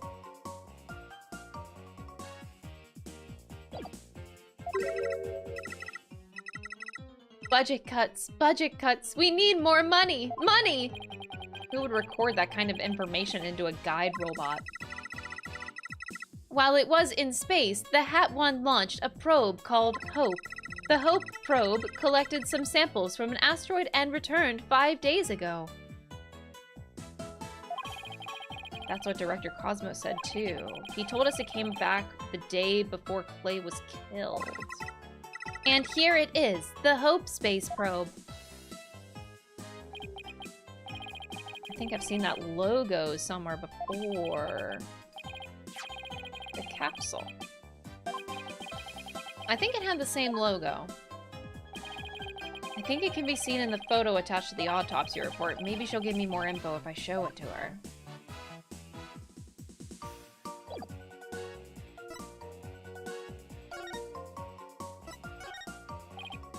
Hey Ponko, do you recognize this capsule here in the top right? Checking registered data. I know! It's the Hope capsule. It was carried inside the Hope probe. It contained the asteroid samples, right?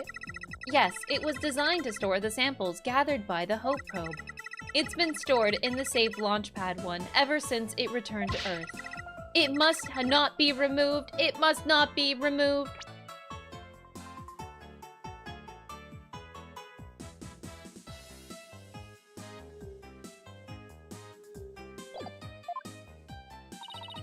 Don't worry, Ponko. The people in charge already know what happened. They do? They do? I must ask them later. So the capsule was being kept in Launchpad 1. Maybe Clay was trying to carry it to safety after the explosion. The Space Center staff must have been really excited to finally get the capsule back. But it's a pity this incident occurred before they got the chance to check out the contents. The police took it as evidence, so they'll just have to wait a little longer.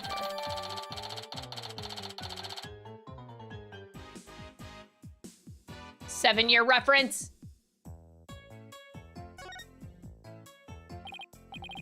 We certainly learned a lot about the Space Museum. Thank you, Ponko. You explained everything very well. I love to explain. Thank you for listening. Thank you. You two are like old friends. It's hard to believe that you just met recently.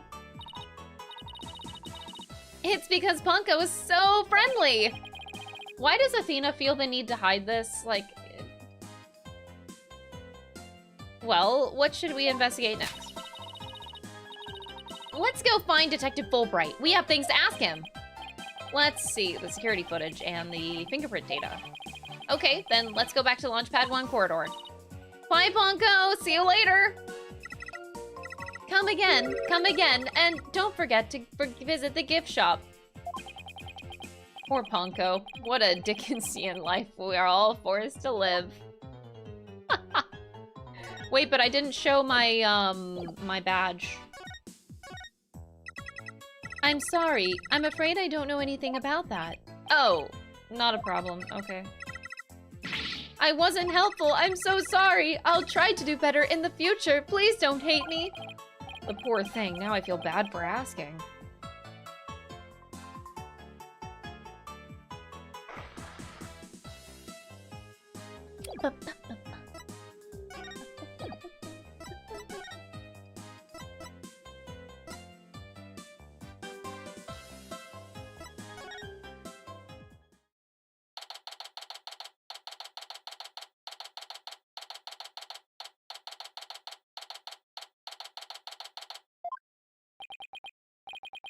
What should I do? What path is the path of justice? There's Detective Fulbright. He still seems to be lost, even though it's a straight corridor. Let's hope he's still in a cooperative mood as well then. If he doesn't cooperate, then I'll just have to use my powers on him. You mean that lady in distress bit?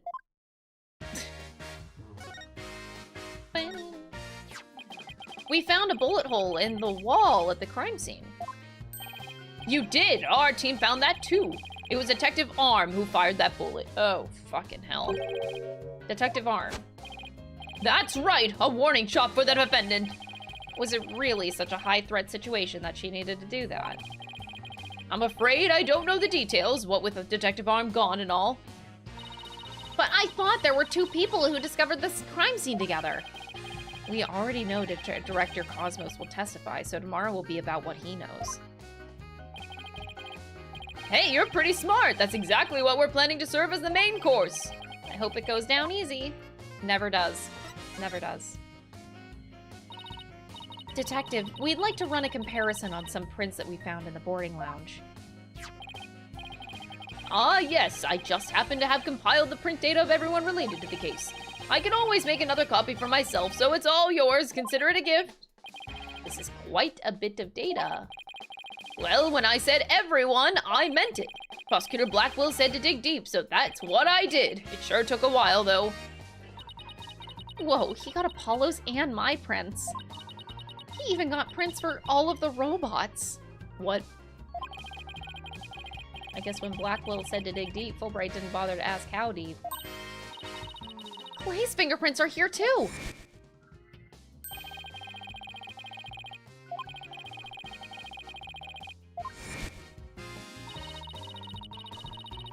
I still can't believe you took off his glove to get his fingerprints. Yeah, well, you can't blame me for thinking they're important in this case. There are a lot of doors that require fingerprint verification in the lounge, so depending on whose prints we find, it can completely change the tide for both sides. Makes sense, after all, the culprit's prints did get them past the fingerprint lock somehow. Oh, and take this picture. It might come in handy. Yes, yes, thank you. That stove knob? Absolutely. Isn't this just a photo of the launch pad one door? Yup, but Prosecutor Blackwell seemed really interested in it for some reason. What's so important about this door? Beats me, but boy, could you see the gears in his head go into hyperdrive. Me? Simon Blackwell? Same. Sounds like this is gonna be a major point of contention tomorrow.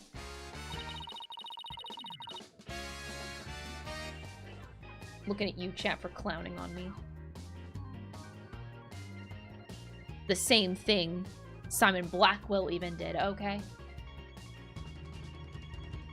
If you clown on me, you clown on Simon Blackwell. Now, I think that's gonna make you take back everything you did, okay? All of the gaslighting. Yeah, I bet you'll take it back now, okay? Hey, don't forget about the print comparison, boss. Right, Detective Fulbright, do you think that you could run the test for us right now? Chat scattering. Oh, got him. You just leave it to me, and justice we trust.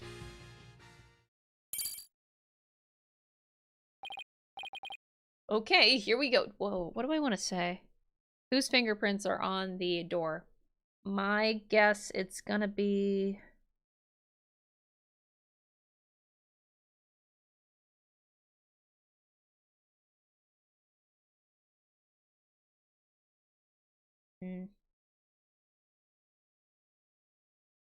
I think it can only be one of 3 people. Like, it has to be Starbuck, Clay, or the director.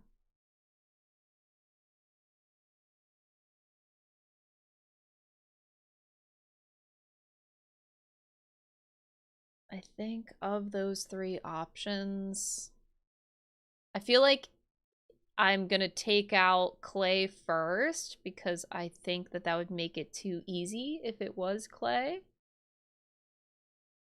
So no Clay. But maybe it's Misty Faye. Oh my god. Ban all of chat. So no Clay. So between... I really want to say the director because I think that would be interesting. But I have a feeling they're not going to do that, and that they're going to say that it's... I feel like that this game goes for the shock factor, right? If they want the shock factor, Starbuck would be the shock factor because he was supposed to be, like, passed out or something because he was the one being carried. Ugh, I don't fucking know. I'm going to say it's the director. It looks like it was Mr. Starbuck. Of course, they go for the shock factor. How is it Mr. Starbuck if he's passed out? He must have opened it when they went to go board the rocket. His heart must have been full of hopes and dreams for his space adventure right then. Oh, on the way in, not the way out. Okay. Starbuck's prints were found on this door lock. Okay. Okay. Well... Present the security camera footage. Okay.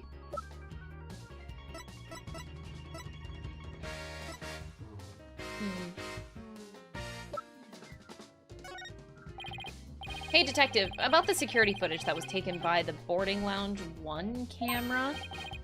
Oh, that footage? Go ahead and ask me anything you like about it. Is there any way I can see a little more of the part just after this? Easy as pie! I'd be glad to show you. Oh no. Oh no. No! I know what it's gonna show. Fucker.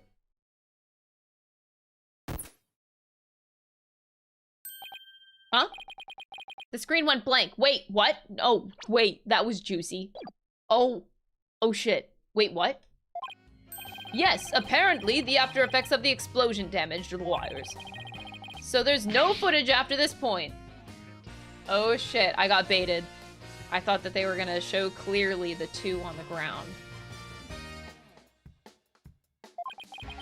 Why didn't you just say so from the beginning? You baited me, you asshole.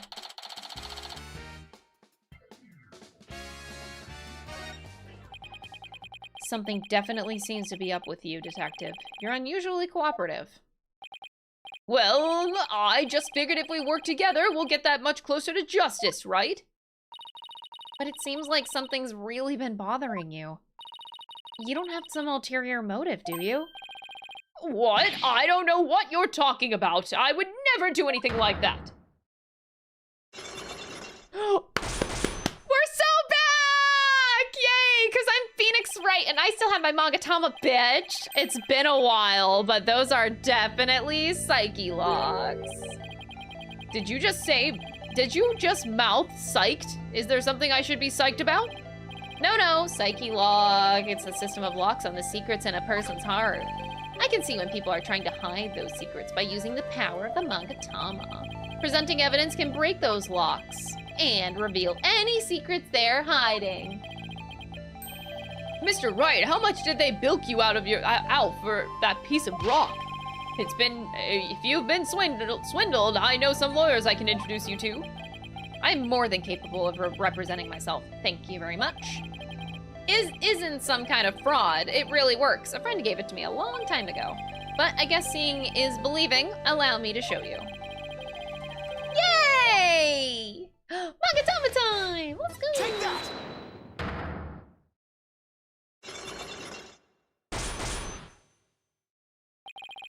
Why you're being cooperative. I think you're hiding something, detective, so why don't you just tell me about it? What to do? Which path is the path of justice? He really is in agony. I bet this is the issue he's so torn up over. Justice. Love. I don't want to go there. I really understand what's been bothering you, Detective. I truly do. Something happened that goes against your principles, isn't that right? I don't know what you're talking about. Until the explosions occurred, everything was just fine. Is that a fact? Yep, peaceful as peaceful can be. Everyone whistling a happy tune as they did their job. You never saw a more relaxed guard detail for a routine rocket launch. Oh. I don't think the guard detail was as relaxed as you claim, as long as this exists.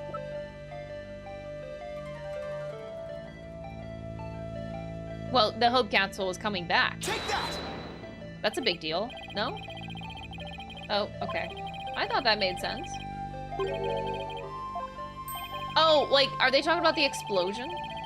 Until the explosion occurred, everything was just fine.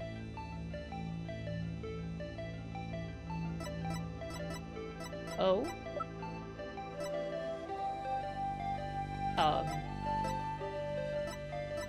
What? Okay, I'm officially... Huh. This is before? This is before explosions.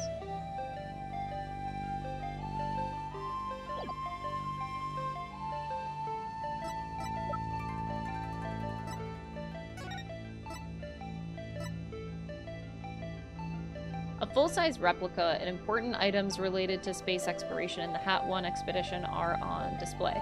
The Space Museum is open to the public every day of the year from 9 a.m. to 7 p.m. Take that! That's not gonna be it either. Wait, I don't get punished for this. Wait, I don't get punished. Take my badge. Oh, no special dialogue for the badge.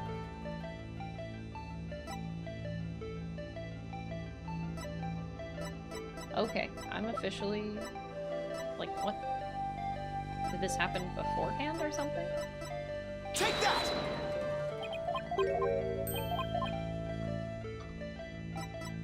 Take that! Are we actually talking about the explosions? No.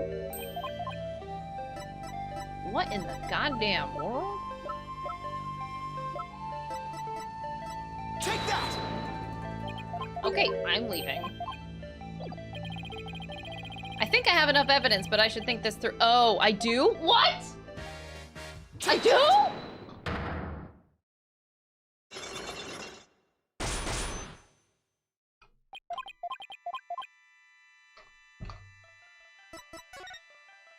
Time for me to just Persona 3 myself, apparently.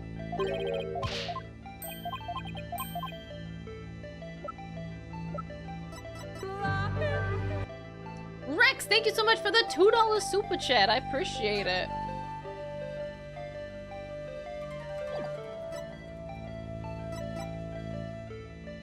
Take that! Before the explosions, what was supposed to happen here was a rocket launch. And yet, security was so tight, they even brought in a special task force. I'd hardly describe that as a relaxed guard detail. Now hold on just one moment. The entire nation had their eyes on this extremely important rocket launch. That's why I was called in on a special security detail. As versatile as you are, I can certainly believe that that's true, but I say it's very strange that this person would be part of that detail from the outset. Simon Blackwell. Take that! What I say is strange is your hairstyle. Oh shit, no, he did not. I've been thinking that for a long time now. It's just unnatural. I guess I got it wrong. Never mind my hairstyle. All right, so you were here on security detail, but I say it's very strange that Trucy would be a part of that detail from the outset. Aw, Ponko is so cute. Actually, in my court record, Take that! a detective Arms specialized in bomb cases. The fact that she was here on hand means that you people knew that there was a possibility that a bombing would occur. You got me, Mr. Wright! Yikes.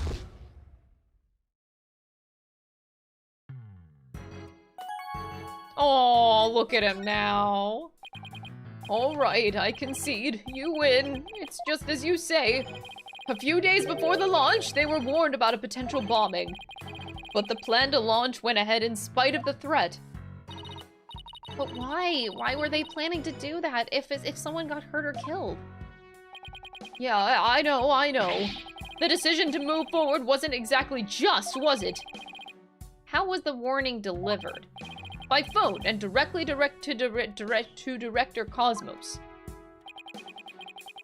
But the police department instructed everybody to keep it under wraps. That's a big thing to keep quiet about. No wonder you were so upset. But it's not only that. I've been distraught about Prosecutor Blackwell as well. Prosecutor Blackwell? Well, as his handler, I'm sure you had a lot of difficulties. That's not it. It's a question of justice. I've been wondering about why he's allowed to stand in court. The reason he's still prosecuting? Detective Fulbright, please tell us everything you know. Uh-oh.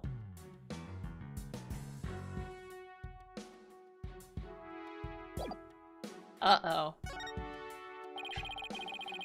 Well, talking to you folks about it would definitely be breaking the rules. Never mind that! What are rules but things to be broken anyway, right? Well, to tell you the truth, having a prisoner act as a prosecutor is highly irregular. No shit. I think we guessed that much. So why is it being allowed? I've been wondering and wondering about it. So you weren't told why either, huh? No, I guess the order came from pretty high up the ladder. Yeah, it would have had to have. But Prosecutor Blackwell told me once. The hunt I've been on for the phantom of 7 years past continues even still. 7 years reference!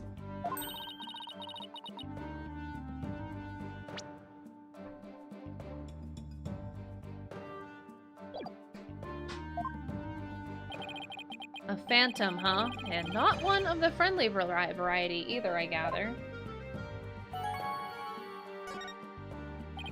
This phantom of 7 years past, any idea who or what he was talking about? Not a clue. But he seems to think that this phantom is behind this whole incident somehow. Wait a minute, he thinks that they may be connected to this case? Yup, this case has way too many similarities to what happened 7 years- oh my god, no.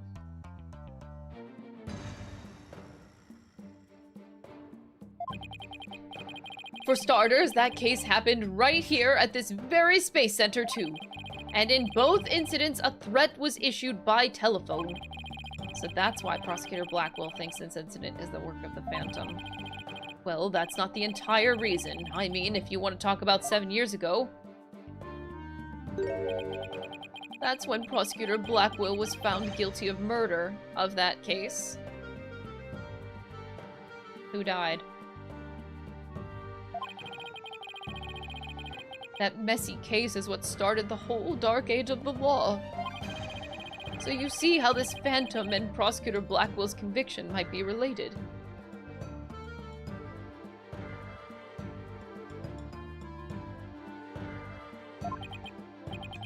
Yeah, I can see why he'd think that. This incident and the Phantom, not to mention Blackwell's past. It's almost inconceivable that they would come to a head here. This might sound crazy, but Prosecutor Blackwell can't possibly believe Mr. Starbuck is this Phantom person, right? I mean, he was acting kind of strange during the last trial and all. Silence!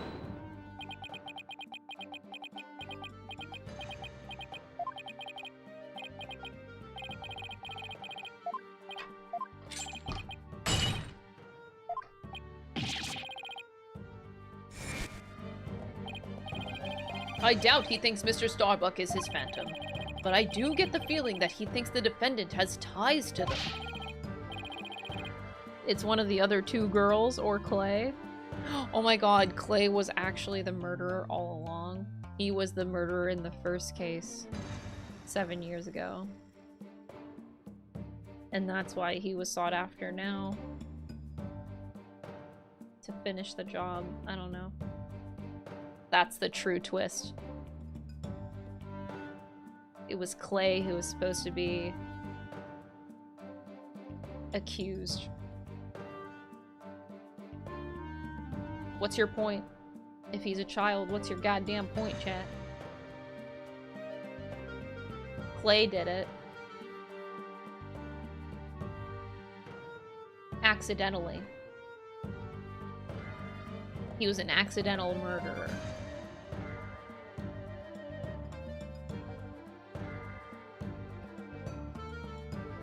But look at Dahlia. Y'all act like this has never happened before. Yeah, he accidentally did it. And this is just revenge, clearly. Which is why he's acting so impatient. He's got a personal grudge against Mr. Starbuck. And that's not real justice. I've always trusted in Prosecutor Blackwell's judgment until now. But this time, I'm just so overwrought about it all. If he's lost his ability to think rationally, I'm afraid it might lead to a false conviction. I've never seen Detective Fulbright so tormented. This must be why he's been so cooperative. Don't worry, that's exactly what we defense lawyers are working to prevent. I feel bad for Prosecutor Blackwell, but I'm going to be rooting for your team this time. But don't tell him that. You have to promise me that you won't! Detective Fulbright, I guess I was wrong about you. I swore to reform Prosecutor Blackwell and make him a valued member of society again. So I can't just sit by and watch him give in to his emotions and tear the defendant apart. You are the only ones who can stop him in the court. You really care and want what's best for Prosecutor Blackwell, don't you, Detective? Leave the courtroom to us. It's not like we want a guilty verdict either. I was hoping you would say that. I'm really grateful to the two of you. To show my thanks, I'll give you another bit of information. It's about the eyewitness. I saw her hanging around the Space Center entrance a little while ago. Really? Then let's go find her, Mr. Wright. Thanks, you two. I feel a lot better now that I've been able to get that off my chest. I'm going to work extra hard to find that perfect piece of evidence for you. In justice we trust. On 3, 1, 2, 3. In justice we trust. Okay, later. I got it. There he goes. Wait, were we supposed to say in justice we trust back there too? Let's go see that witness now. All right, Space Center entrance it is.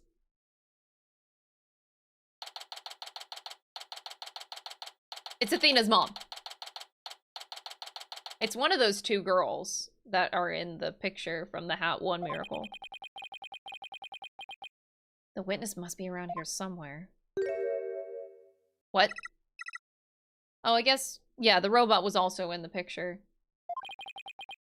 Uh-oh, don't tell me the witness is a robot. Hello, come over here. Hello, hello. Are you sightseeing? Are you lost? Are you... I am Klonko. Klonko. Shall I guide you? Guide you? I don't know why, but this robot is kind of freaking me out. So, Ponko and Klonko. Oh boy, there's two. Okay, never mind. You're not supposed to be wandering around. Oh, it is you! You are one of them. I was looking for you. Ah! I've had it with you, hunk of junk. I'm outside. I am wondering, when did that happen? Okay, welcome back, hunk of junk. You don't know how close you came. If you didn't snap out of it, I was gonna put you on the curb on trash day. Nothing works better than a 42.5-degree karate chop. That's pretty specific. Excuse me, but are you the one who witnessed the murder? I'm Phoenix Wright, the lead attorney for this case. How do you do?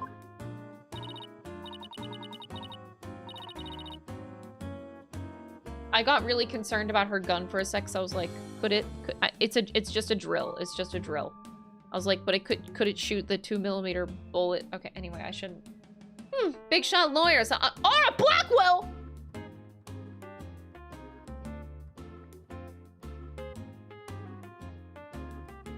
Oh my god, where's that picture? Where's that picture? We don't have that picture anymore. The picture. Both of the Whammons on the right side of the picture.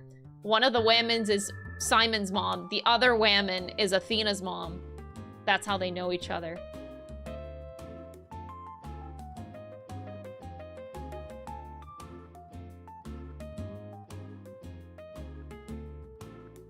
And Apollo, this all makes sense. Oh my god. Fucking hell. Big shot lawyers, huh? I'm Aura Blackwell. I'm a researcher developing robots here at the Cosmos Space Center. Blackwell. Oh damn, she hot though. Okay. Wait, she's 37? He's 28. Oh. That's not her mom. That is not mom. I had to verify her age. I was thinking she was like 50. She's 37. Oh boy. She seems kind of scary. Oh my god, sister? And this good-for-nothing robot is named Hunk of Junk. My name isn't Hunk of Junk. My name is Clonko. That's mean, Miss Aura. Quit complaining. Your model number is Ponko too. Yeah, but Miss Aura, everyone calls me Clonko. Quit your squawking already. No, what are you doing? No, don't! There. I bet you won't be talking back now. I will obey completely. Yikes, I'd better watch what wires I cross with this one. Your last name. Your last name is Blackwell. Do you have a relative in the legal profession by chance? You are correct. Simon Blackwell, who used to be a prosecutor, Shut up. Only speak when I order you to speak. Simon is my little brother. You know him? Yeah. Yes, we met him in court a few times, right, Athena?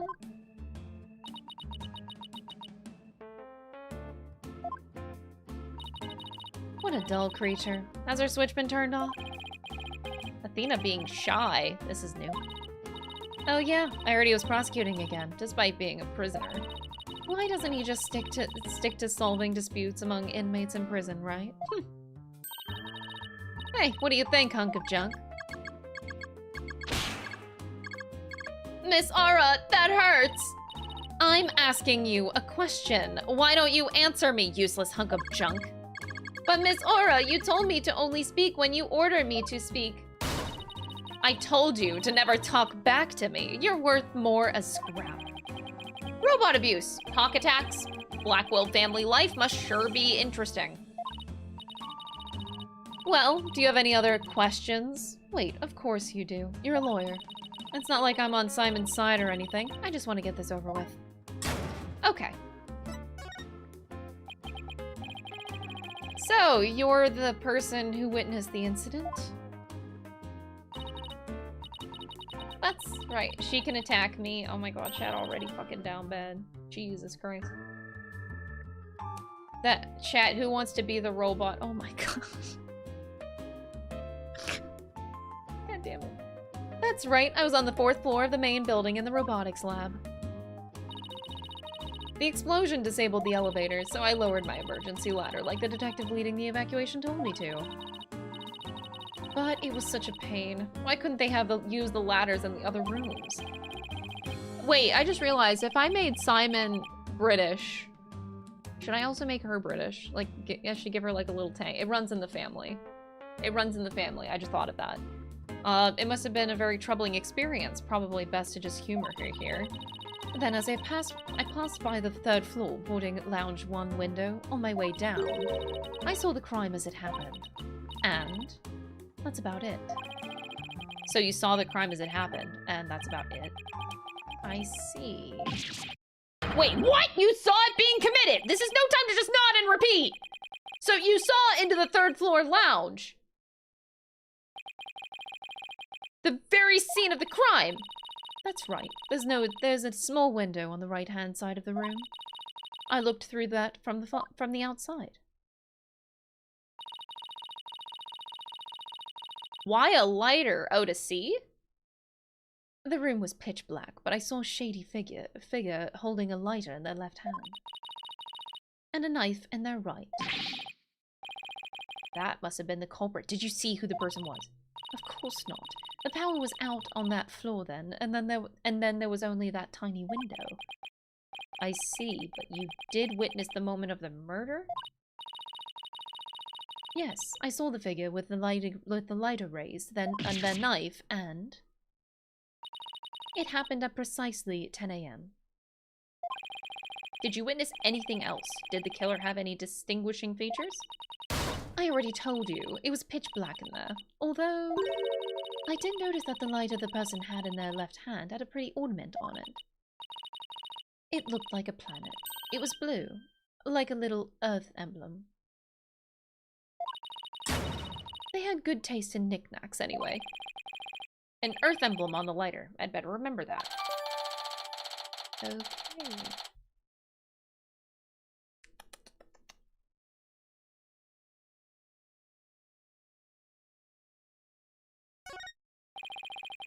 Thank you for your statement. We'll definitely prove Mr. Starbuck's innocence with it. Yeah, right. I won't hold my breath. Pardon me? Oh, did I hurt your feelings? Sorry, I just detest lawyers. That's all. Okay. What don't you like about lawyers? It's just an instinctive dislike.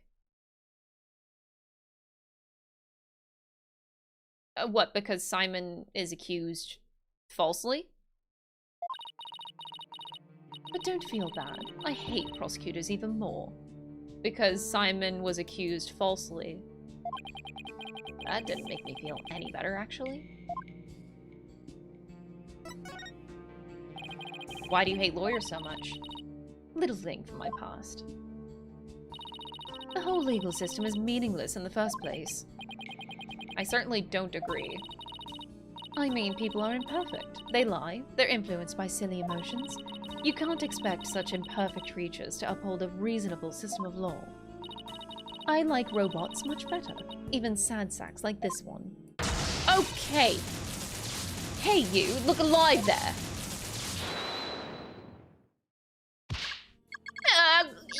Yes, here I go! I am the ultimate robot. I operate in a vacuum in extreme heat. We robots rule the world. Now is the time to... Oh my god, robot fucking takeover. Okay. Alright, that's enough out of you. You're getting a little too carried away. Yeah, huh? What was I doing? Oh my god!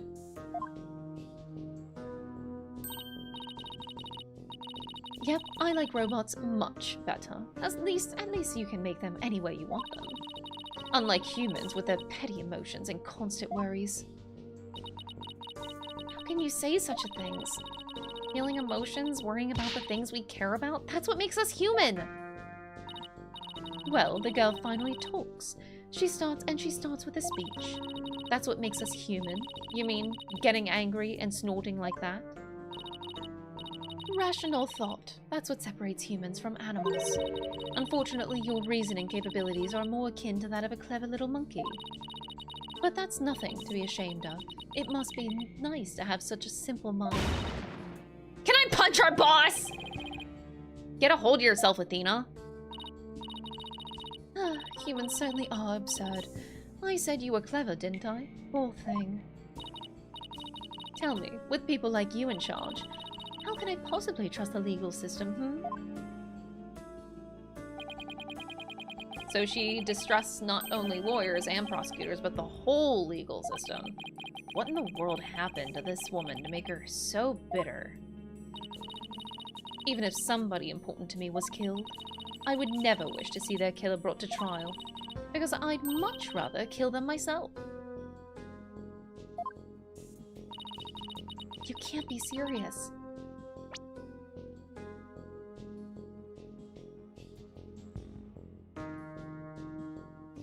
Even if somebody important to me was killed, I would never wish to see their killer brought to trial. Oh my gosh, she would kill them herself.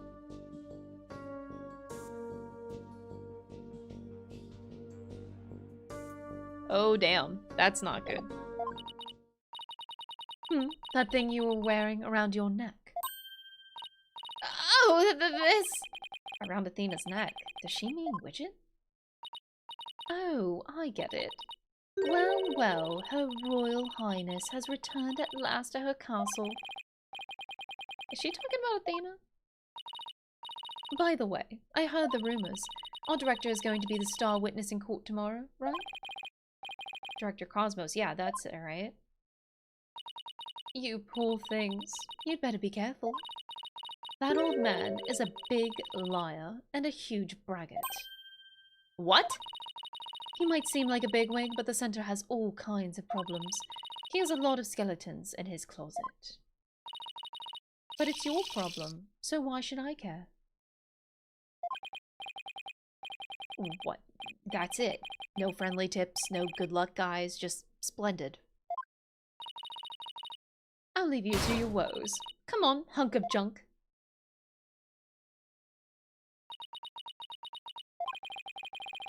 Sad to me that she doesn't believe in our legal system anymore. She must have had a very bad experience to make her feel that way. Are you alright, Athena? You seem very down. Ugh! I just can't believe she said all those things! Wow, she's really upset. Has she been trying to not let it show all this time? Well, I guess it's not all that surprising. You hear about fabricated evidence and false indictments all on the news all the time. You mean that whole Dark Age of the Law nonsense? I'm so sick of hearing about that. Well, all we can do is believe in what we're doing. Yeah. You're right, boss. I agree. Maybe it's time we went back to see Mr. Starbuck. Good idea. We should tell him about the bullet in Mr. Blackwell's statement. All right then, next up, the detention center. Just kidding. Next up, I have to get off stream because I have an appointment in 15 minutes. So I don't have time to squeeze that in, unfortunately. I gotta end. So tomorrow we will go to the detention center and then go on to the case, the trial. All right, sorry for the sudden stoppingness, but yeah, I am out of time here. So I will see you guys tomorrow. All right, we're playing all week. We're gonna totally beat this game this week. Actually, we might. Hell yeah. Bye, everybody. Have a good day. Bye, bye. Bye, bye.